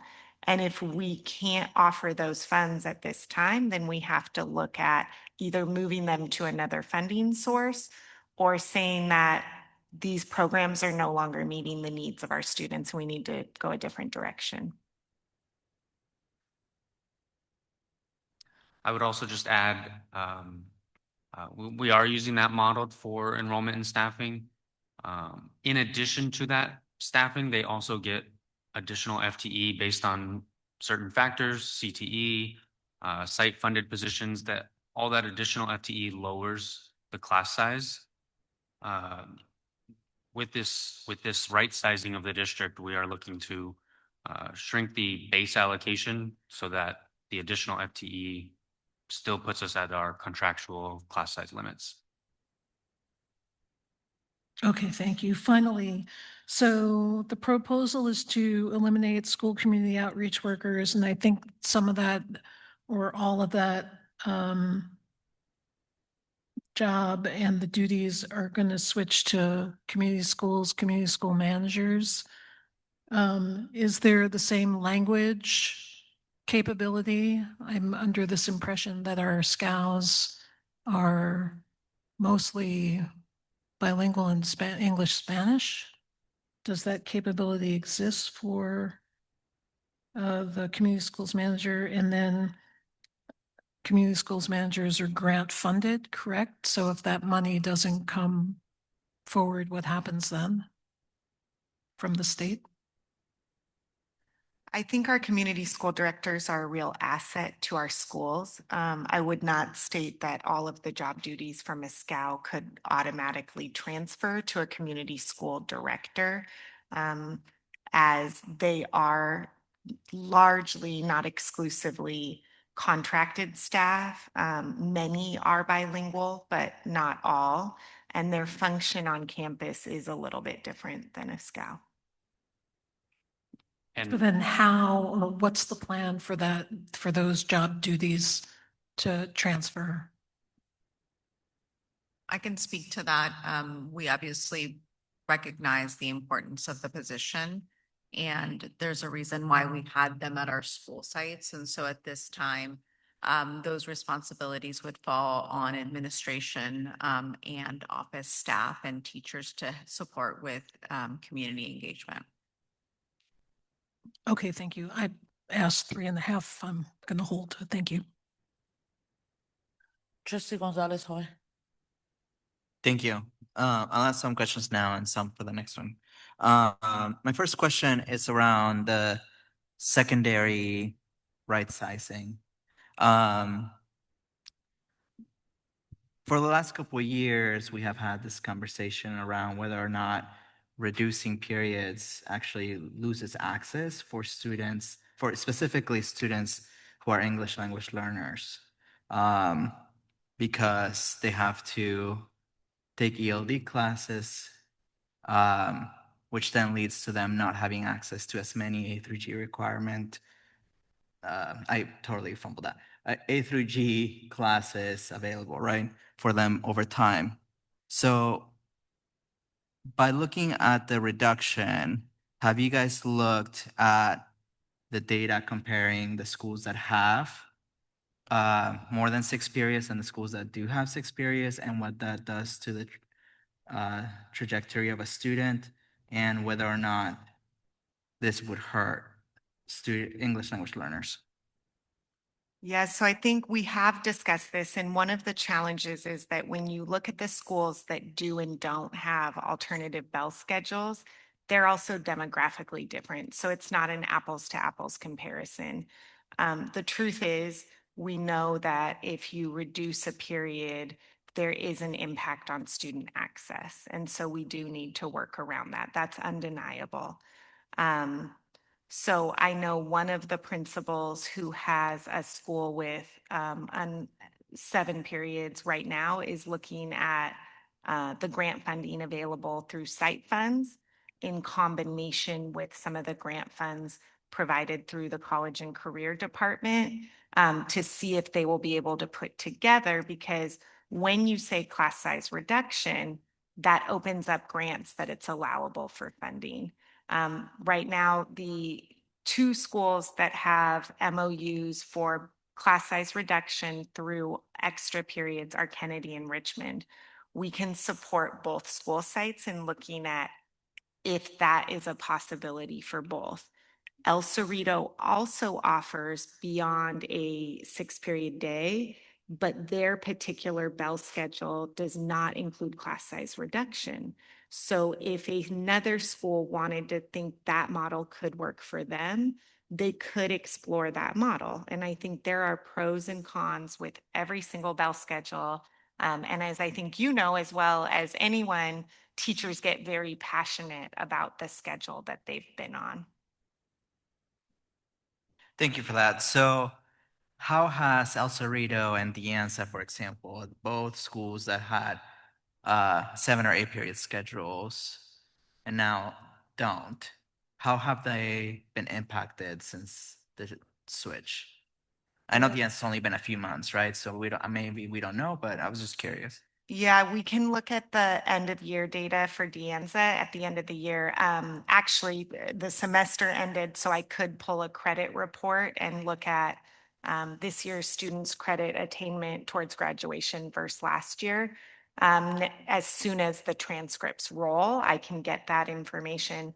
A couple years ago when we had this conversation, we did say that we thought it would push kids like 10% further away. And so I think we mitigate that at this point through summer school and through continued exploration of grant funding to support the students. I think we're in this position where we understand the value of the schedules. I'm not here to deny that. I also understand the value of local control for our district. And I'm really invested in finding a meeting of the minds between the two. Thank you. My next question is about the band teachers. And their equity report specifically says that principals will be able to leverage Prop 28 funds in order to continue to fund them. But in a previous conversation in my agenda review, I thought I understood that we were going to automatically transfer those people, or not transfer, rehire them under Prop 28. So this language makes it seem like it would be a choice of the school. So I was wondering if you could clarify that, because, and with that, if it is the site choice because it's their site funds, aren't they using it for something already? So then they would have to choose whether their current thing is better or worse than a music teacher? Yes, Prop 28 is a site-funded allocation and site decisions based on their SPSA of how they would use those funds and what they would use them on. They would have to make a choice and a decision. There is a lot of funding coming into Prop 28 that is not getting used, and they have 3 years rolling to spend those carryover dollars.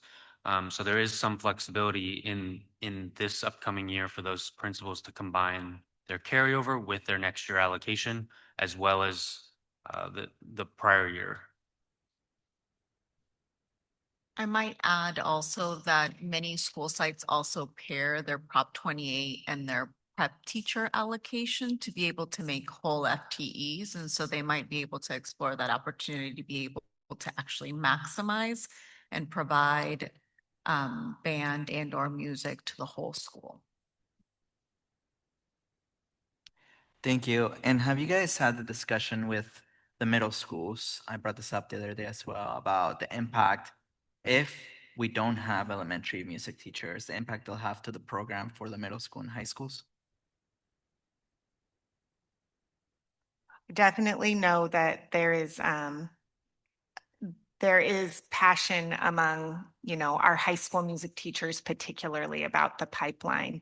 One gap that this actually fills is that in our K-8 schools, the 7th and 8th graders do not have access to music.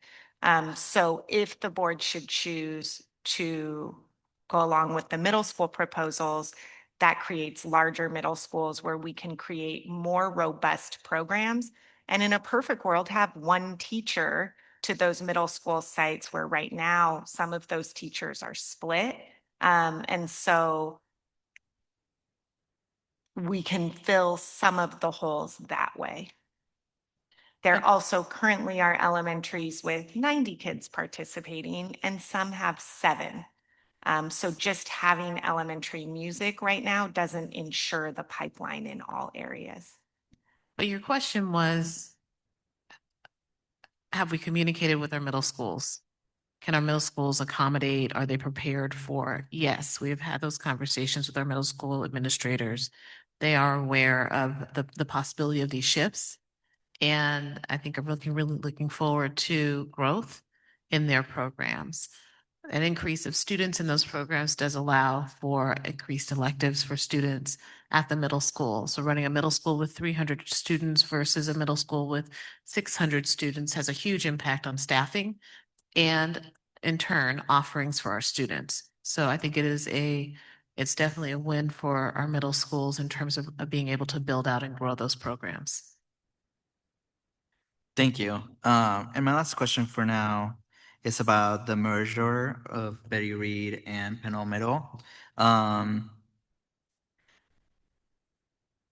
understand this, the kind of where the savings would come from, but I'm a little confused still about the positives. I was wondering if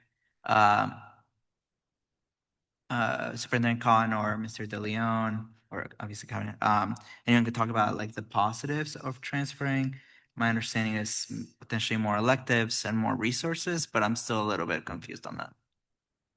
If I can ask, I was really impressed with the conversations that I've had with Mr. De Leon as well as Ms. Smith about our middle school mergers. If I can ask you both to come up and possibly speak to what the mergers would look like and what that impact may be on our students. I didn't say, as they're coming up to the microphone, I didn't share when we, and I believe Catherine did, when we looked at this, we looked at what is the rationale? Like, why are we doing this? What would be the impact, positive or negative? And then what are the opportunities for growth? What are the opportunities for increased enrollment? What are the opportunities for positive experiences for our students? And so that's the lens that we were looking at this and approach this work. They're looking at their data right now, so I'll just keep going now. If you guys can speak to the middle school merger piece, thank you. Yes, thank you. And you specifically asked about the Mandarin merger with Soskin. The merger of Pennell Middle and Soskin. Pennell Middle and Betty Reed Soskin. How does that benefit our students? Yeah, so when we look at enrollment, just pure enrollment numbers, our Mandarin program is our school with the highest demand for enrollment. So by putting Mandarin at another campus, what we can also do is open up space for not only students within our district, but students outside of West Contra Costa. Every year, we are not able to accommodate any student from out of our district to attend the Mandarin program just because we don't have the space. So it would open up space. And then putting Soskin with Pennell Middle, one of the things that we talked about is putting the two schools together would actually give both students a more robust support system, including community school support, access to an increased amount of electives and classes and courses, which we already talked about. The current enrollment numbers for Soskin is around 279 students. And so if we put Pinole and Soskin together, we are really building out a robust middle school program that can hold 760 students. And so the two together again would give way more access to programs that are not available at Soskin right now and or at Pinole. Did you want to add something, Dewey? So one of the things that I've seen at the middle schools is that they can build up their music programs because they have more slots in their school day to be able to pick more electives. Also, with 760 students, that would be the Pinole Middle students, the Soskin students, and also Stewart students and Montalban altogether. Therefore, you're also creating a more ethnically diverse community there, which helps a lot for our students to be able to learn from each other and work together. So more students equals more teachers, more opportunities. So imagine a full day of band, a full day of world language, sports, and a full day of PE, not just the slides they get in K-8s. After school sports, and additionally, you can look at the other arts, right? Especially, music, but also choir and or regular art. Thank you. Do we have any more questions? Ms. Folds? So my question is to my board colleagues, what's the alternative? I would like the board colleagues to put forth an alternative. We knew that there was no plan B or C, this was it. So what's the alternative? I'm complete. I'm not complete. I had a kid that took band since 4th grade. It took her to 8th grade to stop squeaking on that clarinet. It makes a difference when you start in 4th grade and you then go to having a award-winning performance at Hercules Middle School in 11th grade. That takes time. With the orchestra, with the band, it all takes time. So when we have these discussions about impact, it's not the year that we're in, it's not the next year, it's 5 years down the line, it's 6 years down the line. Will you have the same El Cerrito band? Will you have the same award-winning Richmond High School band? Will you have the same award-winning Hercules band that gets all of them that get invited to perform in San Francisco and they get invited to perform at the Warriors game and all of that because these kids start working at a young age. And I think that there's a huge bonus to experience and exposure, but I go back to my original question to my board colleagues, what's the alternative? We knew. I'm complete. Trustee Reckler? I have two other things, if I may. The first one is, what happens to the Soskin name? So those are all things that we need to discuss. So the Soskin name does not go away. The Soskin name, it is a point of pride for our school community, particularly those students who are currently at Betty Reed Soskin, but for across our district, that name does not go away. We are planning to have conversations as we are moving forward around redesigning middle schools. And so with that, there's a lot of questions that we still need to address, but we will do that in community. We will have those discussions and those conversations and do what's right for our students and our families. That's our goal. So that's one example of the community conversations that will be had. Okay, thank you. And then if we could come back to band again, Prop 28 funds. So there, it's not a straight funding formula. You can't supplant, you have to supplement. So I'm under the impression that you're not able to take staff that you had and switch them over to that funding source. You can hire new staff with that funding source, but you can't take that teacher, put it in that funding stream. Yeah, so Prop 28 we're in a unique situation this year because the Arts and Music Block Grant is expiring on June 30th. With those dollars expiring, with the arts and music, or with the music band teachers on that funding, with this reduction in force, would allow us to rehire them back on Prop 28 funds, should the site choose, without a supplanting issue. Prop 28 also has different supplanting rules than most other grants. Prop 28 supplanting is, as a district as a whole, you're spending more on arts and music than you did in the prior year. It's not at a site-by-site basis level of supplanting, of rehiring one teacher versus another. It's a district-wide spending more than you did on arts and music than the year prior. So with this expiring dollars, we get to count it as an exception to our spending in the prior year. If arts and music programs are on it, and then Prop 28 next year, the calculation for supplanting is a different formula. Okay, so again, just so that I understand it, they're now on the Arts and Music Block Grant, and that entitles the move over to Prop 28. Is that correct? Because it's expiring, and if you reduce in force those positions, yes. Thank you. Any more questions?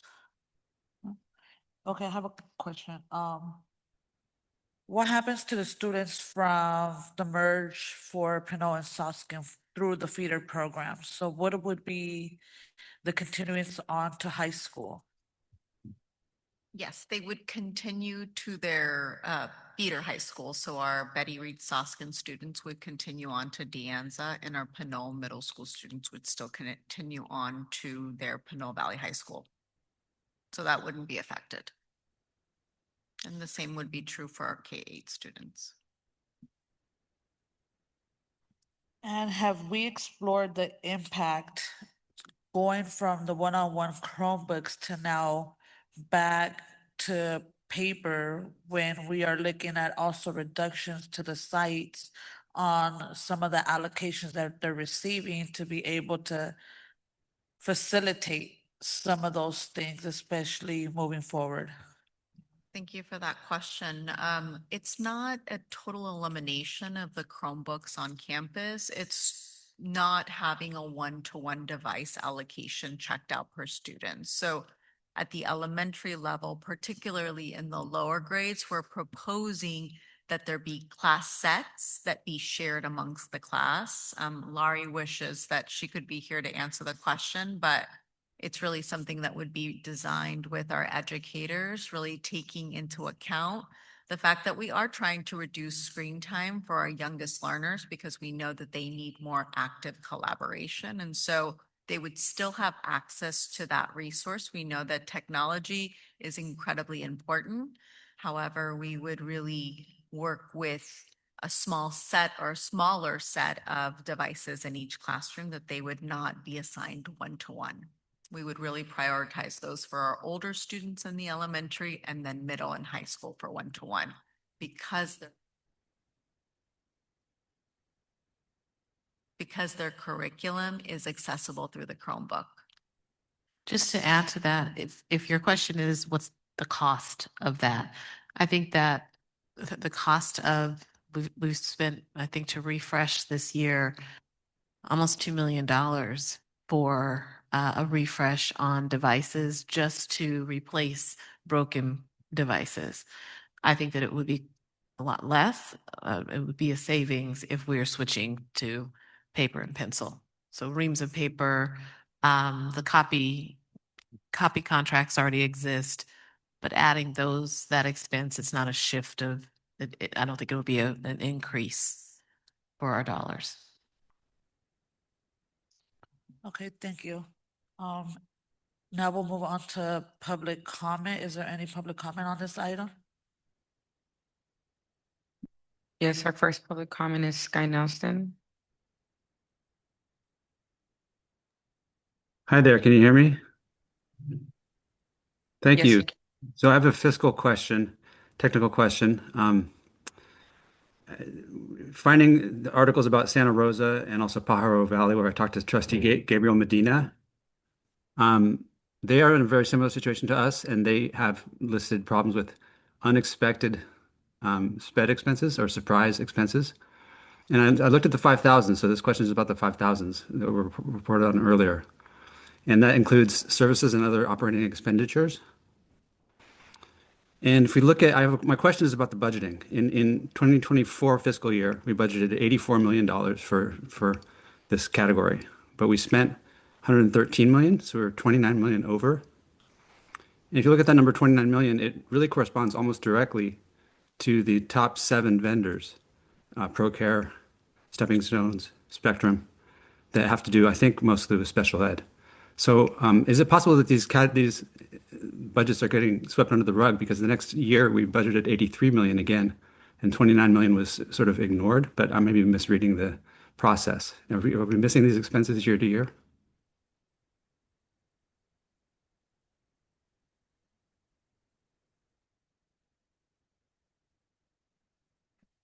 Next public comment is Jean Kinster. Please unmute yourself. Hey, good evening. So I'm wondering, what about our upper grades? They literally do everything online. Williams came through. They don't have books. There are no books. It's all online. So where is the money coming from to buy them the books now? Is it sites have to cough that up somehow? Is district paying for that? If we suddenly have to buy books for these classes, how are we saving money? I don't know. Just wondering how that's going to work because it's all been online digital so far.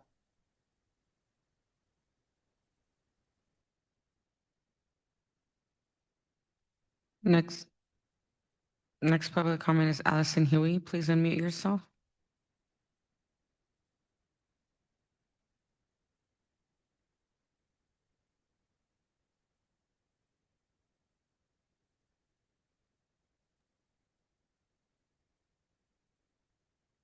Hi, good evening. Thank you. So I just wanted to reiterate that LCAP funded positions are leverage investments that directly support equity, engagement, and student outcomes. The majority of those have historically been strategically split funded to take advantage of this funding revenue opportunity.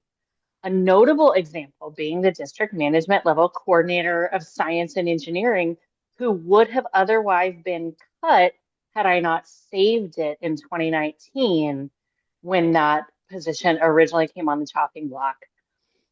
Again, I implore the board to view LCAP funded CTE staffing not as discretionary expenses, but as leveraged investments. Cutting them undermines both our fiscal strategy and our equity commitments. And I urge the board to continue to offer the full fiscal and instructional impact before, or to consider the full fiscal and instructional impact before making these decisions. That concludes public comment. Thank you for public comment. Do we have any comments from the board? Okay. Then we'll move on to item E2, the fiscal solvency plan for 2025 through 2027. Is that your item? No, go ahead and is the item up? We'll continue into this item. I don't want to do a big intro. Jeff, take it away. All right. Good evening, board, superintendent, and community. My name is Jeff Carter, acting associate superintendent of business services. And tonight I'm going to present the fiscal solvency plan. Next slide. The objective for tonight is have the Board of Education accept and adopt the fiscal solvency plan for 25-26, 26-27, and 27-28, considering our budget and future outlook. Next slide. Looking at the budget reality, West Contra Costa has a significant structural deficit. Fund 17 reserves are estimated to be exhausted next year in 26-27. Declining enrollment and average daily attendance have led to decreased in revenue. Cost of business has been increasing for materials and supplies year over year. The approved tentative agreement has added additional expenditures to what the adopted budget and first interim estimated at the beginning of the year. lower cost of living adjustments from the state, and due to a high number of vacancies, many positions such as speech therapists, psychologists, aides, and paraprofessionals have been contracted out at increased rates. So this is kind of a look at some of the key components to how we are in this position and what the budget reality is. Next slide. Looking at the revenue factors, at the adopted budget for 25-26, 26-27, 27-28, you can see what our cost of living adjustment percentages were going to be from the state at 2.3%, 3.02%, and 3.42% at the time of adopted budget and first interim.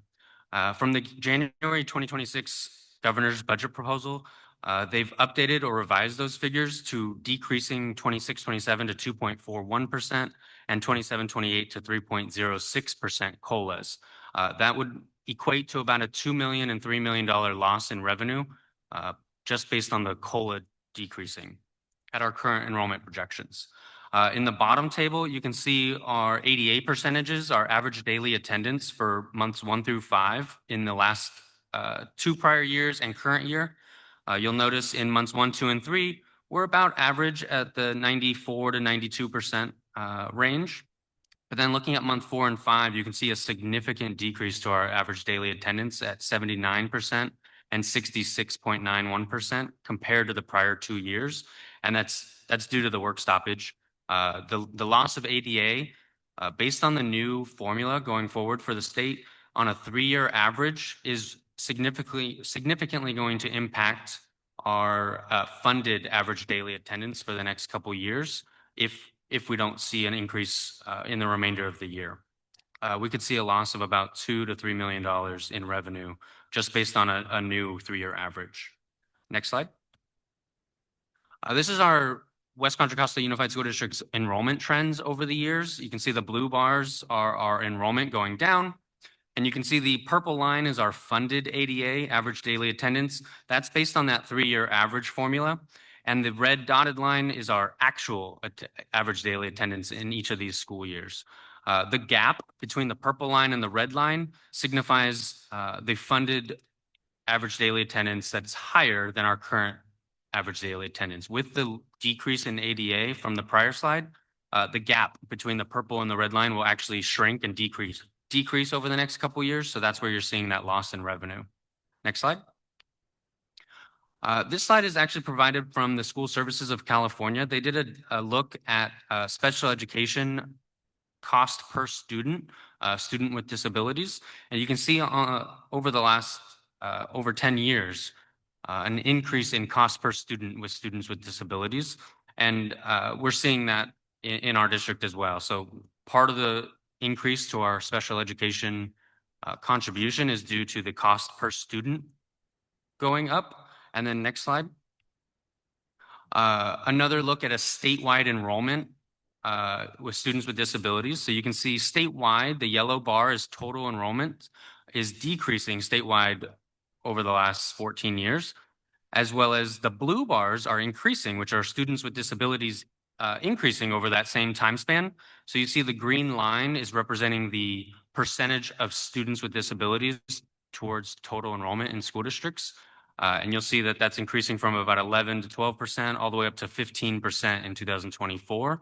And our district sees a similar trend. We're actually around 16% student with disabilities as a percentage of total enrollment. So both of those are contributing factors to our increased special ed contribution. Next slide. Here's a budget update looking at our first interim operating deficit. So without reliance on Fund 17 at first interim, we had a $13.9 million deficit. Next year, in year 2, $24.5 million, and year 3, $31.4 million ongoing operating deficit. When you add in the cost of the tentative agreement, that is increasing the operating deficit to $127.2 million over 3 years. This fiscal solvency plan is how we're planning to address those dollars over the next couple years. So you can see in year 1 in the bottom table, we're going to exhaust Fund 17 reserves over the next 2 years, borrowing from OPEB or other post-employment benefits in Fund 71 for our retirees' healthcare by about $13 million a year, and then staffing and program reductions to identify, in the tune of 3.1 million, 42.4 million, and 14.2 million over the next 3 years.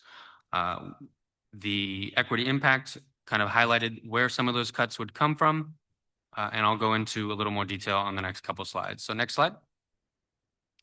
This is our Fund 17 and Fund 71 usage over the next 3 years. So you can see starting in 25-26, we're going to have an estimated $28.5 million in Fund 17. In this year, the current year, we would plan on using 23.5 million of those dollars to balance out the structural deficit and the increased cost of the tentative agreements. And then in the following year, we would use another 5 million, which would exhaust the funds to $0, and we would have no more reliance in 27-28 on Fund 17. In the bottom half here, Fund 71, you can see that that is a starting balance of 61.8 million, and over the 3 years of using 13 million a year, we would end 27-28 with only $22.8 million left in Fund 71. The way Fund 71 works is we have contractual obligations to active retirees and current employees to fund their healthcare based on their contractual obligations of what they are eligible for healthcare retiree benefits. We have, based on our last actuarial report, we have about $284 million that we have to pay out to retiree healthcare over the lifespan of those employees. We have about 2,200 active retirees in the plan right now, and about 1,800 employees that will be future eligible once they retire for those retiree health cares. So about 4,000 employees will have to be paid out about $284 million over their lifetime. We currently have $61.8 million towards that goal. So towards $284 million, we can fund 61.8 of that, and then we fund about 15 to 16 million per year out of the general fund to that fund as well. So by tapping into this Fund 71 dollars, we are causing us to ongoingly pay a contribution to Fund 71 for much longer while those 4,000 employees are eligible for healthcare benefits. Next slide. The fiscal solvency plan. Next slide. Oh, there we go. The fiscal solvency plan for 25-26, this is the current year of how we would achieve those $39.6 million, is a look at Fund 17 reserves, borrowing from Fund 71, shifting allowable expenditures from unrestricted to restricted dollars by about $1.6 million to grants that are expiring, freezing vacant positions to the tune of about $1.4 million, and restricting conference approvals for about $100,000. These combined would get us to a balanced budget in 25-26 while relying on reserves. Next slide. For 26-27, the category reductions that you saw in the equity impact are reductions to the 4,000 and 5,000s for materials and supplies and contracts to site departments and LCAP allocations, as well as reducing busing routes and IT device replacements. We are looking at right-sizing elementary and secondary staffing to their contract ratios and narrowing offerings of elective courses based on student interest and current enrollment. Classified reductions in elementary and secondary to redistribute the workload of work experience clerks, typist clerks, custodial details, school community outreach workers, and other classified staff based on the condensing of schools, K-8s, and middle school mergers. Reconsidering those K-8 models, we discussed those, moving the 7th and 8th grade kids to middle school to reduce the staffing at K-8s to the elementary staffing matrix. The middle school merger, merging Betty Reed Soskin and Pinole Middle to combine enrollment and align staffing, and then relocating West County Mandarin to a single site model to save some dollars as well. And finally, some program reductions of about $2 million to shift centrally funded grad tutors and elementary band to restricted funding through reduction in forces on expiring dollars and bringing them back on other restricted dollars. Next slide. This would include approximately 10% FTE or full-time equivalent reductions per bargaining unit district-wide. You can see by bargaining unit about the dollar amount in savings a 10% reduction would equate to for 26-27. Next slide. A fiscal solvency plan for 26-27. This is the breakdown of where those $60.4 million would come from. This would exhaust Fund 17 reserves in 26-27, borrow from Fund 71, shift allowable expenses to the restricted resources, and then the reductions that we saw on the prior slide for the 4,000s, 5,000s, reducing FTE based on the staffing matrix, and then reductions to bargaining units by about 10%. So you can see the FTE levels, the dollar amount savings, and how we would achieve $60.4 million. On the right side here, you can see that on the certificated side, we have about 26 non-reelects for next year, about 50 teacher vacancies already, 73 average retirements per year, and over 100 average resignations per year. So the goal would be to close these vacant positions due to attrition while we right-size the district to not need a reduction in force for majority of those certificated positions that would be right-sized. This would still need some hiring based on specific credential openings at the secondary level. And then for classified, reducing the number of vacant positions that are contracted out, as well as restructuring staffing district-wide. Next slide. For the fiscal solvency plan in 27-28, these are some conceptual ideas we have of achieving the 27.2 million. It would come from continuing to align staffing to enrollment with declining enrollment, borrowing from Fund 71 for a third year, reducing other programs throughout the district. And we would revisit this plan a year from now based on what our budget looks like at first interim in 26-27. Next slide. Ways of decreasing the deficit. We're looking at all options for attendance recovery to increase our average daily attendance, which would generate more revenue and help our three-year average. We're continuing to pursue new or additional grant funding, decreasing operating expenditures and contributions at every opportunity, utilizing restricted funding in additional areas, maximizing new state programs to increase revenue, and renewed parcel tax rate and allowability. What the feasibility is around that, we're looking at putting on the ballot in 2026. Next slide. This is for the governor's January budget proposal outlook. So we're going to highlight some of the key areas that he discussed earlier this month. Projecting more revenues than the state's enacted budget, which is a great news. Higher revenue includes extra dollars to school districts statewide. The way they are proposing to roll out those increased dollars is in restricted funding mostly. You'll see here community schools, they're discussing about $1 billion of ongoing statewide funding. There's not a formula or calculation for a district level of how much of that 1 billion we would see, but we're keeping our eye on it, and especially at the May revision. Learning recovery would possibly see about $3.6 million in one-time dollars to our district. Special education, possibly about $1.5 million ongoing to West Contra Costa. Professional development, possibly $11.7 million one-time dollars to West Contra Costa under his current proposal. Kitchen modernization, about $100 million in one-time statewide funding. There's new language to come of how to apply for those dollars. And same with career and technical education, about $100 million one-time dollars statewide. We will apply for as much of that as we are eligible for. We're looking for the trailer bill language in the coming months to see how we could apply for that. So those are some of the areas where increased restricted funding is coming from.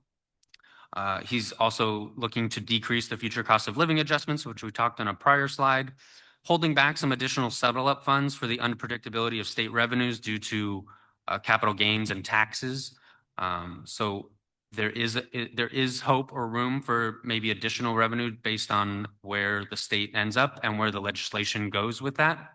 And then a projected deficit in 27-28 and 28-29. So they are seeing increased revenues this year, but they're projecting an economic downturn over the following 2 years. So they're looking to give us one-time dollars to spend over the next 3 years for that upcoming outlook.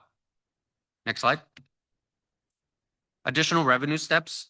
In the event that more revenue is actually realized from the state level, once it's legislated and adopted, the next steps would be to address some of these other issues. So we would still need a plan to replace the drawn down funds from Fund 71 retirement and healthcare.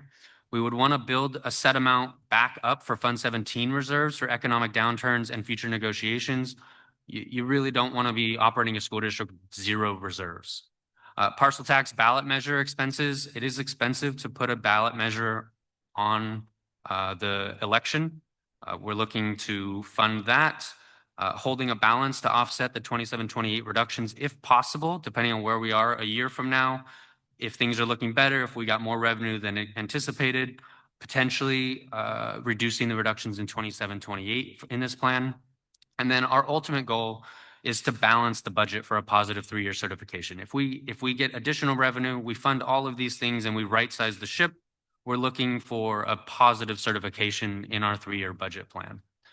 So those are some of the additional revenue steps outlined in this plan. And then next slide. Again, our objective today is for the Board of Education to accept and adopt our fiscal solvency plan for 25-26, 26-27, and 27-28.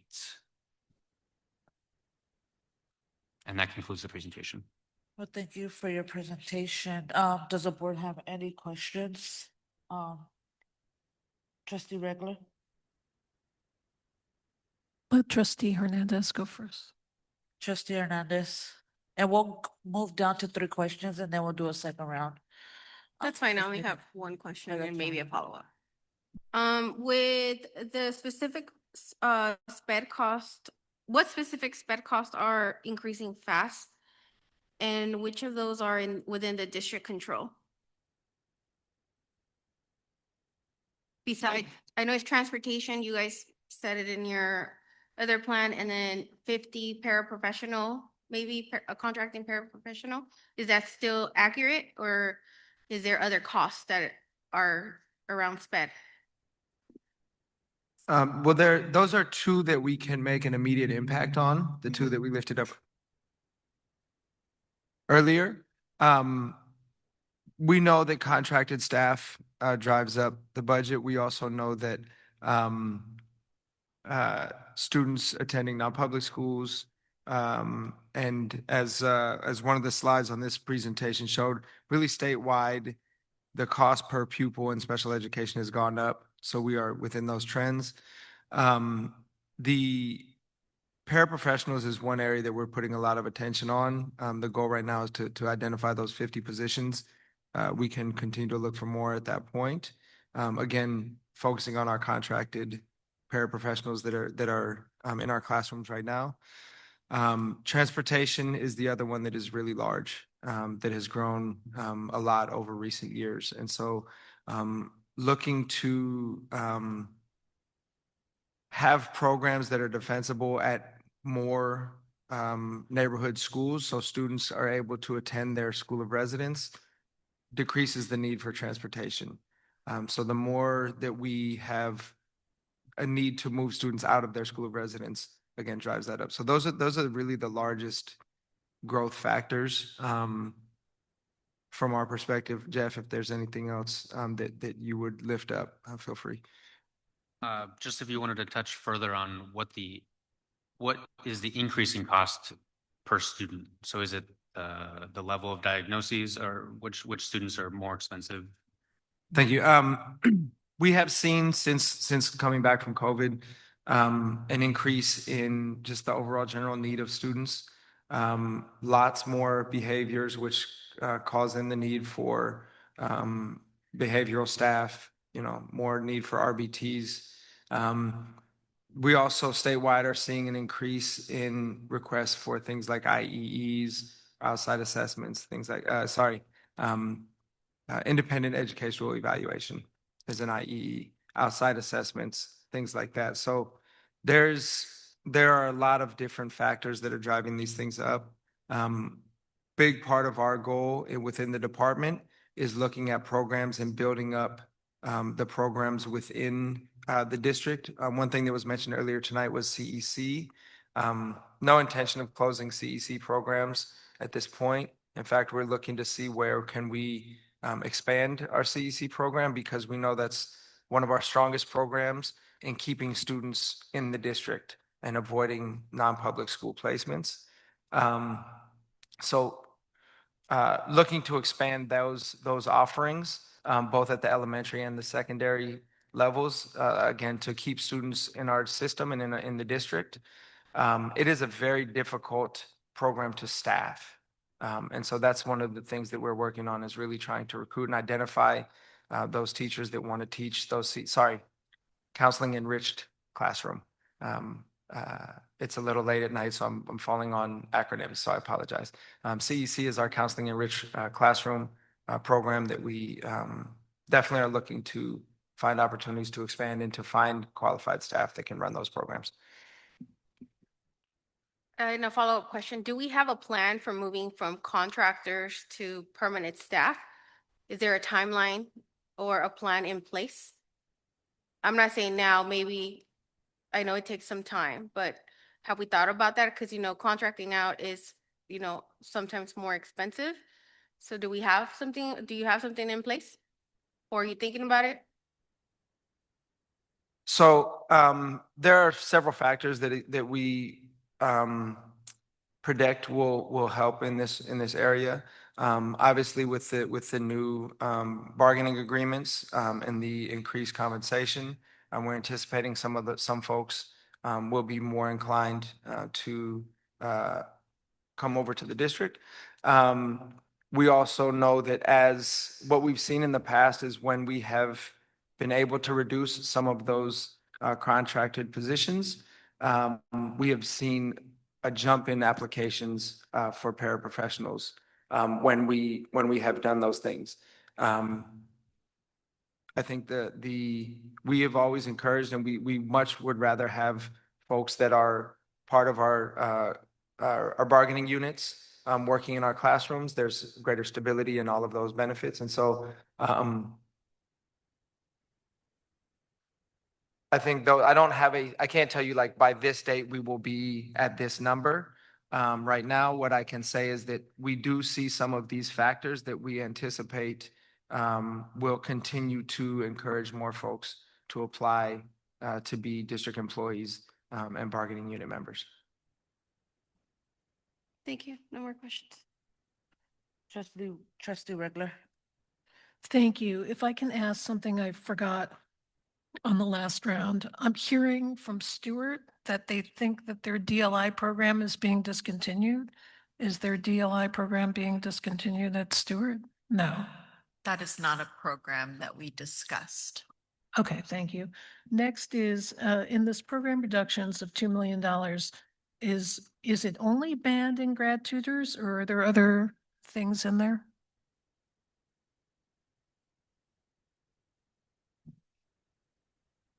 For program reductions? There are other program reductions that were mentioned in the equity impact report. This could look like virtual academy, ROTC, IB, AP, if you want to expand on that, Catherine. You don't have to. I got it. And let me clarify though, there's not in the fiscal solvency plan an elimination of Vista, and that's what I think people are kind of fixated on. It is looking at, as that model is intended to be a 4th through 12th grade model. So it's eliminating the K through 3 portions of the handful of students that are there that we are then staffing for. But there's not a plan to eliminate Vista.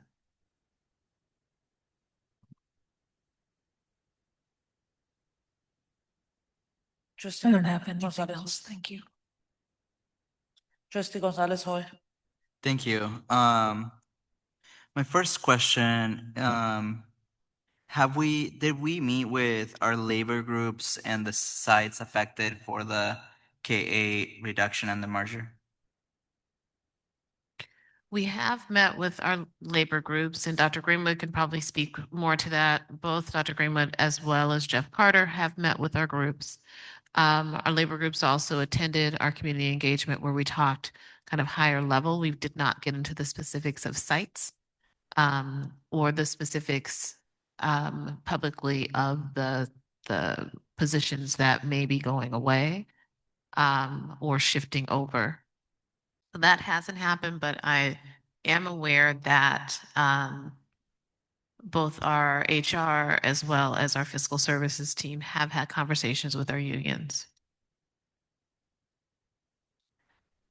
So we've had like higher level conversations and maybe budget conversations, but not about the reductions of potential unit members. Is that what I'm hearing you say? We've shared are you able to pull up, Rosa, the fiscal solvency, not the plan, but the other attachment to that document?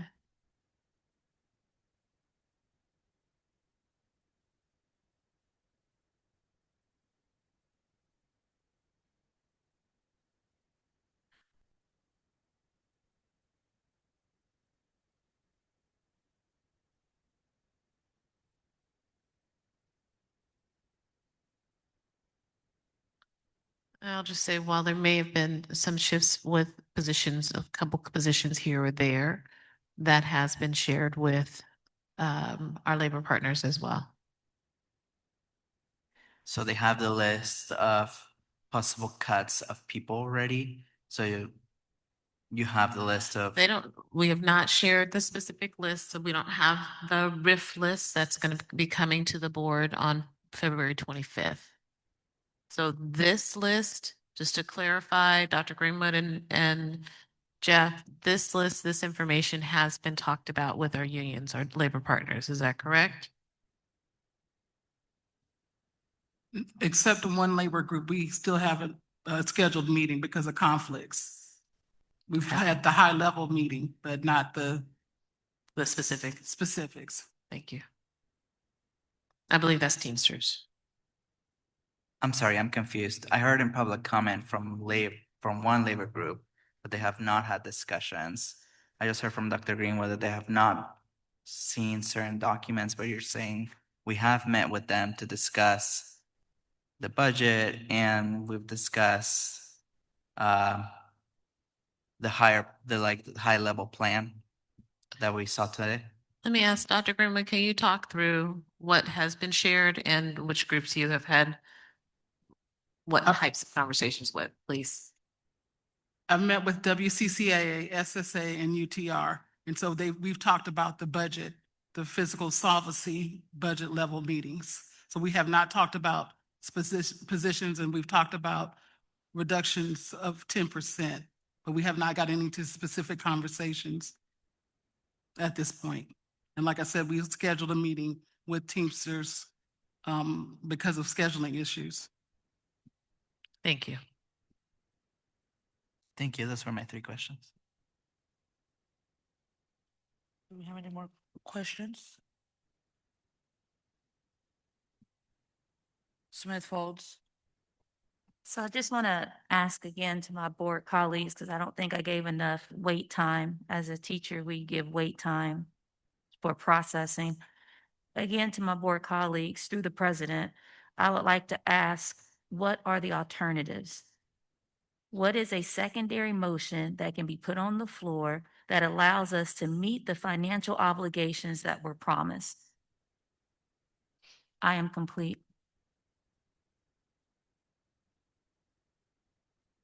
I have a question.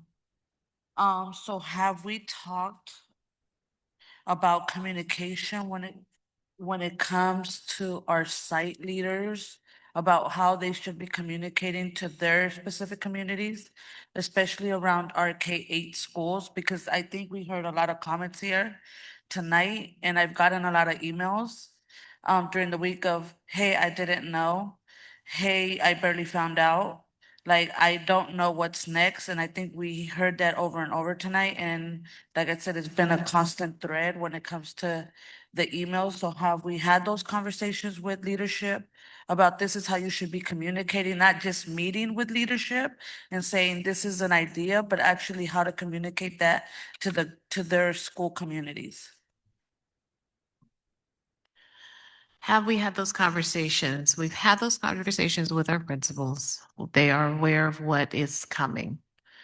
The decision that the board made last Wednesday has been, this is the 5th working day where we've been able to engage in those conversations. We prepared our fiscal solvency plan. We've prepared a presentation for the board. We are calendaring and scheduling time next week to meet with and have a conversation or begin conversations around middle school redesign. So yes, those things are on the calendar at this point. But again, the decision was made 6 days ago.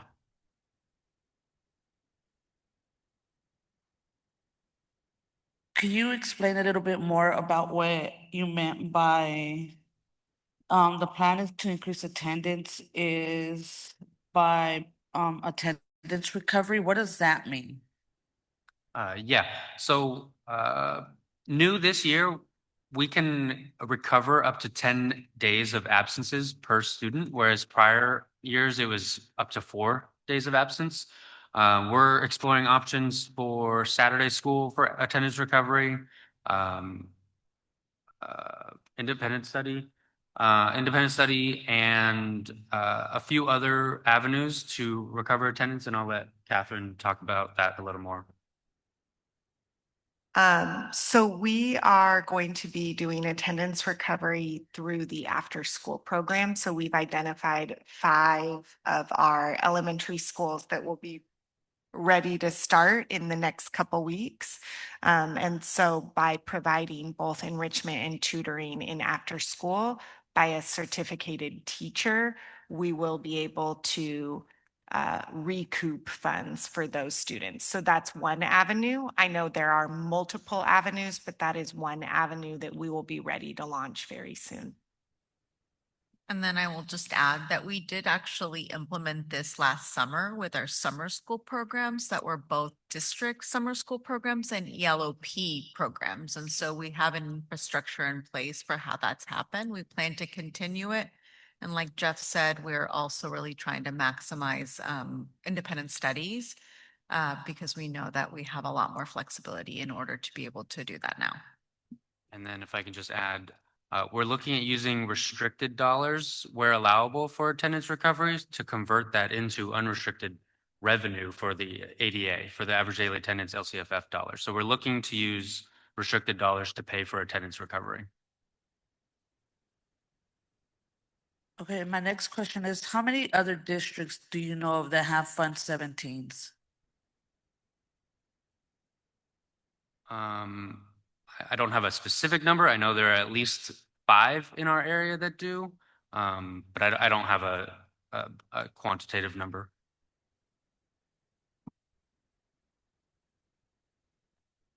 Can I ask that the question that you just asked, Board President? What would we want to know? Help me understand that question, please. Just more around the directive to replenish Fund 17 as well as the other funds. So it's just how many other districts have Fund 17? Okay, so not everybody has to have a Fund 17 to have reserves. You can keep your reserves in Fund 01. Fund 17 is a specific place to move your reserves into so that the board has to take action on using those dollars and moving them back to Fund 01 to use them specifically.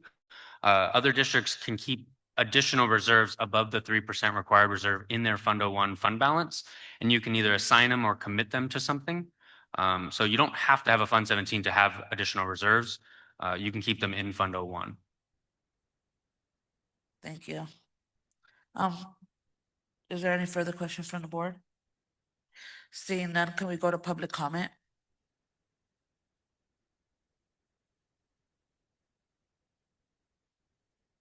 Our first public comment is Don Gosney.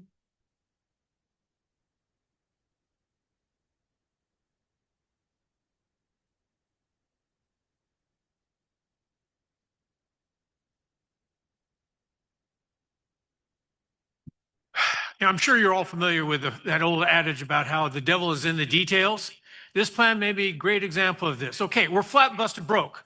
We've given away the store. We've promised money we may not have. So we have before us a fiscal solvency plan that will take steps to beat away bankruptcy. But the devil is in the details. We have before us an 18-page slide deck, but for the most part, the public, the parents, the students, and the media have all been kept in the dark about the details until they show up at 11 o'clock at night. Okay?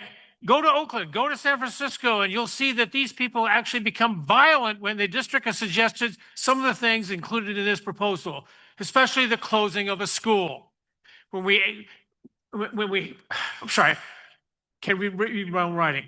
This is the notification. Where was the notification to the community, to the media? As a journalist that owns an online newspaper, I didn't hear about this until about 2 hours ago. If the district wants to rebuild trust, this ain't the way.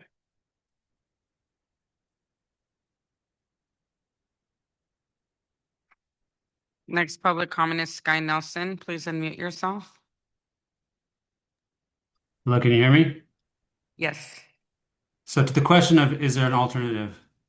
The reason I care so much about this is I do think we have an alternative that actually addresses many, many districts' problems at once and can solve a lot of these issues together. That is to work collectively. Step one is to separate legal compliance from cash flow. So address the fact that we're going to get certified negative or qualified. Get a waiver on that for a period of cycle that's renewable so that we don't have to face the county's consequences of takeover. Then we can address the fiscal gap. And the governor's budget shows a way to do that. Specifically, if you look at the NPA, NPS money on public schools and agencies, that money could be covered by the state with a fund set up with $2.8 billion in current funds that is ongoing for all districts. How nice would it be not to have to cover those NPA, NPS funds that we don't even provide services for? That's my proposal.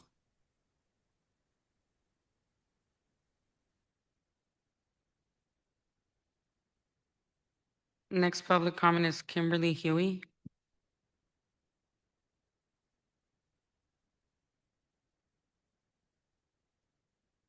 Hi, good evening. Thank you for the opportunity to speak and thank you for all of your work on this. It's my third year as a math teacher at Betty Reed Soskin, and I have a son at Michelle Obama Elementary. I'm a vested parent and a teacher. I fulfilled my dream of being a public school teacher when I started working at Betty Reed Soskin. So I'm heartbroken that Betty Reed may merge and that we may lose our school as we know it. I know that broken hearts don't balance a budget, and I'm glad that I was here to the positives of the merger. But I'm not satisfied by them. I do worry about the loss of students elsewhere, as others tonight have already said. I appreciate that a few board members have asked for alternatives. A number of community members have asked for alternatives. And I really think that this is actually my first board meeting I've ever attended. And it seems like we're all in the room for the same reason. And it seems like we could come up with a solution where more people feel like they've been heard. Thank you.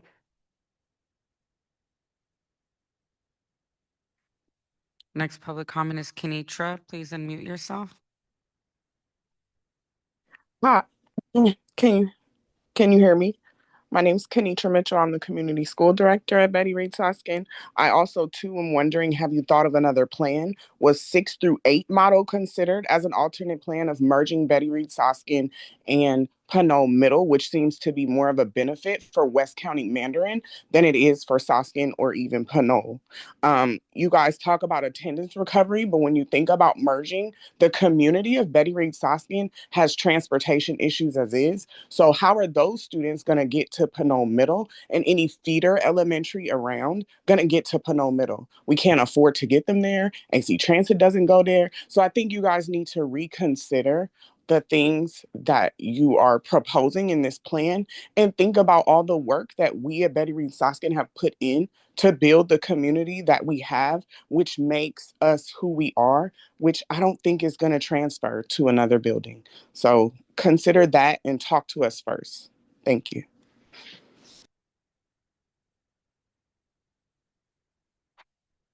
Next public comment is Mariana Cavalin.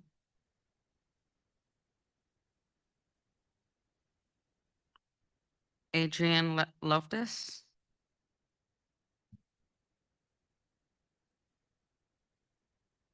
Good evening. My name is Adrian Loftus. I'm a teacher at Betty Reed Soskin Middle School. Respectfully, the impact report shared with regards to the merger of Soskin and Pinole didn't touch on how this would negatively impact the Soskin community, the real students who love coming to our school. I heard you say this would allow for better programming for visual and performing arts, which we already have, for a sports program, which we already have. I don't know what to say other than that it's a wonderful school, and I resent the claim that merging with another school would allow us to serve students better than we currently are. The joy, the community, and connection at Soskin is palpable. It's the teachers, the counseling staff, the admin, the special ed department, the office staff, the students. It's all of us every day showing up to make this a space where children are happy to come to school. I understand the fiscal reality of our district, but $900,000 is just 0.7% of $127 million deficit. I urge you to consider other options that don't permanently alter Betty Reed Soskin Middle School.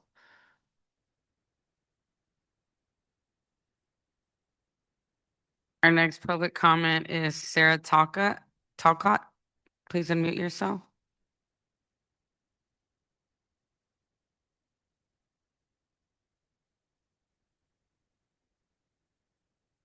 Sarah Talcott, please unmute yourself.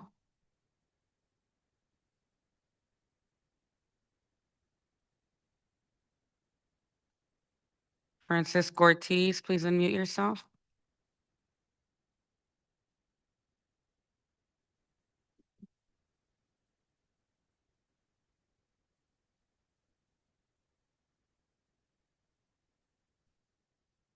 Hello again, board. I want to be absolutely clear and clear up any misconceptions that happen. I meet and Mark meets with HR every single week at 2 o'clock.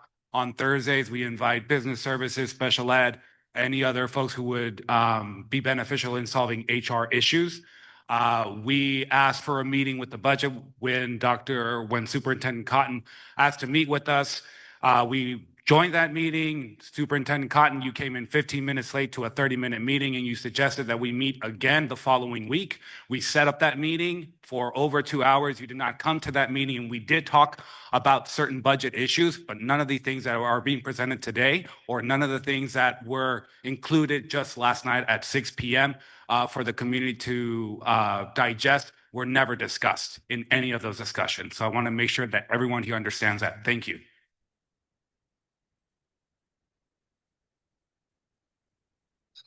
Next public comment is Mark Mitchell.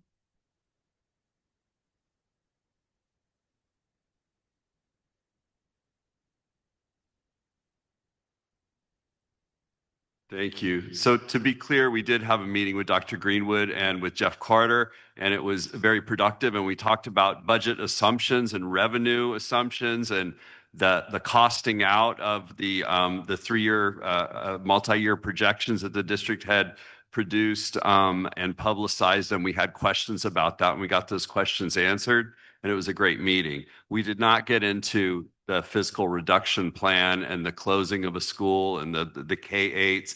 That wasn't something that we were discussing or that we were really aware of with this specificity. So I appreciate Catherine Acosta and the cabinet members that presented tonight. It was a great, series of presentations.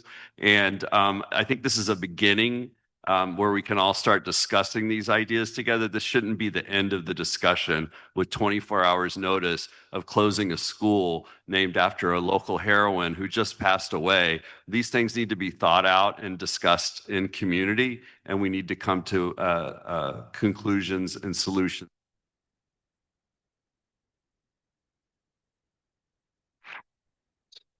Next public comment is Micheletti. Please unmute yourself.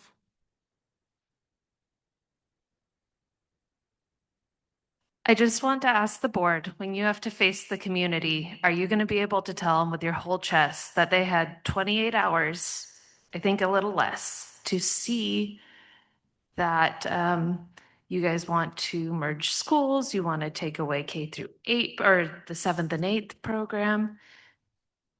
If you are serious about wanting to build trust with the community, you need to build trust. You cannot be sliding things in under the rail, hoping that no one shows up. Even with short notice, we showed up because we care and we are watching. So I want you to think tonight, is it really that important that it happened tonight? Or can people still give you feedback until February 11th? And can we build a plan? Because I'm horrified to hear we'll begin discussions with our middle schools about what they'll look like after the board has voted. Next public comment is Christina Combs. Please unmute yourself. Thank you. It is hard for me to believe that the tactics here aren't a strategy. If not, it is just negligence. Asking for the community to understand your methods of trust while in the background trying to undermine the culture that has been cultivated for years by staff and community members, partnerships on campus is astounding. I recommend you to really consider not only tabling this, but surveying all of your community before you think of this. I say this because I truly believe that if you act on this without surveying your community and directly asking them, if these mergers happen, will they leave? You actually may lose more money than you will save. This will cause families to leave this district. They do not want to be big guinea pigs in your projects, and their vulnerability is not your pawn.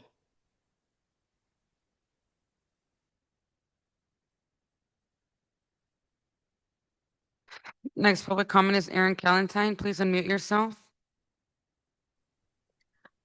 Good evening again, board.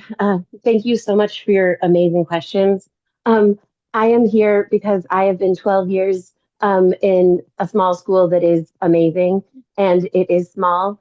And I appreciate the idea that we can be reassured that some of our program will survive while the rest of it may be restructured out of existence when it has a 97% rating of my teacher cares about me and my future. And I also think that less than 2 days is not enough for our middle schools and our small schools and our K-8 schools to give the kind of input that they need to give for a decision like this to be made. I understand that deadlines loom, but that deadline is not today. And please, please, for all of the students who are deeply rooted in their community, for all of the reasons you heard, for SCOUs and for all of the IAs that we still need, please delay this vote. Thank you. That concludes public comment. Thank you to everyone who called in on public comment. Do we have any remaining comments from the board? Okay, do we have a motion on the table on this item? President, I'll make a motion. President, I move that we approve the fiscal solvency plan for the 25-26 school year only for now and use the funds specified in the presentation. Furthermore, I move that we table all other proposals for the February 11th meeting to get further feedback, but also direct staff to bring us a plan for revenue enhancement strategies for the out years.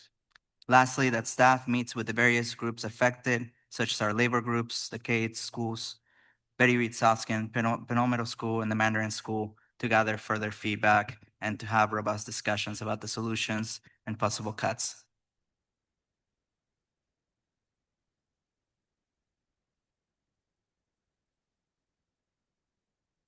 I'll second. So we have a motion on the table. Motion by Gonzalez Hoy, second by trustee Hernandez. Smith votes. A motion?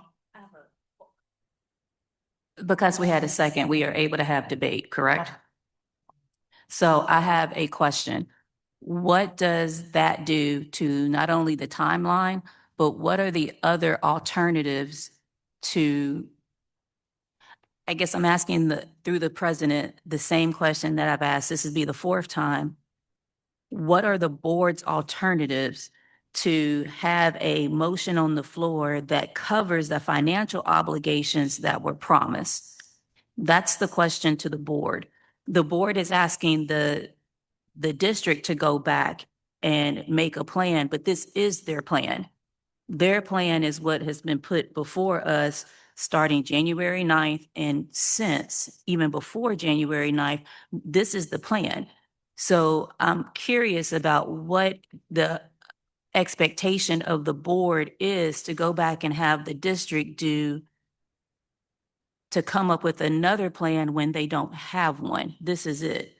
So what is the board's plan for creating, if not merging or if not doing what we see in front of us, what's the board's plan? What's the board's plan to create that gap in revenue that comes when you don't do what was presented at the community meetings, if you don't do what was presented January 9th, if you don't do what was presented tonight, what's the board's alternative plan to create that revenue source? And then if you're sending the district back through the president, this is my question, if you're sending the district back to the table to find alternative ways, my question then to the district is, do you have an alternative way? Or is this it because this is what you presented? Starting before January 9th, but definitely from January 9th on. I'm complete. Trustee Gonzalez Hoy. Thank you, President Yana. Yeah, I mean, I think that the public should know, we have had as a board a little bit more time, right, through various discussions to look at some of these ideas. But the public has not had time, right? The public has not had time to review, to look. We heard from one of our labor partners that has been for a long time here that in prior times, we have come together to figure out solutions. We might not find solutions and we might end up in the same place, but we need to do that. We can't do that in a silo. When we had a $50 million deficit in 1 year, Kim Chamberlain knows this, and Mr. De Leon, we went together in a room, we all got really upset, and then we started figuring out solutions together. And that's the work that has not been done.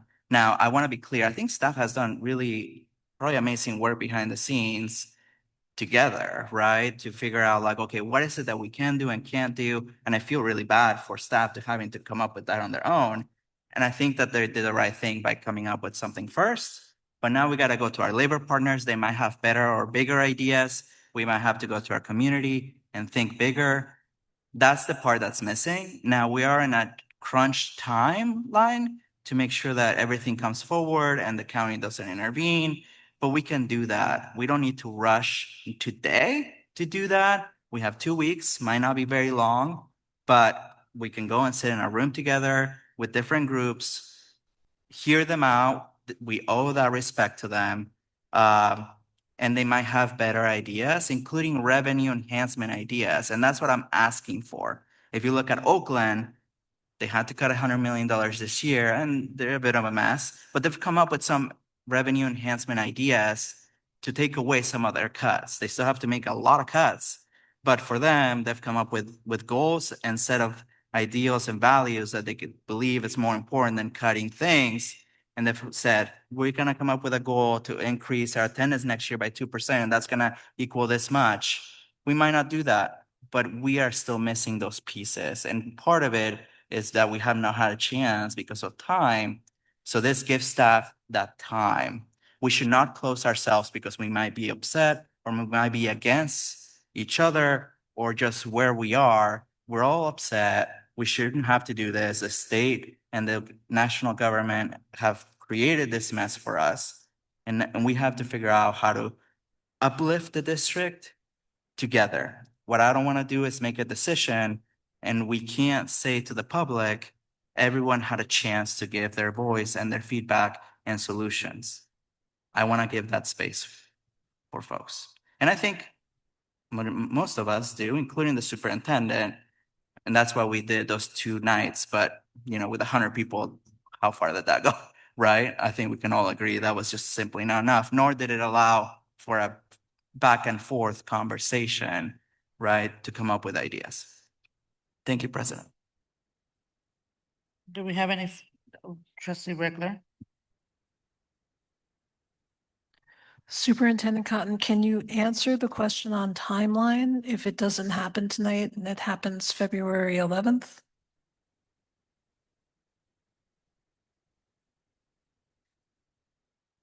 What was presented tonight in terms of the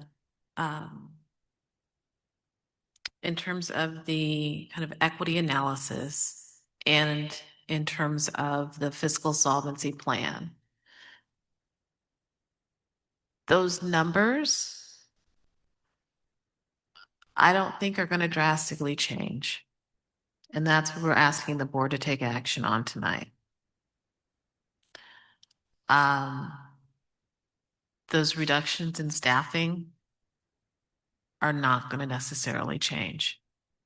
How we get there, this is, again, our best thinking around what we can do to address this deficit, $127.2 million deficit over the next 3 years.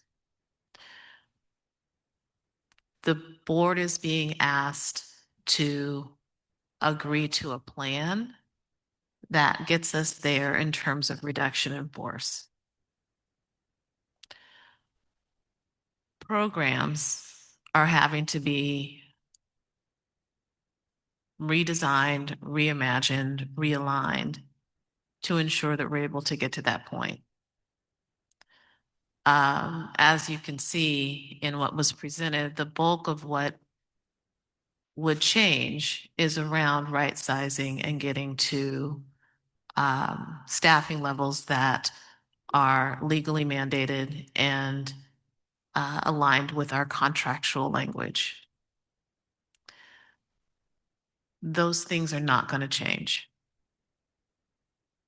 And so in terms of timeline, if the board came back on February 11th and we're prepared to take action, we'll be fine.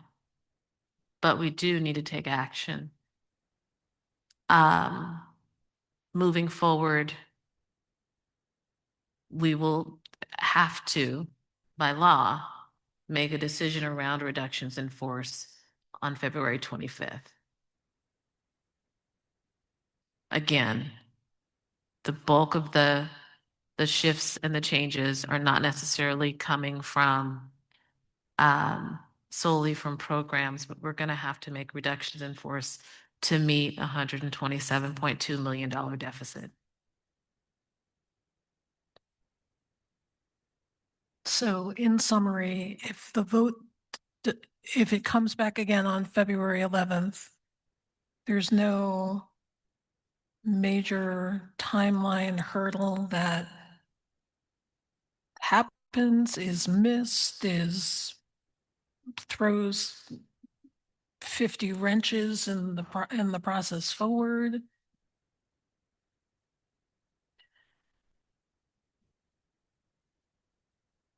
I'm not sure in terms of a redesign that we are looking at.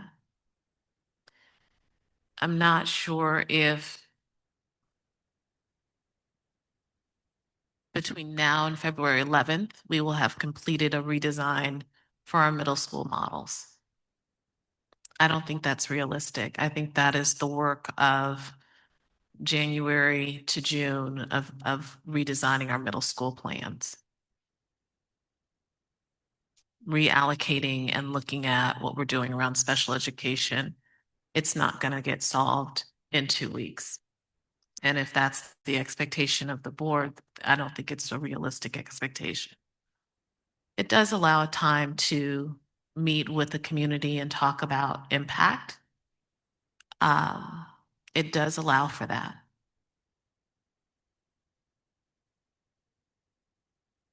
I'm just curious. I'm looking over to my acting associate superintendent of business services. I would just add that it's going to really condense the timetable to be able to get the list of reductions through HR, through seniority, bumping rights, and everything uploaded before the 25th board meeting agenda item is due. So going from the 11th and then 2 days later, the 13th, uploading the documents for the board agenda, if you're not counting ski week, you've then got a really condensed timeline for HR to put a list of reductions to present on the 25th. Trustee Gonzalez. Thank you. Yeah, I just want to clarify. I want to give time for staff to go to community and listen to them, right? And to talk to them. Are you gonna redesign? Probably not, right? But I think they deserve that. We deserve to do that. we should do that. I think that HR should be doing that work at the same time behind the scenes. Nothing stops you guys from doing that as you're having those conversations. When we've done this in the past, that's happening at the same time because those conversations need to happen with labor simultaneously.